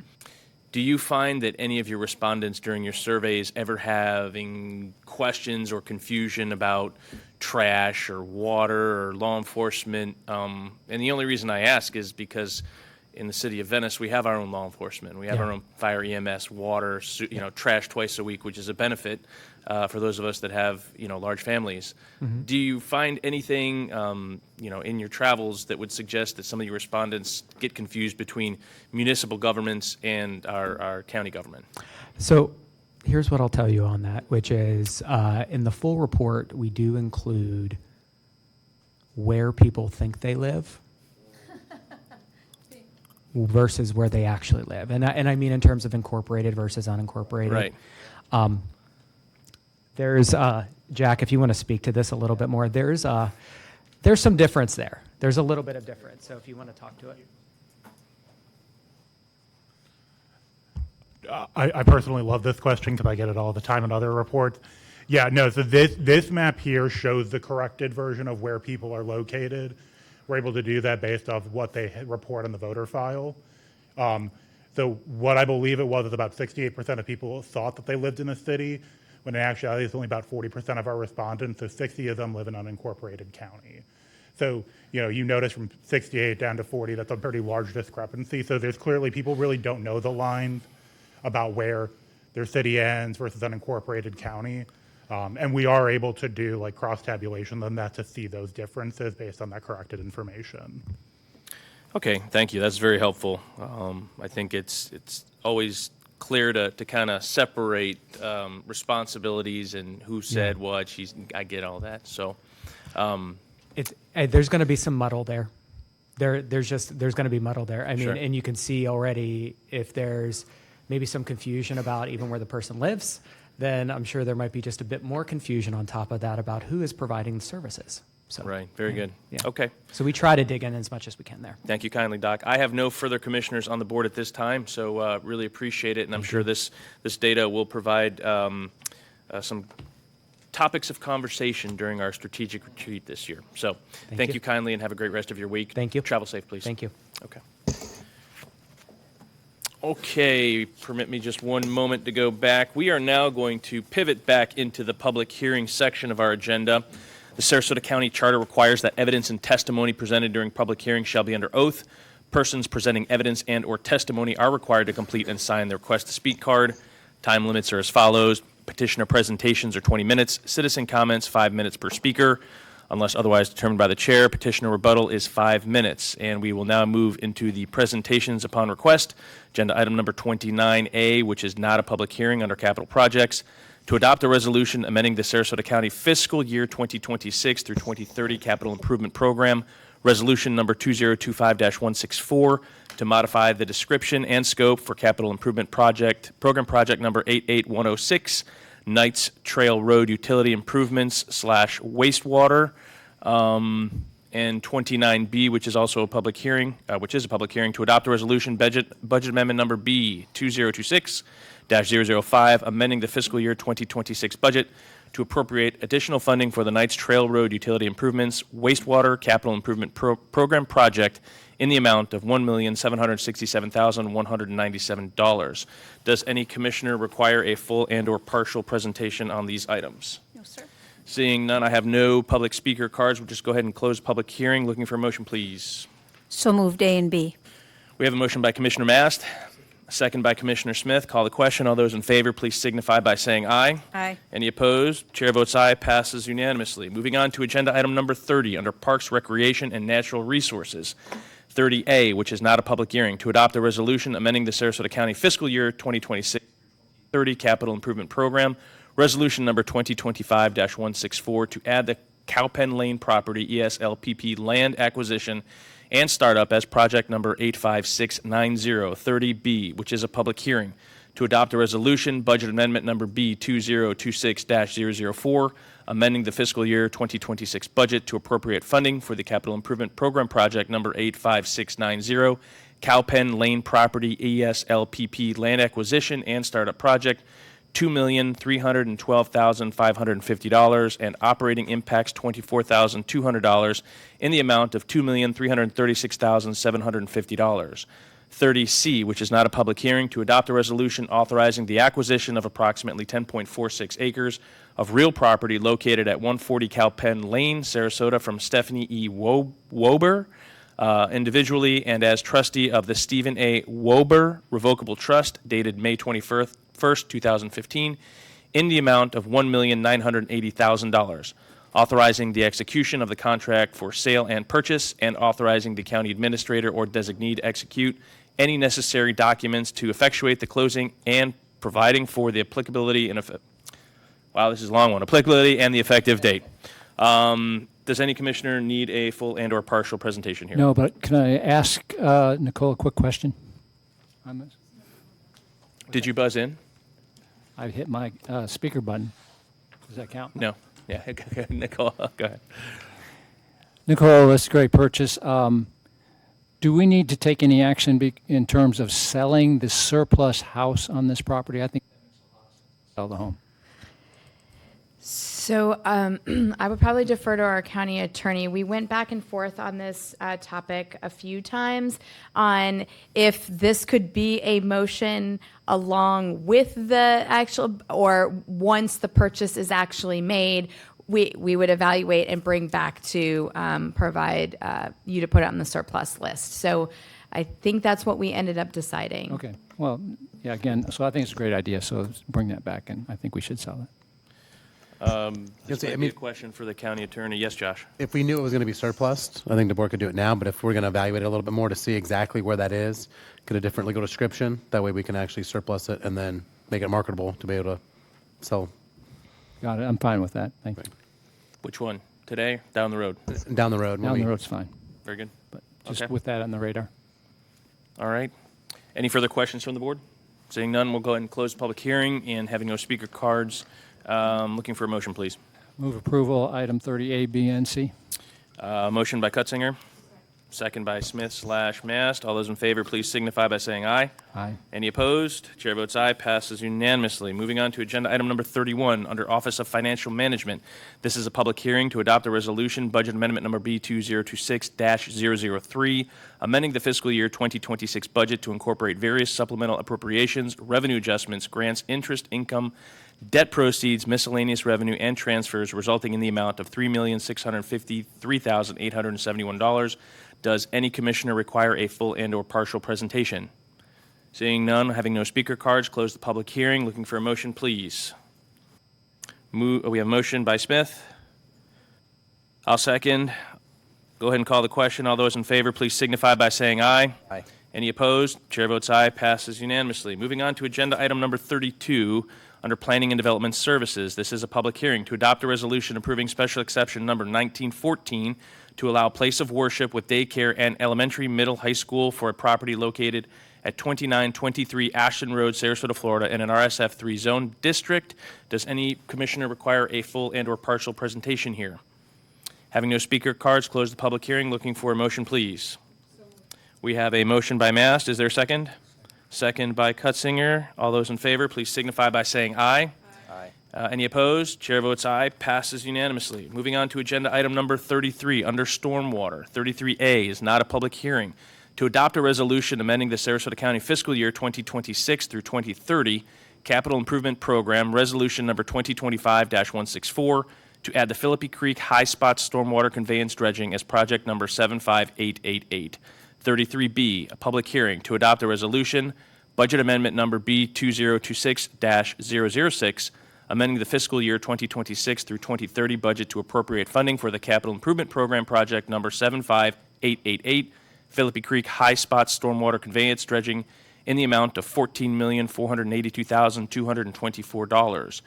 33C is not a public hearing to approve and authorize the county administrator or designee to execute a construction contract with Continental Heavy Civil Corporation for Philippi Creek High Spot Stormwater Conveyance Dredging Group 1 in the total amount of $3,300,000, and 33D, which is not a public hearing, to approve and authorize the county administrator or designee to execute a construction contract with Continental Heavy Civil Corp.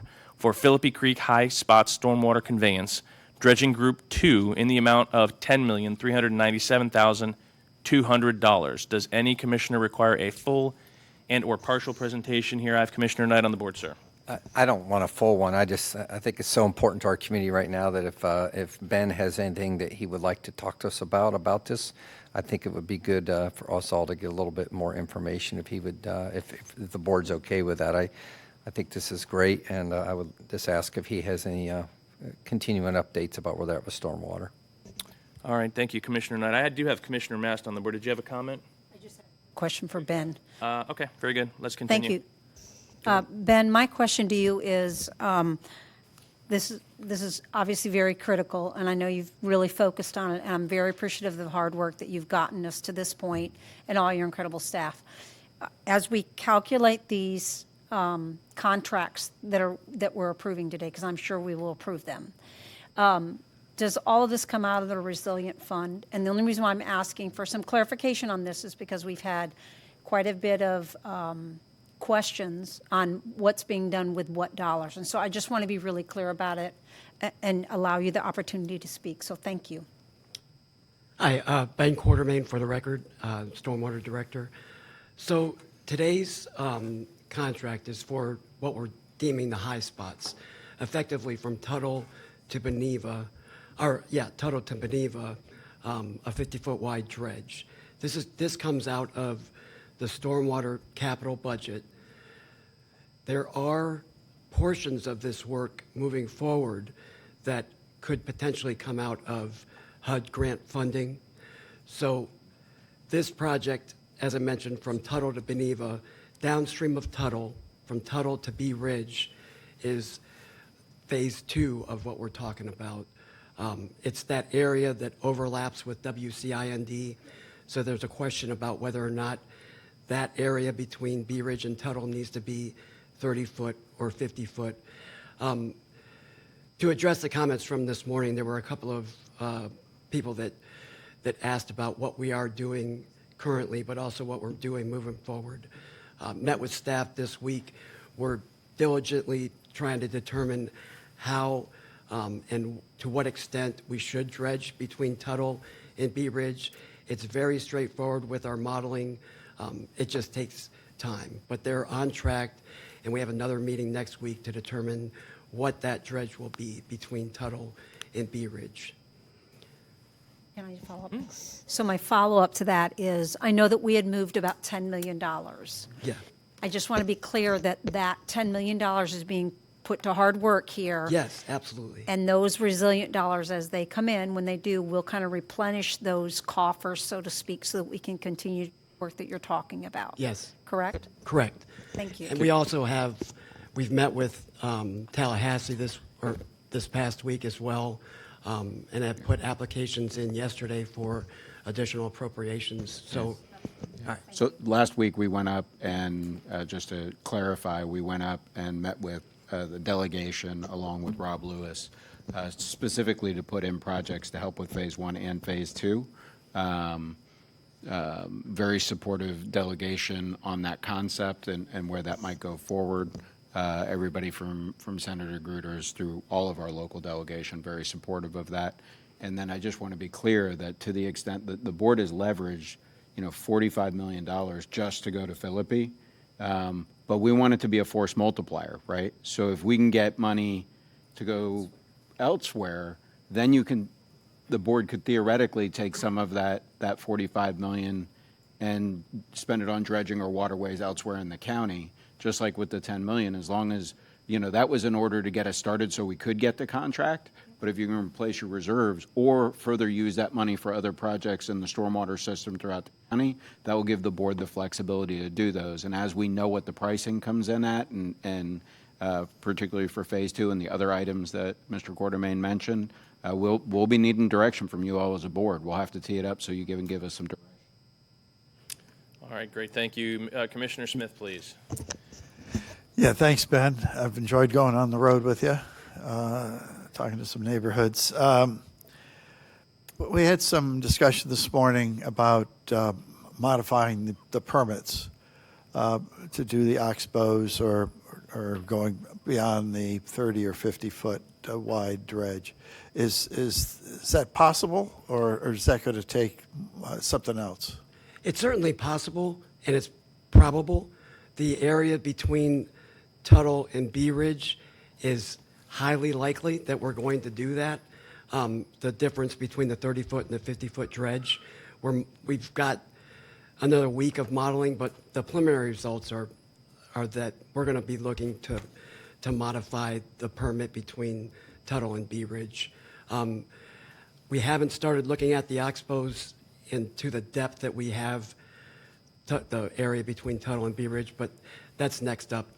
So the staff has been fantastic in their calculations, and they're the ones that are providing the detail, and so that's their next step is the oxbows. Well, I'm glad you said that out loud, because I know there's people out there listening that that means a lot. And I, having walked on the oxbows, tells you something, that I think that as far as capacity, I think the more capacity we have in Philippi Creek, the less chance anyone gets flooded. That's the idea. And the only reason that we're going through these calculations is to ensure that as the utility is set up, that we're providing the response based on how the utility is set up. And that's what we're going through the process right now.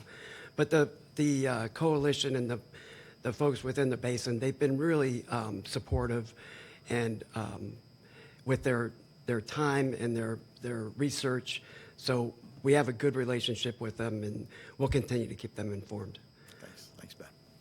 Commissioner Knight, please. Just real quick, and I know we're laser focused on Philippi down in my neck of the woods. I certainly don't. I want you. I shouldn't. It's not my responsibility to say that, but we want you to stay busy on what's important. But certainly down, I talk to community groups, or Shaka Creek, everything down there. Everything's on the table to be looked at. Philippi is laser focused right now. Absolutely, Yeah. and I'm glad you mentioned that, because our group is also doing a sediment and abatement program. We've done the work for the desktop analysis. We've got surveys scheduled this week, following for probably in the next 3 weeks, and then we'll come back to you with some recommendations on what to do in the other creeks. Yep. All right, I have no other commissioner on the board. Did you have, Ben? Oh, okay. I didn't know if you wanted to say a few words or just kind of hit bullet points or not. I know we had some questions. We did it a little out of order, perhaps. So if you have anything that you wanted to say. Other than this contract has been really big, and the direction that I've given staff and our operations group is that any resource that the contractor needs to ensure that this project goes smoothly and goes quickly, that will be our priority. Any equipment, any staff time necessary. Right now, for instance, we've met with the contractor in the field preliminarily to review access points of discharge. And so in that vein, our operations staff has been in the field already looking at those areas and providing access and some relatively small clearing, grubbing, but we only anticipate that would grow if this was to be approved. Great, thank you. Okay, that being said, what's that? You ready for a motion? Yes, ma'am. If you'd like to make one, go right ahead. I'd like to make a motion to adopt item number 33, A, B, C, and D. Okay, we have a motion. Is there a second, please? Second by Commissioner Smith. Any further dialogue? Seeing none, call the question. All those in favor, please signify by saying aye. Aye. Any opposed? Chair votes aye. Passes unanimously. Thank Moving on into our reports section. Item number 34, which is the clerk of the court, and I did have a conversation, nothing to report under 34. 35, county administrator. Jonathan, please. Yeah, if we could get the Wolf or the Elmo. So just a quick update on the three items having to do really with stormwater. A lot of this, Mr. Quartermain has already talked about, but specifically on the complete stormwater review, that was defined as a complete evaluation of the entire stormwater utility. And as you well know, that is both ongoing and will be forever. I mean, I don't think we should ever rest on that one. It's constantly, we should be looking at what we could do differently or better. Specifically, it was to identify gaps, development, maintenance level of services, and assess modernization opportunities and alternative funding sources. We certainly have, by the board's direction, developed the level of services for this year through your budget process and the budget amendment you approved at your last meeting, which was a huge lift for Mr. Quartermain and the team to get that approved and get going on it. But also as it comes to the alternative funding sources, as we've talked about, not just through Resilient state or federal funds, not just through all funds, but all of those things combined and how we can better leverage them, including prioritization. And that goes hand in hand with that as well. I expect that to be considered a completed item before the end of the year. The next one is consider the potential impacts of the Gulfgate Golf Course acquisition for stormwater facility. And again, that was defined as analyze the potential acquisition of the golf course and who is going to pay for it. Present the board the recommendation. I happen to speak to this one quite frequently with the chair. As everybody knows, their number has shifted incredibly, and I think that it's the only way I could describe the number of the people who currently own it, and it really starts to become a cost-benefit issue. We will have a finalized report here very, very shortly, so the board can give us guidance.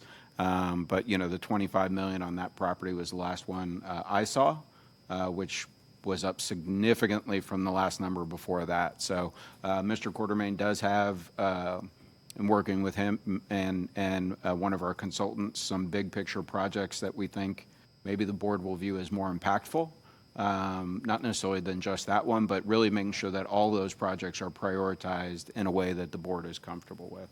And then on the last one, the stormwater facilities opportunities, that goes hand in hand with what I just said. We did hire an outside consultant, and really the last task he's working on for us in this vein before he stops working directly for administration and starts working with our stormwater team directly, really is identifying 4 to 5 big projects. We don't need the engineering analysis. We don't need the detail. We just want those 4 or 5 big, impactful, visionary projects that then the staff can do the analysis after talking to the board of saying, which of these do we want to dive into? Because we can't dive into them all at the same time. It's both a time and a money issue. But we really want to narrow down that vision of the board as you go forward. And again, I think that will be, we extended for 45 days. So I do believe that will be this next month and we'll be ready to go. Your other priority items on there have been accomplished for this year.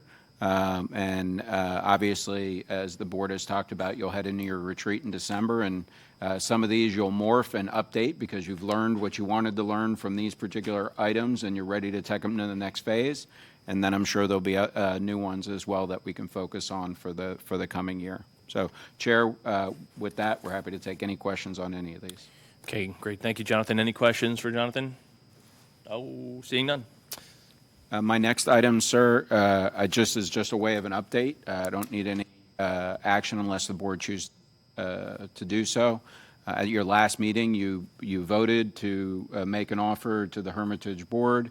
If they accepted it, you would consider how to go forward with that. If they didn't, you would send us back out so we can go ahead and get the repairs done. They did not accept that proposal. So after today's meeting, we will be executing those agreements so we can get that work going with the contractor and get that done as quickly as humanly possible. So unless there's any questions, that's what I have on that one, sir. I have Commissioner Cutzinger, please. Yeah, Jonathan, thank you. In the process, we've got some requests from the Minnesota Key Association regarding the use of the Davis House, just they have some concerns or questions about that. And then the other question was on permitted uses in the Conservation District, Minnesota Key Conservation District. And so maybe if the board would agree, I'd like to maybe do a board assignment to look at both of those questions and bring back a report to us on that. And would that report cover both kind of the history behind it, what it's currently empowered to be, and then maybe what things might be in violation or not be in violation of those kind of issues? Yes, in fact, I know during those purchases, there was a work plan associated. Yes, sir. What that was going to be, how that was going to be used. And again, we just got the question in terms of permitted uses.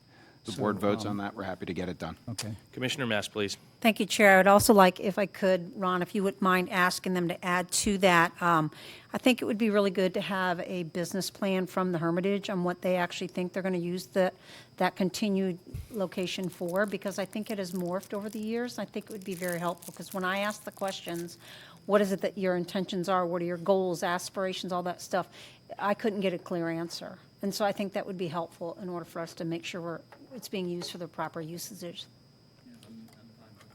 All right. Commissioner Cutzinger, would you be kind enough to phrase that in the form of a motion, please?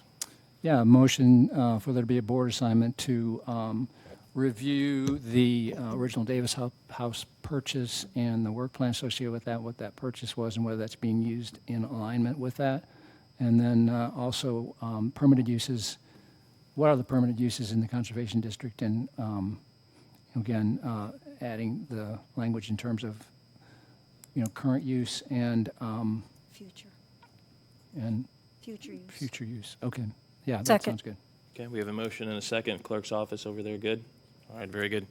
Let's go ahead and call the question on that, please. All those in favor, please signify by saying aye. Aye. Any opposed? Chair votes aye, passes unanimously. Jonathan? Yes, sir. My last item under this section, every year pursuant to an agreement that goes back many, many years, we will be able to participate in the Convocation of Governments, which is hosted by the school district. That is specifically dealing with school facility elements and planning and around those. So really, how does growth deal with the schools and how do we impact with those? This year, I did not have any specific topics, so I sent it to the board just to make sure that if you had any specific topics you wanted included, I am sure, because they do every year, the school district would do a presentation on their planning numbers and what that looks like going forward. They always do that. I haven't talked to the superintendent about that, but I think that's a pretty safe assumption. They may talk about, do something about school facilities as it relates to some of the new laws that have come into effect and you've read about in the newspapers. But if there's anything else the board would like me to submit around those school facility elements and planning, I'm happy to put together a letter and get it over to the superintendent. I just needed that direction if there was anything, Chair. Seeing none, Jonathan, I don't believe there is. Okay, I'll let the superintendent know. Very good, sir. Moving on, and no further comments. Moving on to agenda item number 36, which is our county attorney to consider proposed settlement in D.R. Horton, Inc. and the Cindy L. Smith Revocable Living Trust versus Sarasota County Smith Properties. Josh, please. Yep, thank you. This is a proposed settlement agreement that resulted from a proceeding under the Florida Land Use and Environmental Dispute Resolution Act, also known as FLUEDRA. Please keep in mind that once an applicant applies for the relief under FLUEDRA, the county must participate in the statutory process. This petition involves the board's denial of rezone petition number 23-30 for the 50-plus acre property near the Celery Fields, known as the Smith Properties. If the board approves the settlement agreement, the board would conduct a new public hearing on a rezone petition with the revised binding development concept plan.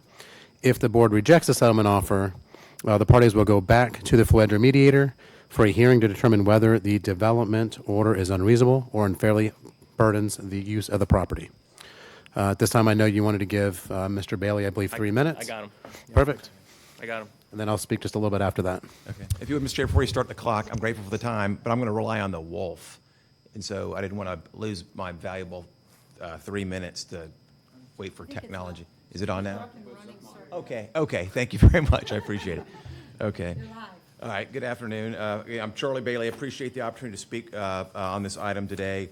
As Mr. Moyer mentioned, this is not a public hearing. It's rather a settlement agreement that is the product of a Fluidra proceeding, which is a collaborative process for mediation and arbitration, which we think was a win-win-win in terms of for all the parties, rather than engaging in prolonged and expensive litigation. And by way of background, the matter before you relates to the 50 plus acre site that is a Smith property. It's within the future urban service area, is designated as moderate density residential, delineated here in red in proximity to the celery fields.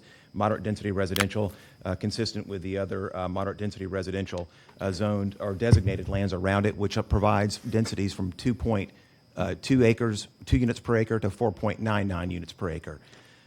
We are seeking a zoning for this property as RSF1, which is consistent with which is less density than the RSF2 along the west or east and south edges of the south side of the celery fields and catty corner to our southeast corner.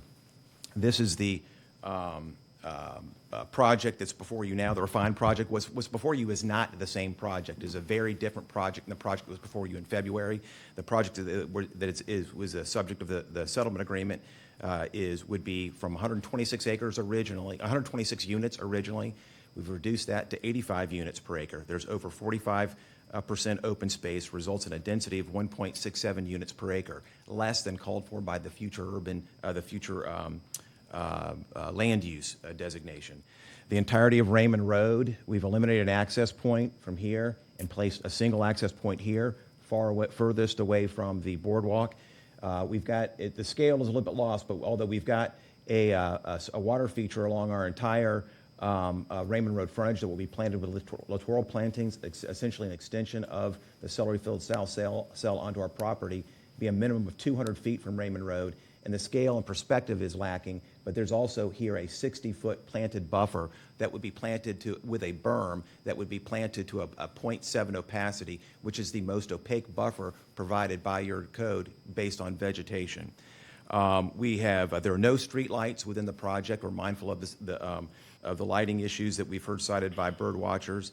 No street lighting. The minimal lighting that will exist with regard to signage and any other outdoor lighting, there are dark sky standards. We've got roof color restrictions, so there'll be natural colors, and our stormwater will be designed at a higher level than the county's 100-year storm event. We're committed to design it to accommodate an 11.8 inch rain event in a 24-hour period, which exceeds the county's 100-year storm event. And this is an example of representative of what this project would look like in the context of the larger area, showing the development pattern around it in relation to the celery fields. So with that, we would respectfully request your approval of the settlement agreement, which would allow us to then come back before you. Thank you, Mr. Bailey. Thank you. Hearing. So we thank you for your time allowing me to participate in this discussion item. Happy to answer any questions if you should have any. Okay, Josh. Yep. At this time, our office is looking for a motion to either approve the settlement agreement or to deny the settlement agreement. Okay, open this up to discussion from the board. I have Commissioner Mast. You're first on the board, ma'am. I want to have a discussion. I'm willing to make a motion. So if others want to talk about it first, I'm happy to let them. Go for it. I make a motion to deny the settlement. We have a motion for denial of settlement by Commissioner Mast. Is there a second? We have a second by Commissioner Smith. Now would be the opportunity to speak to your motion, ma'am, and the remaining board members. Commissioner Smith? Yeah, I mean, this is a floodplain. And I believe the decision that we made earlier was the right one to be made. And so I don't, I'm in agreement with denying this going forward. Okay. No other commissioners on the board at this time. Let's go ahead and call the question. All those in favor, please signify by saying aye. Aye. Any opposed? Chair votes aye. Passes unanimously. Moving on to agenda item number 37, which is Commissioner Mast, report, please. Thank you, Chair. This is really a request. It's going to be about our board retreat, and I'm not going to say I have a crystal ball, but I think a lot of our discussions will be about stormwater and infrastructure, just a guess. And I'd like to ask if perhaps Jonathan would be willing to have Ben Quartermain and Spender Anderson there. I know it's a little bit out of character. Is it something that we could have, just so that we could move I know we're not making decisions there, but I'd like some insight on that, just from your perspective, sir. Thank you, Yeah. Chair. Jonathan? Yeah, it would change the purpose of the strategic planning retreat. If the board wants to change the purpose of the strategic planning retreat, we can do that. But the plan is really to set it, if it's something you could solve at that meeting, it's not retreat worthy. That's a workshop, or it's, It's not really to resolve, it's to right. have those conversations. Yeah, Because I think it guides, Yeah. gives the direction. I would prefer not to do that. Okay. I would prefer to do it in a workshop. I'd prefer to do it in a commission meeting. We also typically have 2 dates scheduled. So if there's things that we have to get answers for, we can do that. And then if there's specific things, but really to stick to the purpose of the retreat, which is to focus on the 5 of you. Because when I became the county administrator, what I got from the commissioners at the time is they felt like the strategic plan was the staff's. And my goal is to make sure that the strategic plan is the 5 of you. So there are ways I think we can do that. I just don't know if we're only having that one date.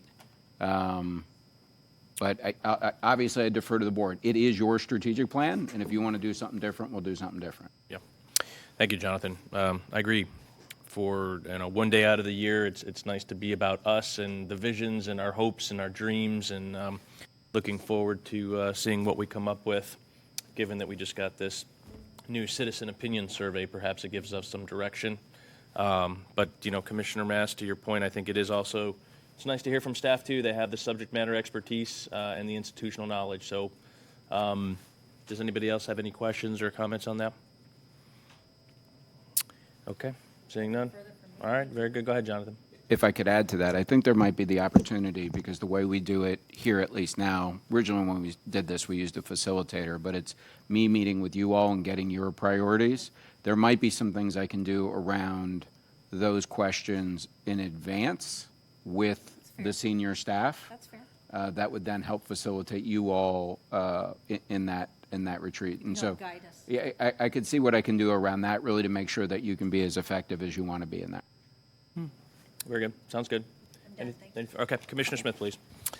Yeah, I just wanted to give the board a quick update having to do with the Sarasota Housing Authority. In my review of the HUD inspections, and since our last meeting, I have received the work orders that respond to the inspection reports, and I'm going to be reviewing my review of those reports before the Housing Authority tomorrow afternoon. So I will keep you informed on how that goes. But I just want to let you know that we're still working on it. Thanks. Thank you, sir. Commissioner Knight, please. I didn't have any, but until yesterday, former Commissioner Thaxton sent me an email about, we talked about homelessness and everything, and I saw Chuck briefly, and I just want to ask the board if we can have maybe an update on that now. Some of the information I'm getting is that maybe our beds are full at certain locations, so it'd be good to know where we're at with our hot beds. And as you well know, under the laws, is that if certain things trigger certain things, we certainly don't want to be arresting or having, we don't control, but we don't want to be having homeless people arrested who aren't complying with our ordinances that were put in place years ago, and certainly exacerbate more of our jail issues. So I just like to ask the county administrator, maybe somebody can come forward with, go ahead, Jonathan, I know I spoke to you briefly about it. Yes, sir. Would you rather it in the form of a board assignment or a presentation? But whatever's easiest. I think it just puts. I can make both happen. So Yeah. you just got to tell me what. Maybe a quick presentation. We'd be We're happy always to do busy, it, but if that's just the so we direction. can start to strategize if we need to make any decisions about more bed space, what those opportunities could look like if we need them, or maybe we have enough bed space. But certainly down the South Venice area, I took a little ride down there yesterday evening after I got the email, and there are some opportunities there to be looked at, and before season comes, and probably our libraries. I'm people assuming going you'd like a focus also on, like we've done in the past, that North County split too, because it's one thing to have the Salvation beds up here, but I think you'd probably want that whole thing in there, right? I think for all of us, I think we're all concerned about our whole county, no matter what district. Where are we at? Do we have enough bed space? What's, kind of an updated presentation, what's going on, and do we need to make any adjustments at all? Make sure we're I compliant. know you understand that, but if Commissioner Knight would be kind enough just to put that in a very general motion. I mean, I think staff he understands. Thanks. Just put it in a motion for me. Got to poke me, don't you, Practice, Joe? practice. So it's like a motion that county staff have a presentation on the conditions of our homeless population. Fair enough. We have a motion by Commissioner Knight. Is there a second, please?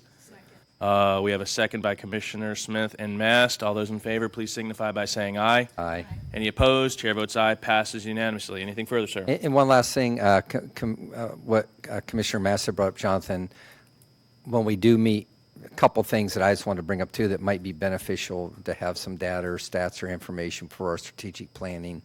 We can do that one-on-one or just we can talk to you. I know we're going to be moving out of here, so when we're going to see each other, but just a couple things I was curious about maybe that will come up with strategic planning. Maybe you have a little background knowledge on it when we talk. Yes, sir. I obviously would offer That's that to all the of you. direction, if I was reading Yep. right, that's the direction you'd like to go for December. Just Good. It's fine. Yep, thank you. Very Thank good. you, Joe. All right, Commissioner Cutzinger, please. Yeah, thank you. This is going to go back to board assignment 24-013, the golf carts along the 5 parks in Northport. We, the board, voted to get assignment back on that. They did some research, found that FDOT said it's permissible. And so what action do we need to take following up to bring that back? Well, it came back up. You didn't give me a heads up on that. I'm sorry. Yeah, I could review the board of. Yeah. I think that it just needed an action from the board to go ahead and develop the appropriate, I think it was an ordinance. Yes. To effectuate that. My apologies, but I thought we had already, as a board, I remember discussion and moving that forward. but If what- you had asked me, I would have thought the same thing, but if, based on what you're saying, apparently not. No, so whatever action needs to be taken next to make that a reality, please let me know, and if we need to do a board assignment, I mean, we've already done it. Yeah, I don't think we need a board assignment. We already It would approved just that. be whether the direction of the board had been given, go ahead and effectuate that, and if not, I'm assuming the board might want us to do that. Yes. So do we need a motion to? Know what to do. Yes, sir. So a motion to move forward to bring back an ordinance that will allow the golf carts associated with the board assignment that we made. I like the fact that you guys are finally giving deputy county administrator something to do. So that goes for Mr. Patello over there. So That would be great. All right, very good. We have a motion, second by Mass. Let's call the question. All those in favor, please signify by saying aye. Aye. Any opposed? Chair votes aye. Passes unanimously. Anything further, sir? Okay, very good. I have nothing really to report under my section. Moving on to agenda item 42, County Administrator, any outstanding board assignments? the only ones are the ones I mentioned last time. One of them we're waiting we've talked to, but we're waiting for a third party as it relates to the entryway features at North and South. And then obviously the follow-up on the work from the outside consultant that we hired to help administration while we were going through the stormwater changes. And both of those are forthcoming. One, I'm just waiting for the outside party, and then we'll provide that to the board. Great, thank you. Any questions for Jonathan on that? All right, seeing none. Any, let's see, agenda item 43, any more recent changes in board meeting schedule? No, sir. Yep, very good. Quick question for the board here. It is exactly about 3:20. We've been going at this a little bit. Do you want to keep pushing? You want to take a 5-10 minute break? Let's take a break. All right, we're going to go ahead and take a 10-minute break. Let's say 10-minute break.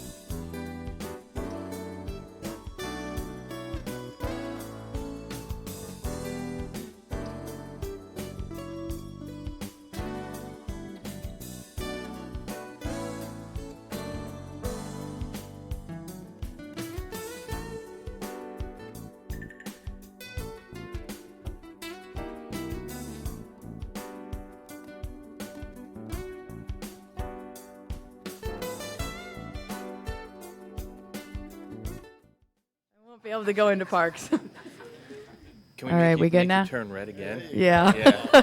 I walked into it. Yeah. It's okay. Okay. For the record, Nicole Rissler, Director of Parks, Recreation, and Natural Resources. And I am here this afternoon to provide you an annual report on the land acquisition and protection. I'm very excited. We have some great highlights for you today associated with this wonderful program. These are the areas that I'm going to go through. We're going to go a little background on the program itself. We are celebrating 25 years of protecting land here in Sarasota County. We'll give you an update on the acquisitions that we have had this past year. Some of them we have acquired, some of them were under contract. Then we'll give you the update on the famous Al Mayo chart of protected land that we have updated, and then some next steps related to the referendum. Just some background on what and funding we use to acquire land here in Sarasota County. The two big ones are our Environmentally Sensitive Lands Protection Program, or SLIP, our Neighborhood Parkland Acquisition Program, and I'll talk about both of those, or NPP. We also can and do, in some cases, use park impact fees. And in some smaller cases, we've used some general fund, more for acquisitions that happened prior to our acquisition program. We also have a variety of partners. We don't do what we do here without partners. Some of those have been SwiftMud in the past. We also really have done a great job of partnering and getting reimbursement grants through the state's Florida Communities Trust. So a little background on the program. Our Environmentally Sensitive Lands Protection Program, or SLIP, was formally created with the passage of the first voter referendum in 1999. That authorized 20-year ad valorem tax, not to exceed 0.25 mils, and it would fund SLIP through 2019. It also authorized the $53 million in bond funding over the course of the program. The program was really such a great success, and we'll see how NPP came into this. During that time, it also established the Environmentally Sensitive Lands Oversight Committee, which we still have today as SLOC, that helps advise the County Commission on those nominations and purchases. And originally, it established 32 protection priority sites which were geographically located across our entire county. As I said, the program was such a success that a second referendum was done just 6 years later in 2005. It passed with over 80% majority of voters, and it authorized an expansion to add the Neighborhood Parkland Acquisition Program, or NPP. It also authorized the continuing of the ESLPP program for an additional 10 years through 2029. And it also authorized up to $250 million to bond over the course of the program. Oops. Since SLIP was formalized or began in 1999, the county has protected 100 properties, and I will talk about that big celebration here in just a few slides, with over 42,000 acres. Through those acquisitions, SLIP has preserved thousands of acres of critical habitat, water resources, and provided countless new opportunities in recreational, nature-based opportunities. The Neighborhood Parkland program was established in 2005. We've acquired 29 properties, totaling more than 139 acres. And just it should be noted that the acres usually that we're acquiring under Neighborhood Parkland is a half an acre, it's 1 acre. It's usually really small. A lot of times that's water access, it's beach access. So that's why those numbers are pretty much smaller.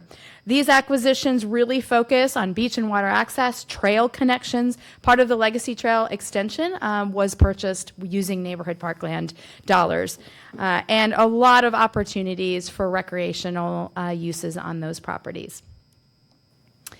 13 of the SLIP properties have been protected through conservation easements.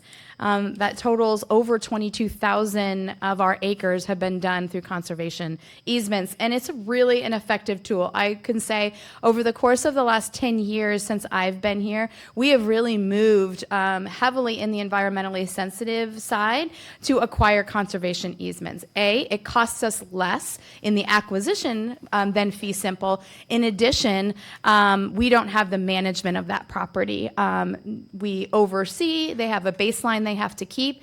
And this has been very effective for cattle ranchers and farms where the family keeps the property, they're still ranching on the land, but we're conserving and protecting it into the future. We also have really done a good job under the SLIP program of leveraging these land acquisitions with partnerships and securing other funding. And so over $66 million from partners have also been put into the pot for acquiring and protecting land. So as I mentioned before, we are celebrating 25 years since our first acquisition in 2000. And we also marked last Friday the 100th acquisition of the ESLPP program with the acquisition of the Venice Campground, which will be part of the Snookhaven Regional Park. We've celebrated all year with this. You see we've even had a mark. But over the course of the last few months, we've done some guided eco walks at Manasota Scrub Preserve and Red Bug, which were the first two acquisitions in 2000. We did the proclamation and we've done some social media, but we will culminate this whole 25th anniversary celebration on Saturday, November 15th. From 10 a.m. to 2 at Deer Prairie Creek Preserve, the south entrance, with a variety of activities to come out and explore everything that Deer Prairie has to offer. And there'll be a variety of speakers that have long been part of the history of this program and why the extension of the program is so important when it comes to the ballot box on 26. These are some of the highlighted environmentally sensitive lands acquisition accomplishments. I'm amazed sometimes that people don't realize that some of these beautiful properties were acquired through this program. So I always like to kind of put some of those up. What I also like to point out on this slide is that these preserves, as you can see, are done over multiple acquisitions. I mean, you can look at Manasota Scrub Preserve. That was 5 different acquisitions that makes up that current. Old Myakka is another one that is 4, actually I think that is also a 5th acquisition that makes up the preserve that we know now as Old Myakka. Some of those past NPP acquisitions have included the very first, which was the Bayfront Park addition on Longboat.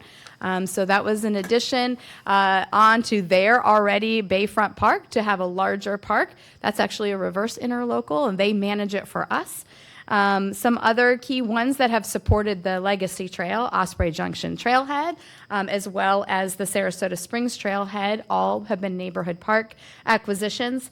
And then from the beach side and the water access side, you can see Siesta Key Beach Access 7 and Senator Bob Johnson's Landing. So this is the recent ones. And as you can see in the last basically 18 months or less, this is what we've acquired. We have been on a roll. Poor Bree, our land acquisition agent, she has been very, very busy. This is 10 parcels that we have purchased and closed on with just under 750 acres. So we'll dive into those a little bit more here. So on the ESLPP side, you see we had 3 different purchases of fees, 2 of them being fee simple, Venice Lemon Bay Berg property for 4 acres, Sleeping Turtle South Baker property, so that's one of those properties along East Venice Avenue that will ultimately make up the Snookhaven Regional Park. And then a conservation easement over part of the Elling-Ide property, which has long been a focus for this program. Other ones, the Deer Prairie Creek Durango Avenue property. So that is a 0.25 acre property that was a little hole for us between Warm Mineral Springs and basically the properties that we own to Deer Prairie Creek along what will be the finished connection between the Northport Connector and Warm Mineral Springs down in Northport. So for a very small property, it took us a while to get there, but we have closed on that property. Another South Venice Lemon Bay parcel we just acquired here in September, and then also that Westbrook property along East Venice Avenue. Under the neighborhood parkland acquisitions, Center Road, which is the small 2.25 acre parcel right next to the celery fields. We closed on that earlier this summer. And so we're excited about what that will look like for expanded parking, possibly a small playground, and a home for our refurbished and our historic celery harvester will be ultimately placed there from an interpretive perspective.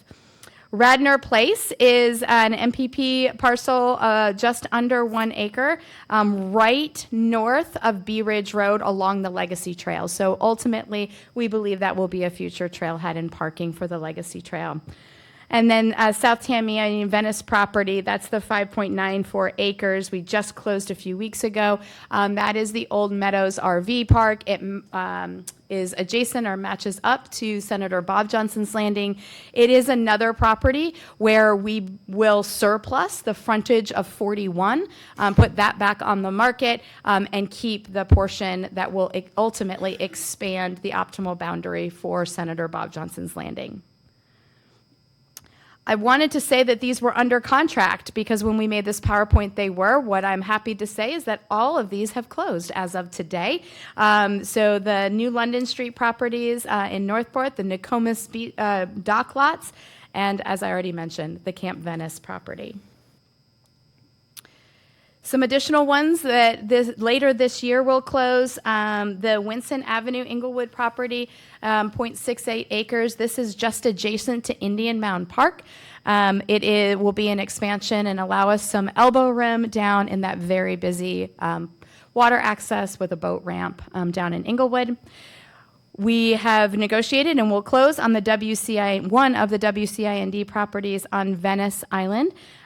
This will be one that we are working with the Office of County Attorney to actually work on because it's within the city, it really will act as a neighborhood park. The Venetian Waterway Trail goes through it, of conveying that to the city and putting maintenance responsibility on them, which they are open to.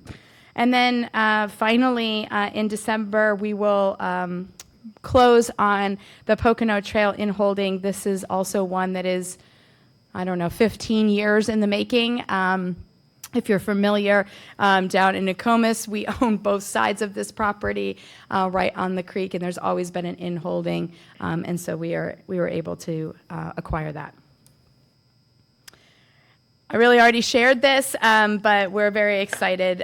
What is really special about Camp Venice being the 100th acquisition is that it's the first time that we've had a joint acquisition of these two programs. We've talked about it a lot. I think we were talking about it even before I worked for Sarasota County and I was on the park board. But this is actually the first one that we are jointly purchasing with both programs. This property will connect Snook Haven Park and expand our Sleeping Turtles South corridor there and ultimately be a gateway to an amazing regional park with nature-based activities, a boat ramp, a campground, a restaurant. What more can you want?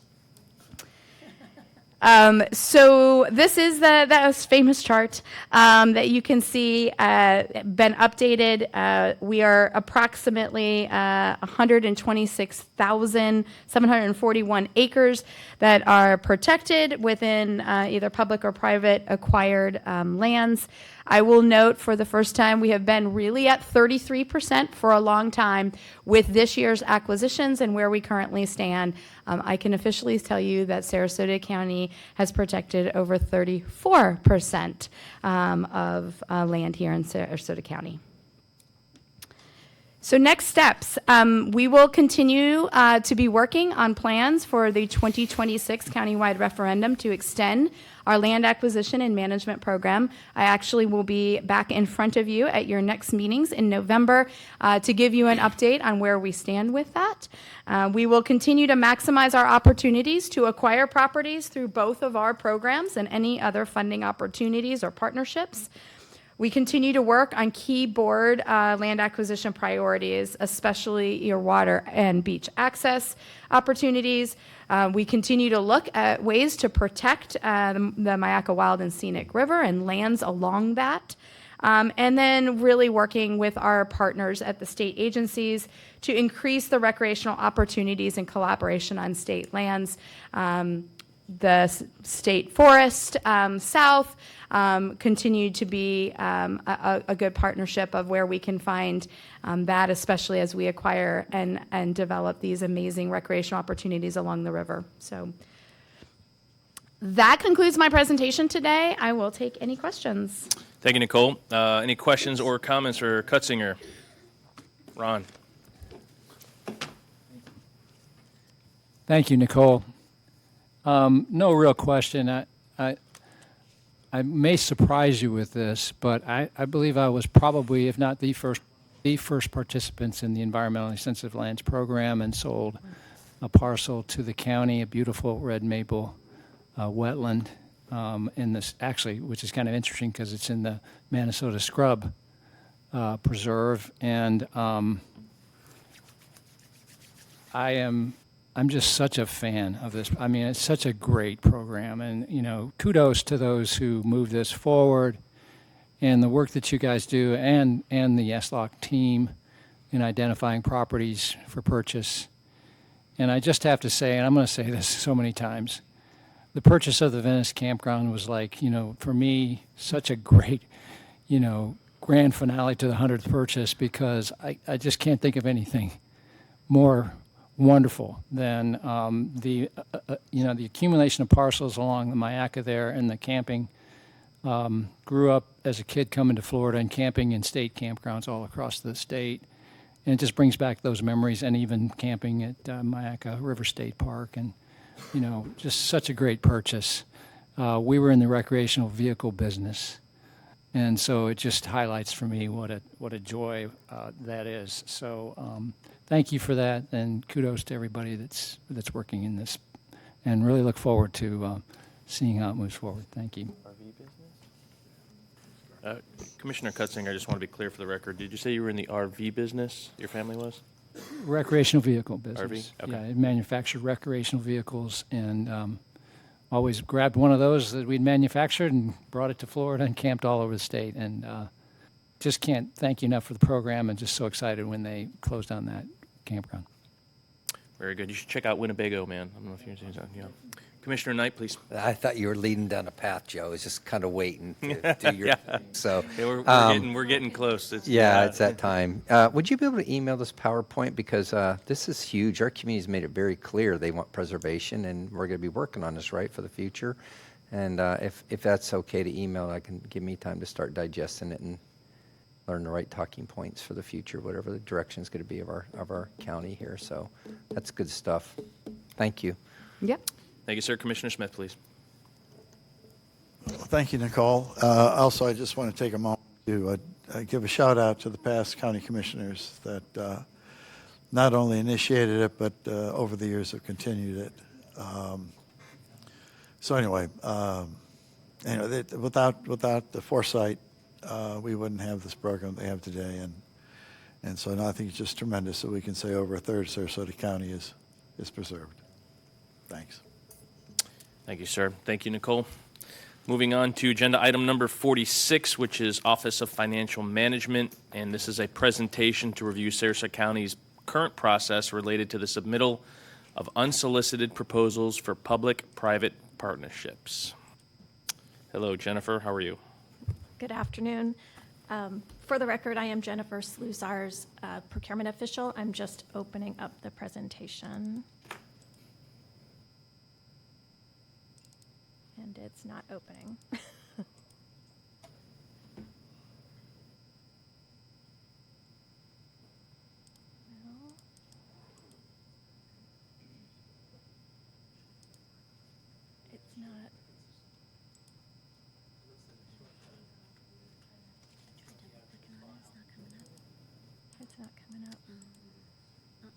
man.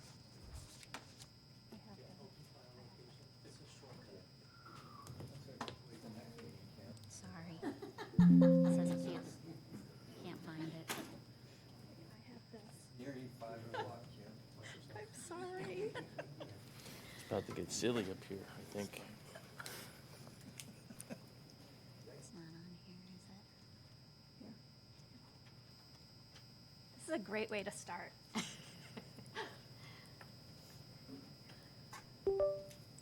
Where's my file?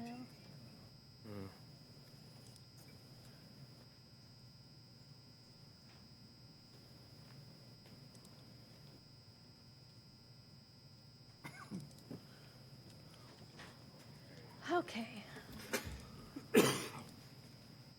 Well, that's a great way to calm my nerves. Item number 46 is a discussion of the county's current process for submitting and evaluating unsolicited proposals for public-private partnerships, also known as P3s. Our current process was adopted in October of 2024. That's when we amended our procurement code to clarify the submittal process and also reflect changes that had been made to Florida statutes related to P3s.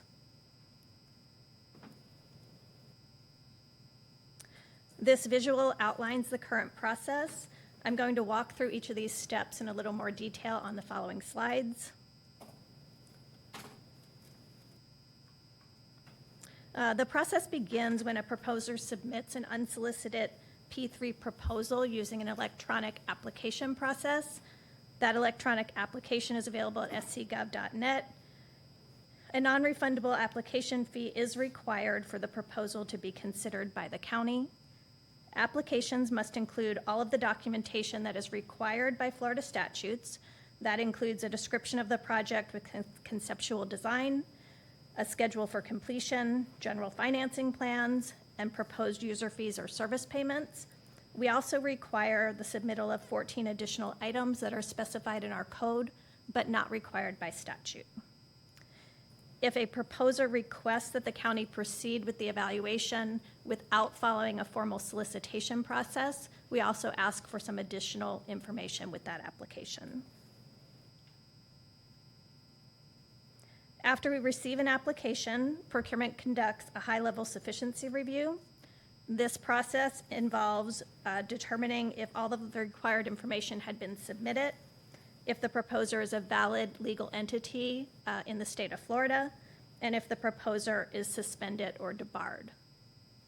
If an application is deemed sufficient, it is forwarded to the county administrator. If it is not sufficient because it's missing some required information, the proposer is given 30 days to correct those insufficiencies and resubmit. Within 10 business days of determining that an application for a P3 is sufficient, the county administrator provides written notice to the board. Then during the first board meeting following that notification, any commissioner may request a full board review of the proposal. If that motion is passed, the item is placed on the agenda for the next board meeting. If no request is made to review the proposal, staff may proceed with evaluation at the county administrator's direction. And at this point in the process, the board may also direct us to reject the proposal without any further consideration. During a stage 1 review, the procurement official determines if the proposal meets all statutory requirements. This includes confirming that the project meets the definition of a qualifying project, determining the project is consistent with legislative findings and intent, ensuring that all statutory project approval requirements are met, and identifying proposed financing mechanisms. A written report of this review is provided to the county administrator. A stage 2 review begins only upon direction from the county administrator and after receipt of a $25,000 evaluation fee. Any unused portion of that fee is returned to the proposer. The additional information that was submitted with the application is critical during this stage. This is where we evaluate whether there is a public need or benefit for the project, the reasonableness of estimated project costs, and whether the proposal would expedite project delivery. A written report of the Stage 2 review is also provided to the county administrator. If the proposal is determined to be for a qualifying project, and it's also determined that it's in the best interest of the county to proceed, the process moves to the procurement phase, and this is done with board approval. Previously, this meant that we had to issue a competitive solicitation.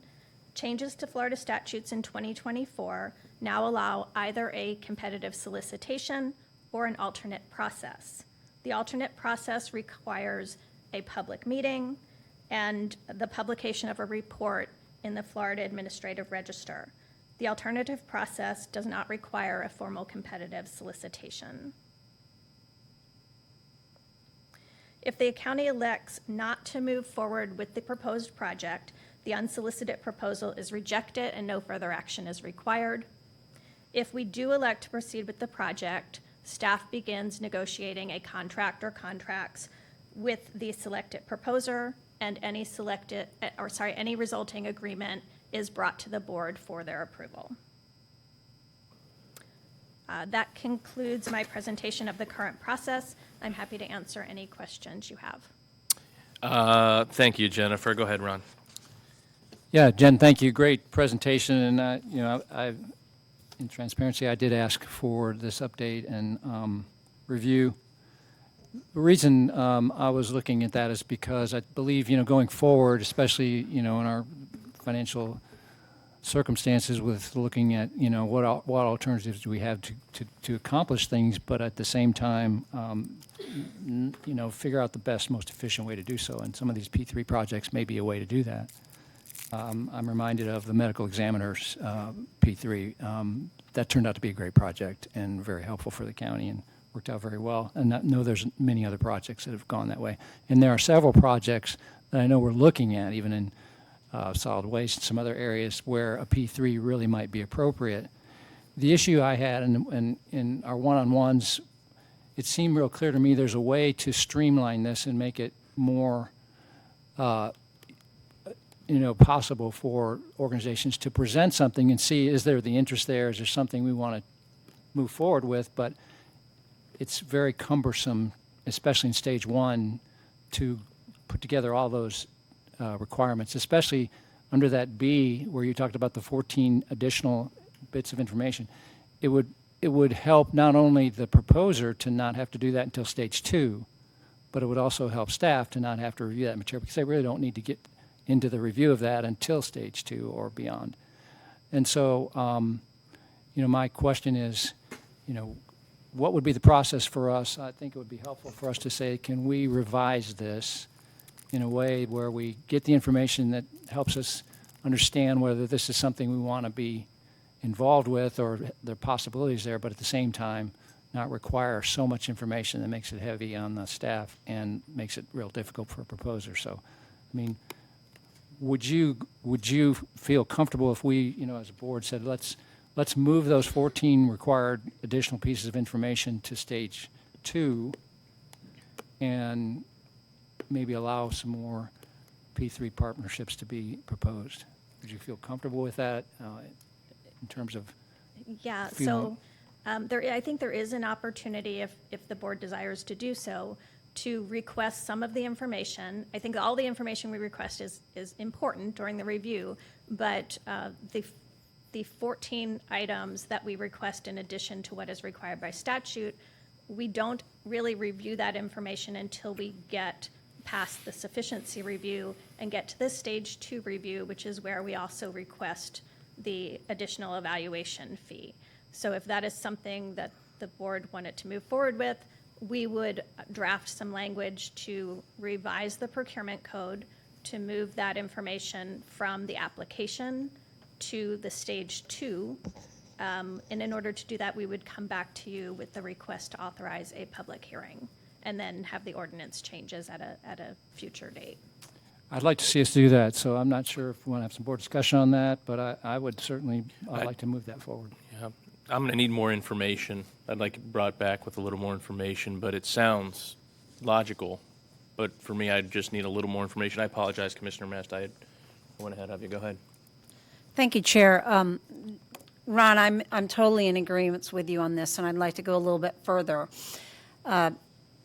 Jennifer, I think that in some cases, perhaps all 14 requirements are not applicable to each project as well. And so I think maybe there needs to be, and again, I'm not trying to step into your arena of expertise, perhaps not all 14 are required for each solicitor.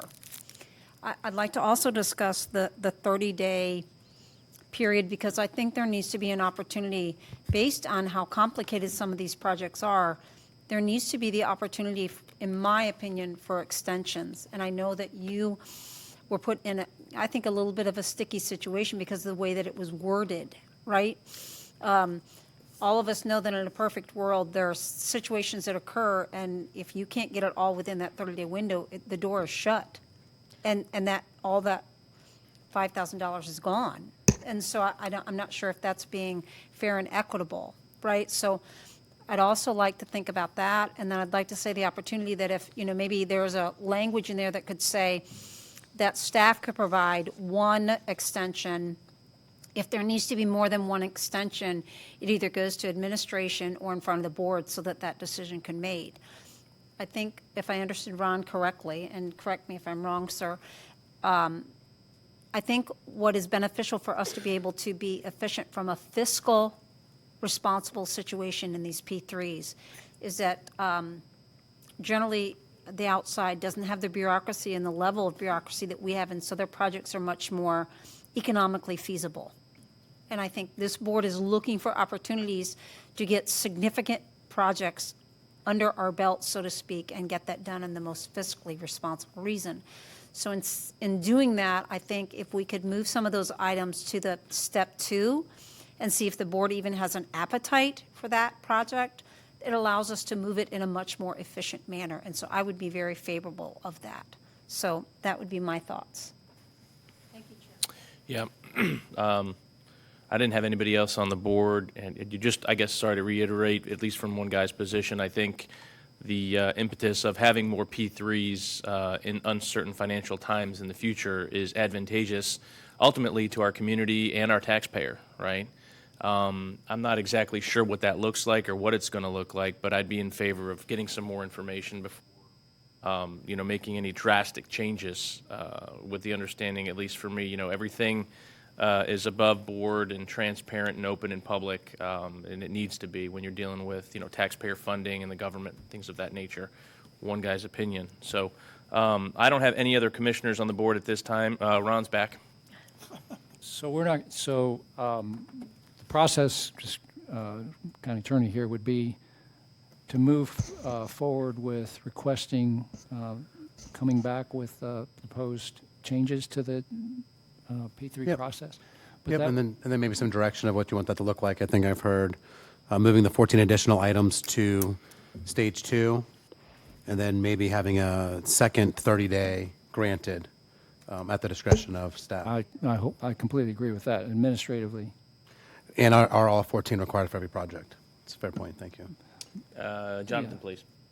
Just while you're all deliberating, some direction on whether you, because it could come back in a variety of ways, right? It could be some direction is given today, and then we could prepare the appropriate notice to go out for a change in the ordinance, or you could say, this is good information, we want a deeper discussion on what those would look like, and they could do it that way. So either of those, that's purely the discretion of the board.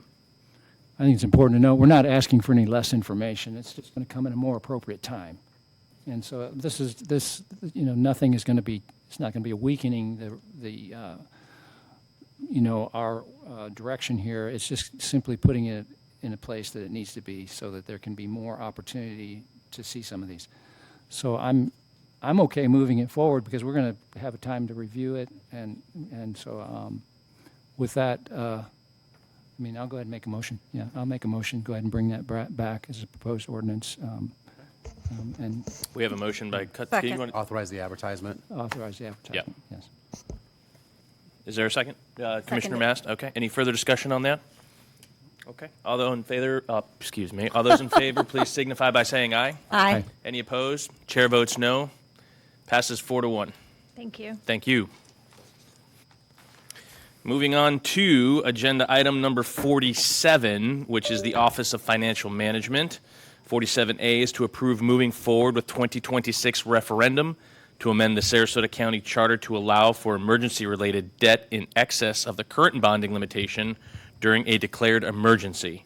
47B is to approve moving forward with a 2026 referendum to amend the Sarasota County Charter to allow for refinancing of existing debt in excess of the current bonding limitation to provide debt service and savings. Good afternoon, Kim.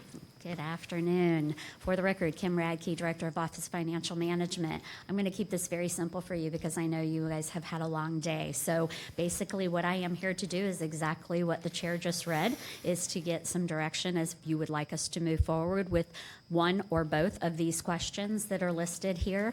Or the questions aren't listed here, but the information here to move forward with the referendum for these items, and then we would work to bring back the language so that it could be provided to the election office in a timely manner for the 2026 referendum. Great, thank you, Kim. Apologies here, folks. Are there any comments and/or questions from the board, please? Kim, I don't see any. I think everybody needs coffee here at this time. You know, I don't see anybody up and running to move here. There's no questions. I'll make a motion. Okay, that's what we're looking for. Move approval of 47A and B. Okay, we got a motion and a second to your motions. Any discussion? No. All right, any further? Nope. All right, very good. Let's call the question. All those in favor, please signify by saying aye. Aye. Aye. Any opposed? Chair votes aye. Passes unanimously, but I have County Administrator on the board, sir. Thank you, Chair. I just didn't know if this was the time. You know, having a lot of things on a referendum is generally not a good idea in my experience. And I didn't know, we are currently working through the process having to do with the jail in terms of the design and the extra things the board has directed. And I think finishing that would be valuable. But I do think it begs the question for me and my staff, does the board still want to proceed with a referendum on the jail in 26? The time is short. So at some point, whether it's today or another day, Chair, if that's changing, I need direction, because the last direction I have from the board was to go forward and work on it. Very good. Jonathan, I have Commissioner Knight on the board, sir. Yeah, I think that's a heavy lift to have two. I think at our last meeting, three, in our last meeting, I think we shifted gears again a little bit more what the Sheriff's Office recommendation was, changing gears again. So I haven't seen that come back. So I would, my personal thoughts for this board would be that we wait, we hold on the jail referendum until the future, till at least we get some data back on the new designs that a lot of these people were asking. Thank you, sir. Commissioner Smith, please. Yeah, I agree with Commissioner Knight. I think, I do think we should go forward with the design in order to find a direction that we'd like to go to. Because, I mean, the need will still be there. We're still going to need the jail. But I think the timing's off. But I think we need to really hone in on exactly what we are asking for and where we plan on building it. And also that would help us solidify the costs so that we are asking exactly what we need and how much it'll be. So my thought is to pass on doing the referendum for the jail right now and concentrate on the other referendums that we're working on. Thank you, sir. Commissioner Mast. Thank you, Chair. I also think that it's really important that we are so transparent when you do a referendum. It's vital to our citizens that they have every opportunity to understand what it is that they're voting on, and I do not think that it's in the best interest of the county as a whole for us to do more than the two that's just been authorized today. I think the jail is vital. I think the design of it is vital. Unfortunately, I don't think time is on our side in any of these projects, but I don't think that you ever want to set yourself up for failure or confusion. And so I would be in favor of pausing on that perspective from the referendum at this time. Thank you, Chair. Thank you, Commissioner. I have no further commissioners on the board. Seems like we have some sort of a general consensus here, Jonathan, and we'll go ahead and put that in the form of a motion for you. Is there a motion on the floor, please? Buzz in. Commissioner Smith? I move that we don't pursue the referendum on the jail at this time, but do pursue the design direction. Okay, very good. Is there a second? Second. Second by Consigliere. Any further discussion? Seeing none, call the question. All those in favor, please signify by saying aye. Aye. Any opposed? Chair votes aye. Passes unanimously. Thank you for the direction. Thank you, sir. Agenda item 48, under Planning and Development Services. This is to provide policy guidance on amendments to the Water and Navigation Control Authority Code, Chapter 54, Article 20 of the Sarasota County Code of Ordinances related to artificial wreaths. And this afternoon, we have Ms. Rachel with us. Good afternoon, ma'am. Good afternoon, Commissioners. Rachel Herman, Planning and Development Services Department with Environmental Protection Division. It's my opportunity today to discuss with you policy guidance opportunities to create an artificial reef program that could be staff administered. My outline of my presentation, it'll be brief. I know we've had a long day today, so please feel free to interject if you've got any questions as I go along. But I'll give a little bit of background, talk about some considerations, and that policy guidance that we're seeking, our next steps, and I will end with our recommended motion.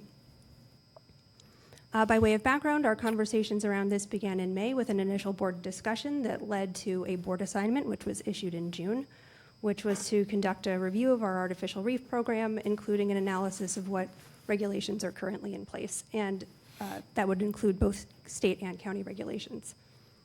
At the July 8th meeting, the board discussed a little bit more in detail what they wanted with regard to bringing back further discussion and an opportunity for the public to participate in an artificial reef program. And this today is our first conversation about what that artificial reef program might look like. So a few considerations for you as you deliberate today.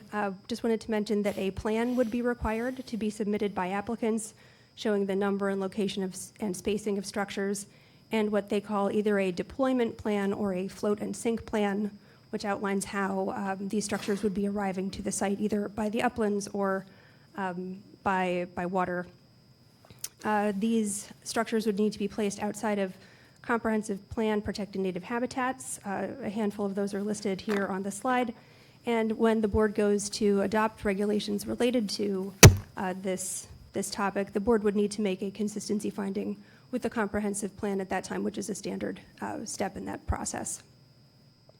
Applicants would also be responsible for obtaining any other necessary approvals from the Florida Department of Environmental Protection or the Florida Fish and Wildlife Conservation Commission as example.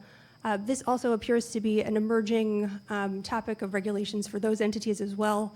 I've heard from our colleagues with the City of Palmetto for their reef ball field, they had to also get the approval of the Coast Guard.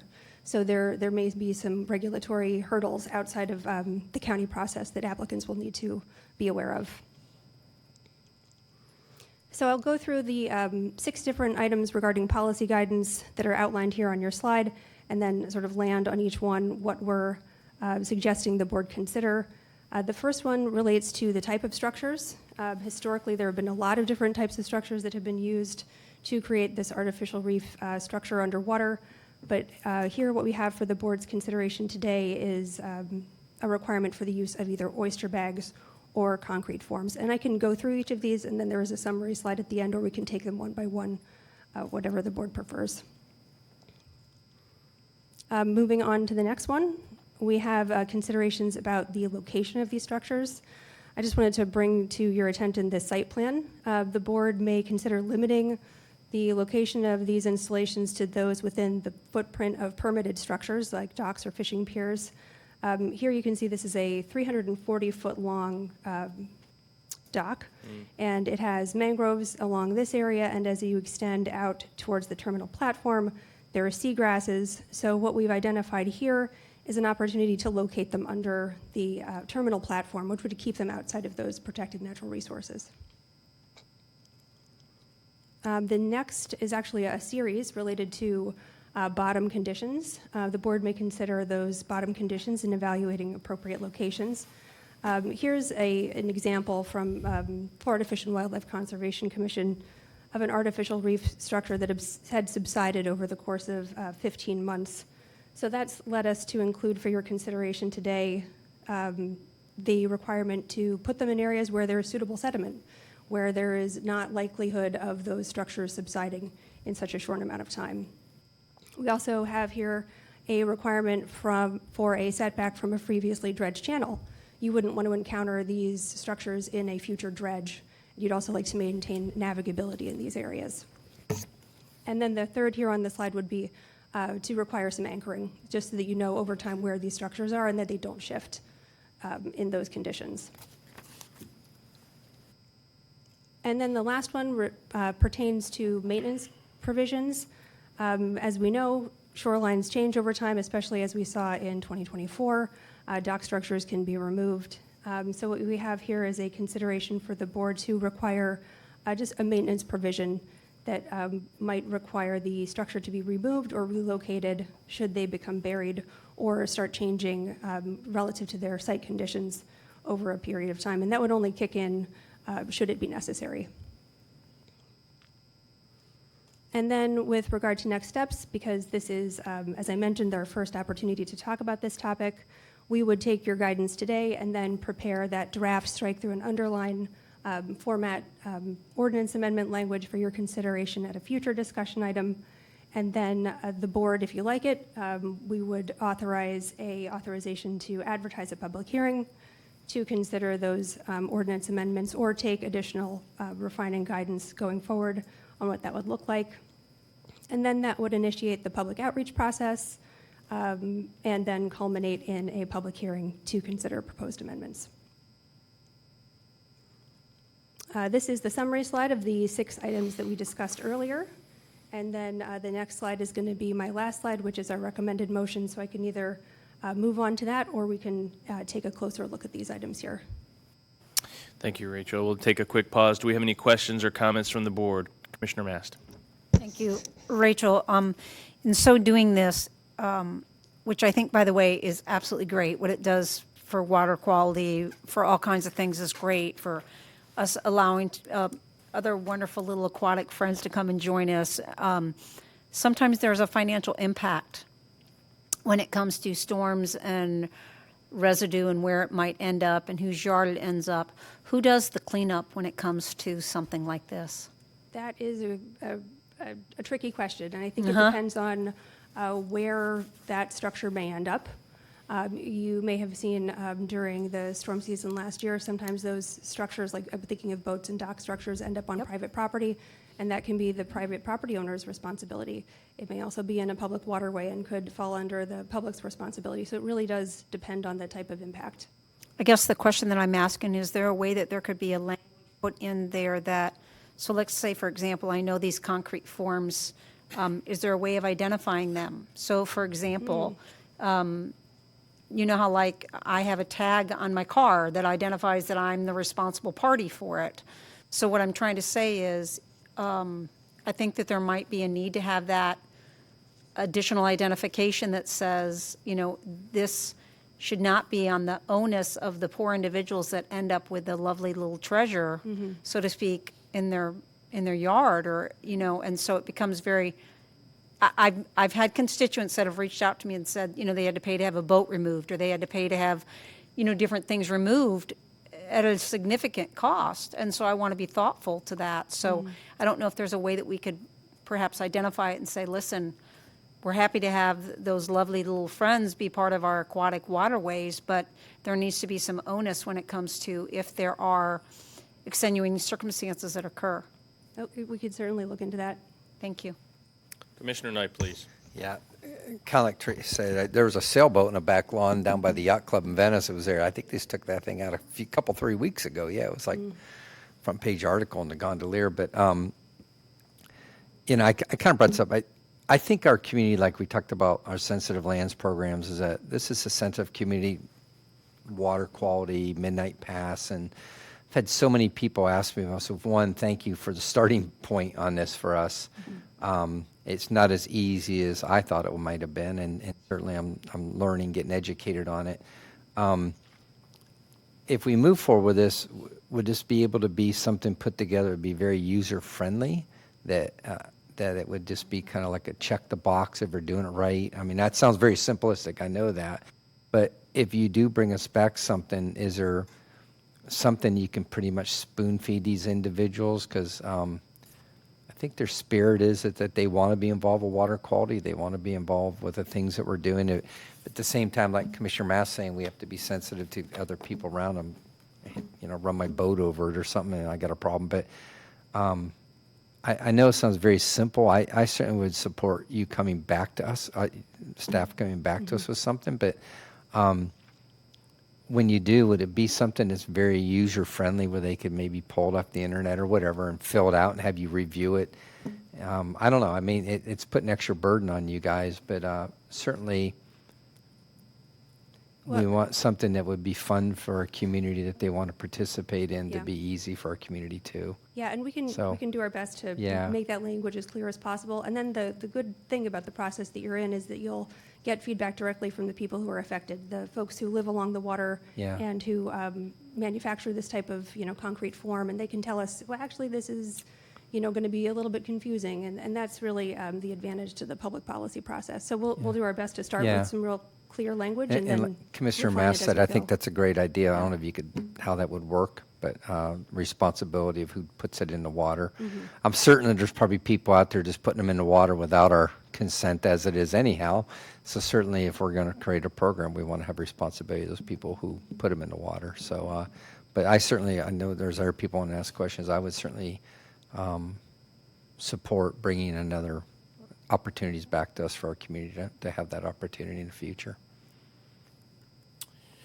Thank you, Commissioner. I have no other commissioner on the board at this time, so I will entertain a motion from this board, from anybody, please. And just Commissioner keep it Knight. simple so we can get out of here. I just make a recommendation that staff comes back to us with the opportunities of A through F, and with the addition of what would it look like to have a name or identification on one of these oyster bags or concrete forms for us to review. Good enough? I think that works. There's a motion. Is there a second? Second by Mast. All those in favor, please signify by saying aye. Aye. Any opposed? Chair votes aye. Passes unanimously. Thank you. Thank you, Rachel. We are now moving on into agenda item 49, which is open to the public. I have 4 cards here. As I call your name, please meander towards the front. First will be Laura Ayers, Larry Beggs, followed by Susan Shetley-Gum, and then Jean Doobie. You'll never get that Okay. wrong again. I won't get that one wrong again. I'm going to think of Scooby-Doo. Yeah. All right, Miss Laura, you are up first if you're here. Yes?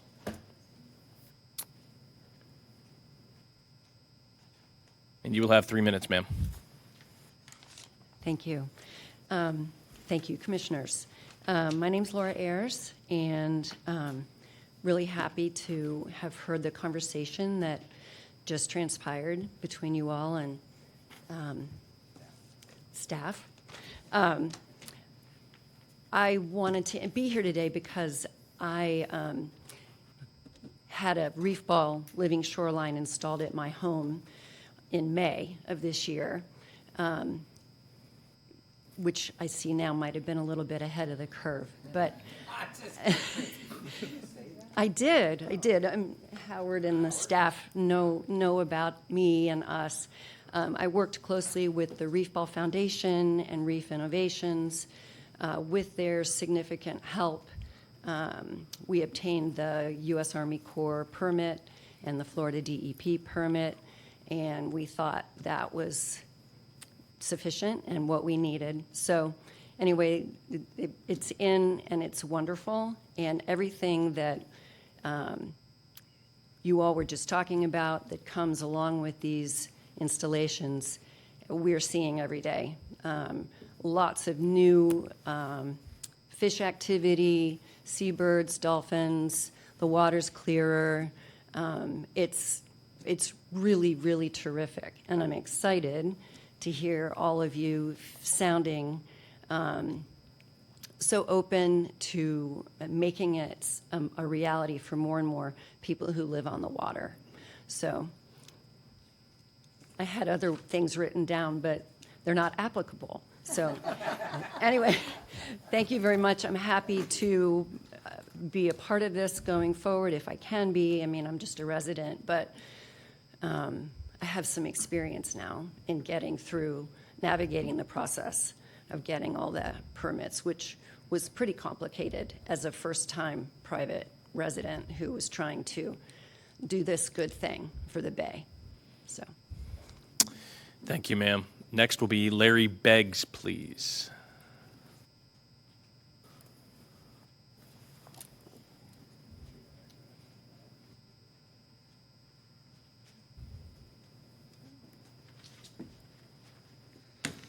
I got a lot of notes for y'all.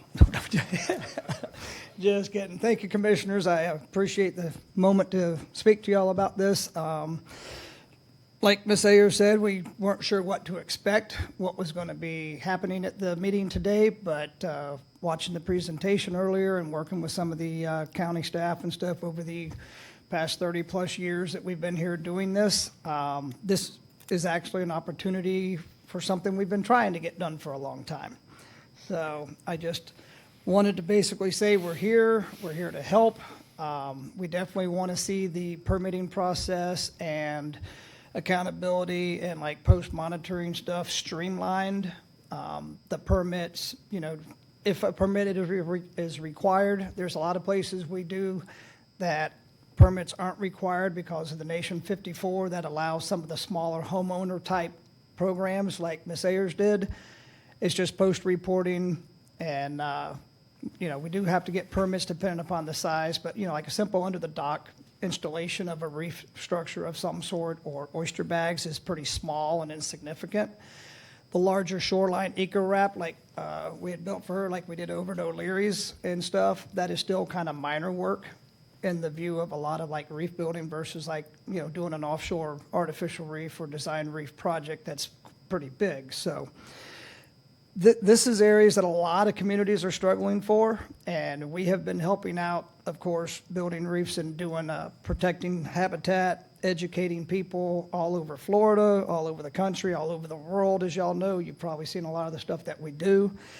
So we just want to say we're here to help you. This is what we want to have done. We want people to be able to get a pretty clear picture of what the process is, make it as streamlined and easy as possible, because the counties and the states do a pretty good job of building reefs, both inshore and offshore and along some of the habitat bottlenecks that we have, and we're still learning. But it's a lot for just the government to do. So to be able to put the community and the citizens and the homeowners, have them help, now you're connecting instead of just these little small project here, small project there. If you can connect a bunch of smaller projects that tie all these different types of habitats, inshore, offshore, nursery zones, connecting those together with smaller, more spread out projects, you're going to get a whole lot more benefit to the Bay. And it's going to help clean up our waters. And nobody wants to see what this place might look like if that bay goes sour and it turns into a cesspool rather than a healthy marine environment. So thank you all very much for what y'all are putting into this. We are here to help you, and that's all we want to do. Our doors are open. Just let me know what you need. Thank you. Thank you, sir. Next will be Susan Shetley, please. Thank you, Commissioners. Very quickly, I know you've had a long day. I just wanted to stay and personally thank you for your decision earlier today to reject the Horton settlement agreement. I think that was a very good, wise decision, and appreciate it very much. And while waiting here the rest of the afternoon, I realized I began appearing in front of the Sarasota County Commission as an outside legal consultant over in the old Terrace building. Then I was here at the first meeting in this building as a member of the county attorney's office. And now I'm here for the last meeting. I don't know what it means, but it suddenly all popped into my head. And I thought, well, that's kind of interesting. But thank you again so much. I figure you can't get thanked enough for doing a good thing. Thank you, ma'am. And our last open to the public card in this building goes to Miss Jean Doobie. Yes, got that right. Good afternoon, ma'am. You will have 3 minutes. I know. I won't take that long, I promise. Well, we could give you as long as you'd like today. Okay. So I'm Jean Doobie. So on behalf of myself and of Sarah Reisinger, our president, who had to go and pick up her kids, and all of Sarasota Audubon members and friends, thank you so much for rejecting the D.R. Horton settlement. And it affirms, you have reaffirmed everything that Audubon does and has done at the Celery Fields. And so a heartfelt thank you to all of you. That's it. Thank you, Now we ma'am. can all go home. Well, yeah, that is very good. Yeah. So I think it would be very appropriate to just open it up to this board for any other business for the good of the order. And I'll start down with our county attorney, move to our county administrator, and work my way to the right.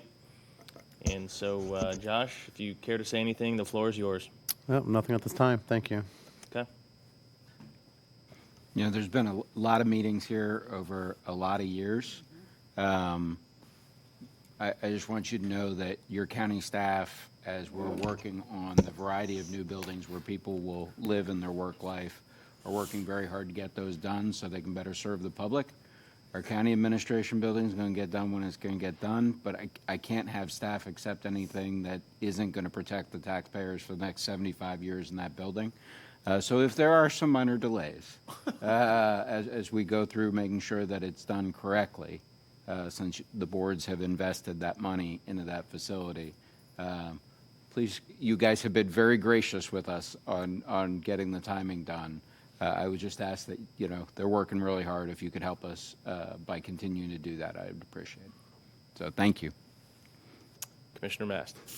So I remember sitting through many meetings of the Terrace building, and then when this building became available, the old GE building that we currently. GTE. Yeah, GTE, thank you. Obviously I've walked this hall as an employee, as a county commissioner, as just a regular resident and citizen. It's very creepy to walk through these halls right now because the building is like really quiet and empty. There's been a lot of incredible memories made here, and I look forward to many more in the new building. But it's truly just been an honor to be able to say that this is the last meeting in this building. We are moving on to bigger and better things. Very excited. Commissioner Smith, please. Yeah, as an architect, this building's always been awful. I'm not going to pull the punch. When I got elected, I thought I was sentenced to that awful little office with the narrow window. Stand on my desk, I could see the post office. And so those of you all that have been sentenced here longer than I, the new building is amazing. It is extremely what I would determine is employee-centric. The commission has a view of the parking lot. The employees get to see the celery fields. Anyway, it's a beautiful building. I have reviewed the construction issues that we've been sent. We may be a little bit delayed. There's some corrections that need to be made. Make sure it's waterproof. But I spent a good deal of my time coming here for clients as the architect, but I'm not sad to see us go. It's time, you know. But we're on to much, much better things ahead, and I'm looking forward to moving into the new building. Commissioner Cutzinger. Yeah, so 9 years ago, I remember coming into my first planning commission meeting. And frankly, it was intimidating. I mean, coming first time on the dais and, you know, that experience. And then here we are now with a pretty significant upgrade in view. And looking forward to that. If anyone wonders about whether or not Sarasota County is efficient with their dollars, we're sitting in the original seats that were here in this building when it was originally put into service. That's not too far from the truth. No, it's been a great experience. And for me, it wasn't so much about the building. It was about, the staff, the circumstances, the people, and that carries for me a lot of good memories and a lot of thanks. So, but I'm looking forward to the new office. Commissioner, well, Mark's always, yeah, he certainly got a way about him and a wit for sure. Yeah, I do. Yeah, I think I was always going to mention the GTE building because growing up as a kid coming downtown, those blue letters and white background always stuck out, right? And I think this just kind of reinforces and puts into perspective, Sarasota County has come a long way. We're growing by leaps and bounds. Great school system, great hospital system. We're very blessed and lucky to be here. And I think it is an opportunity to just have a little bit of a reflection, but also look forward to the future. I know that our staff is looking forward to that regional kind of quad area that will be very accessible not only for staff, but also for the public when they need to get there. So I think it's an exciting chapter. It's a new chapter in the history of Sarasota County. I do believe we're all very excited to be part of that. And it's my understanding that there might be a rooftop view over Cardiac Hill. So, when we're out there before meetings, maybe anybody will take me up on a morning run, to get some of the endorphins kicking before we do business here. That's really exciting.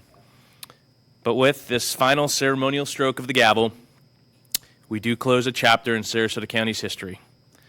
And as preparations continue for our final move to the new County Administration Center, we carry forward the legacy of service and leadership that began right here in these chambers. This meeting is adjourned.